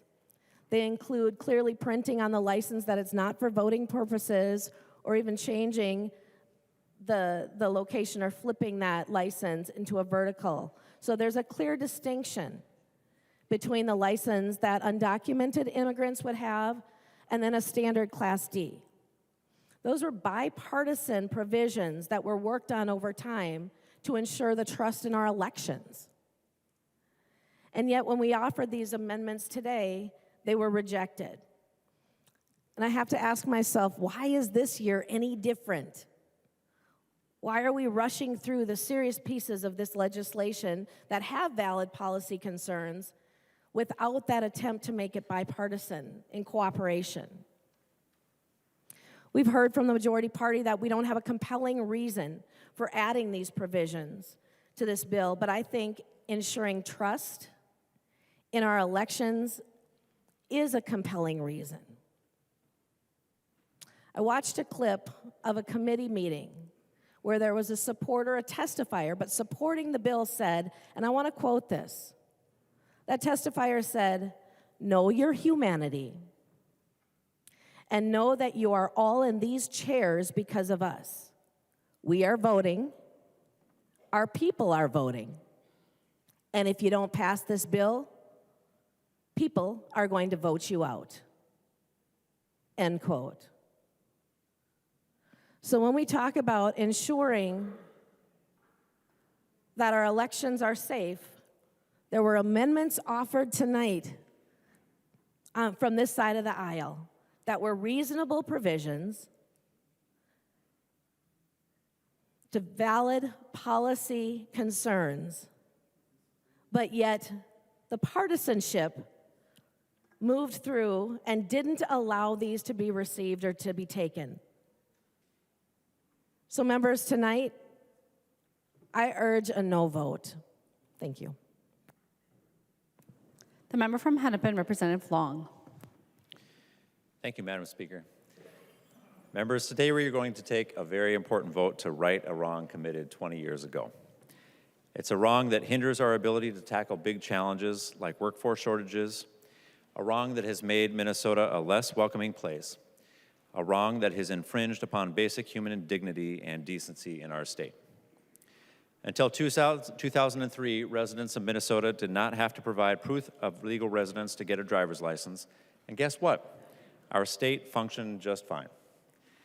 Minnesotans went about their lives, they drove their kids to school, they drove to doctor appointments, they drove to the grocery store to pick up dinner for their families.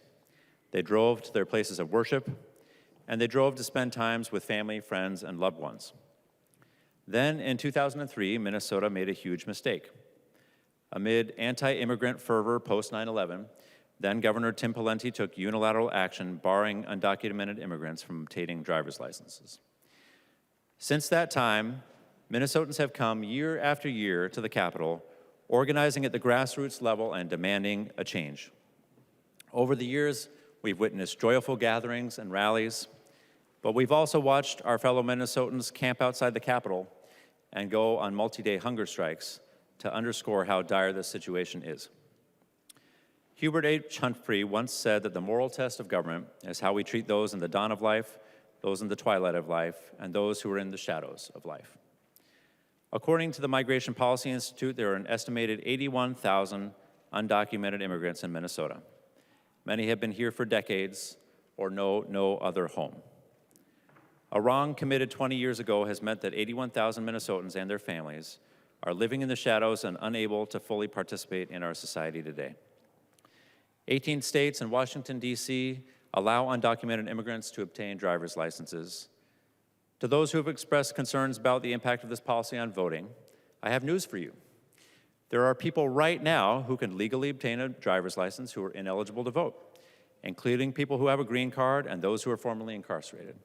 Registering to vote requires different and more stringent proof of U.S. citizenship. All Minnesotans deserve to be able to work, live, and take care of their families. Ensuring everyone has access to driver's licenses will improve public safety, grow the state's economy, and treat our immigrant communities with dignity and respect. This years-long effort has been led by a broad coalition of immigrant-led organizations, immigrant rights advocates, and community-based groups. And through their tireless advocates, they now have one of the broadest coalitions imaginable in support of this bill. They have law enforcement, officials, and mayors. They have labor unions. They have the business community, agriculture, and co-op leaders. They have people of faith. None of these groups think that the bill needs amendments. None of these groups thinks that the bill has moved too fast. These are folks from all of our communities representing Minnesotans from all walks of life. I have a tough time thinking of a constituency not in support. It seems like the only ones left are our colleagues on the other side of the aisle. We owe a debt of gratitude to the multiple generations of Minnesotans who refuse to quit fighting for their dignity. To the past authors like Representative Karen Clark, who was here earlier and carried the bill for 14 years, and to the compassionate, people-centered, steadfast leadership from Reps Gomez and Perez Vega, thank you for your efforts. This bill is about safety. This bill is about respect. This bill is about dignity. We passed this bill in the House the last two sessions. It passed in the Senate in 2013, but until now, the stars have not aligned. But 2023 is the year that we will get driver's license for all done. Please vote green. The member from Ramsey, Representative Perez Vega. Gracias. It's been an emotional journey, but I am certified to know that not only being here and voted by members of my district because I stand firm with our immigrant community, the roller coaster of emotions is going to be joyful and celebrated. And it's because of members of our community that are here today. It's because of the children of those immigrants that are here today, right here on this House floor. I want everyone to look at this young man, Moses Rivera. Moses was here at 3 years old 4 years ago. Just like you heard those drums in that circle of our rotunda in the People's House, Moses understood at 3 years old that this is the People's House and that there is law and that we must obey the law. And he stood at 3 years old, and now 4 years later, he still recognizes that. Never give up. Tell your story. I want you to think about this not a young man, this child, Moses Rivera, and the thousands of children like him who want their parents to have access to a legal driver's license while they're working to become legal citizens of this country. I think about my family and the community that raised me. My abuela was born in Puerto Rico, in the mountains of Vega Baja, Puerto Rico. Before 1917, when the Jones Act was passed, granting U.S. citizenship to Puerto Ricans. She grew up on a sugarcane field. She dreamt as a little girl who didn't have any shoes that one day she could own a pair of shoes to get to school. She was able to get a third grade education. That was what was allowed. And she was able to get herself shoes. And she said she told me about this story, that Maria, when I first put those shoes on, I said, it's my job to make sure that others have shoes too. She came to the United States of America, to New York City, the state where my parents were born, proud New Yorkers. Father served in the Vietnam War. My mother came to Minnesota in the 70s. People would go, why are you in Minnesota? Why don't you go back to Puerto Rico or go to Florida? And she said, because my mother said you serve those in need. And she witnessed a community, a welcoming community of immigrants from not just Mexico, but from Italy, from Ireland, and recognized and working with the natives on this land who wanted to bring justice of humanity, that there's something here in Minnesota. And with that, she gave birth to my brother and I. And it wasn't just the fact that we have this right as citizens because our grandparents and this law was passed and they became citizens and we're born here. It was about community and village.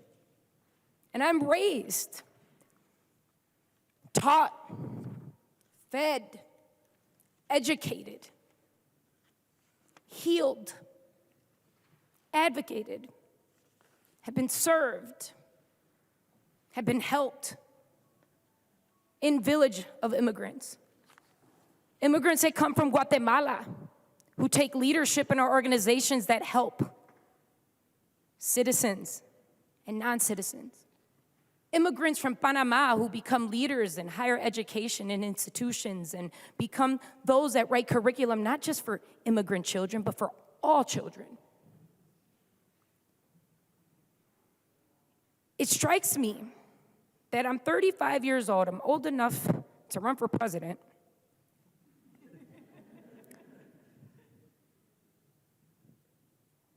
And folks just can't understand what it's like to help someone who just needs a little help, like passing a law to make sure that our roads are safe and that their children can get to school safely, or that they can get to the jobs that they work for you at. Whether it's a farm, whether it's in this building, whether it's across the street, or 4 hours north. We, the people of Minnesota, have accessibility to not go backwards, to move pa'lante, to help the kids like Moses Rivera, to help the students that are in my after-school program, not fear the reality that some of them have had to fear that their parents aren't there to tuck them in at night because they were detained, because they were processed and deported to a place that they don't even know is home. And I want to share with you some words, because I think about the parents, like the parents of Moses Rivera, so many of the parents that are out there, so many of my teachers, so many of them who've been in this country still working hard to become citizens, and so many who have become citizens. This comes from a friend of mine, someone who's been one of my closest friends since I was 11 years old. And he does not want to be named, and I respect that. My wife, my daughter, my son, my life. Mi esposa, mi hija, mi mijo, mi vida. I never knew this would be what I'd face. I don't know any other place but this state. I don't get to choose my fate, but I hope I get to choose a safe way. I know how to drive, I took the course, but 2003 shut down my door. To be able to not have to freeze in below temps, to be able not to have to bus my son to the emergency when asthma takes his breath. I graduated classes. I served the temples, the mosque, and the worship masses. I'd like to do more, wanting to be included in a flag with rights of justice, libertad, freedom. My parents came here and brought me to obey the law, so I do. I just want access to get to the work I've been holding, to pay taxes, taking classes, provide for my kids who are supported by the flag with laws. We want to become citizens. We work towards that every day. If I was to get deported, I wouldn't know of that place or where to stay. Why put 3 reflected loons on my face? There's already data that separates me to a box just by the eye color of my skin and my last name. I want to drive, but it's a risk. I don't want to slip. I don't want to fall. I thank all voting yes for this, because it's time to pass HF4, driver's licenses for all. Muchas gracias. Thank you. The member from Hennepin, the author of the bill, Representative Gomez. Thank you so much, Madam Speaker. It's a good day. It's a good day to be together here today. It's been a beautiful day, and I want to thank all of the members who shared remarks today, the members who generously and vulnerably shared about their own families' stories, the members who helped to ground us in the simple realities before us, the simple choice that we face. I think that Representative Hamilton was quoting his local sheriff when he laid it out starkly in his comments, his closing comments, when we passed this bill in 2019. And he just said it like this. He was like, look, if we pass this bill today, undocumented immigrants will go to the DMV, they'll provide identifying documents, they'll take a written test, they'll take a behind-the-wheel test, and they'll drive their kids to school, they'll drive their kids to go do, or they'll drive to go do errands. If we don't pass this bill today, undocumented immigrants will not go provide identifying documents to the DMV. They will not take the behind the wheel and written tests, and they will drive. They will drive their children to school. They will drive to errands.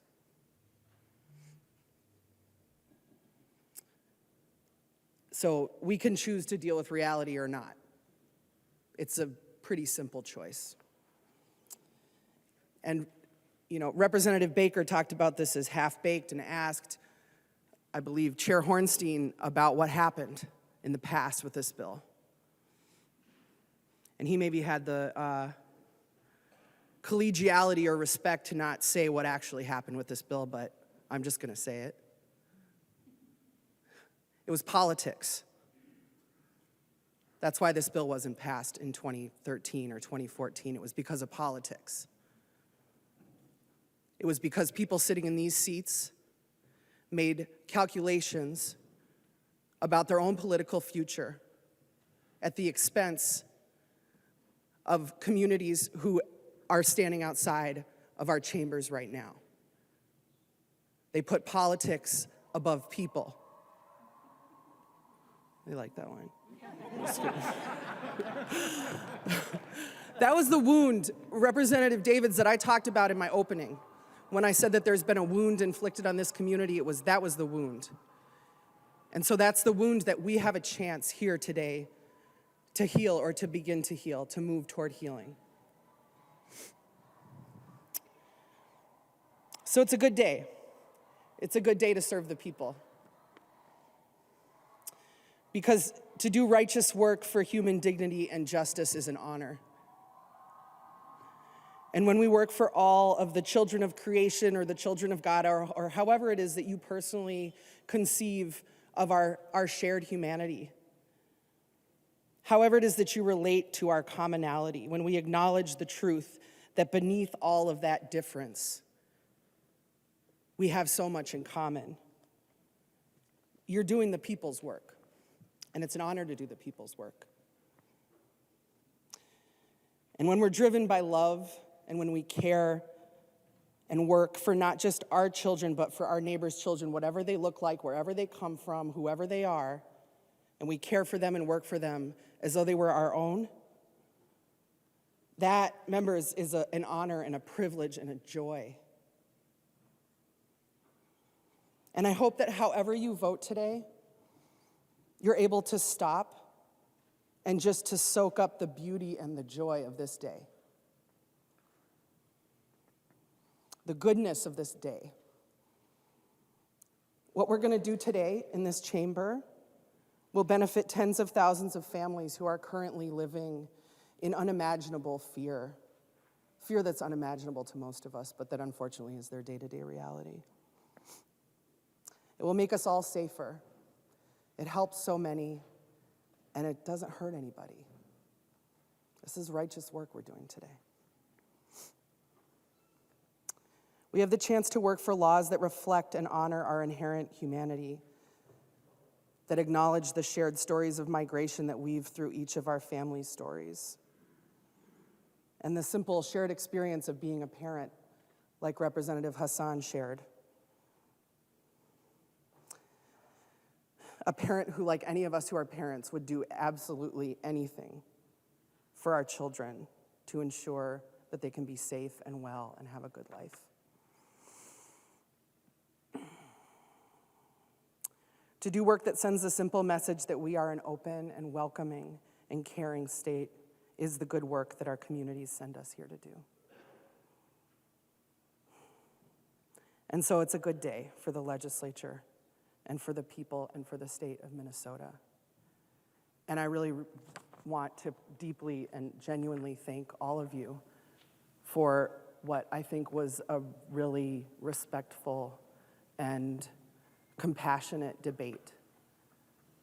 And, you know, that I think honors the people who are here today in the People's House and didn't disrespect them. And so I really, really thank you for that. And first and last, to the Driver's License for All Coalition, my dearly beloved, beautiful, brilliant, talented, complex, messy coalition. We did it. We did it. You did it. This is your work. I'm gonna let them stop. Hold on, this is like kind of weird. This is your work. This is the coalition's work. This is your bill. This is your win today. And you have honored this institution profoundly with your talents and your brilliance, and I thank you, and I feel honored to be by your side. This is the year. Onward, pa'lante, to the finish line. We're going all the way this year. So, Madam Speaker, members, the will of the people compels us today. The interests of public safety and shared prosperity compel us today. Our common humanity and our love and our care for the world compel us today. I hope that you'll join me in voting green. The clerk will take the roll on the bill.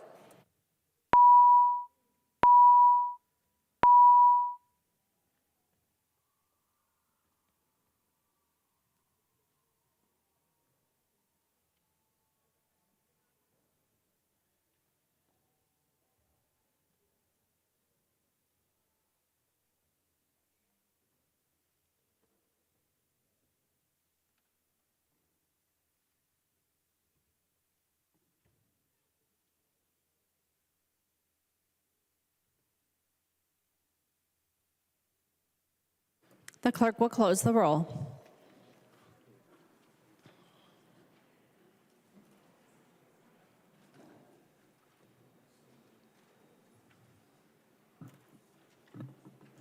There being 69 ayes and 60 nays, the bill is passed and its title agreed to.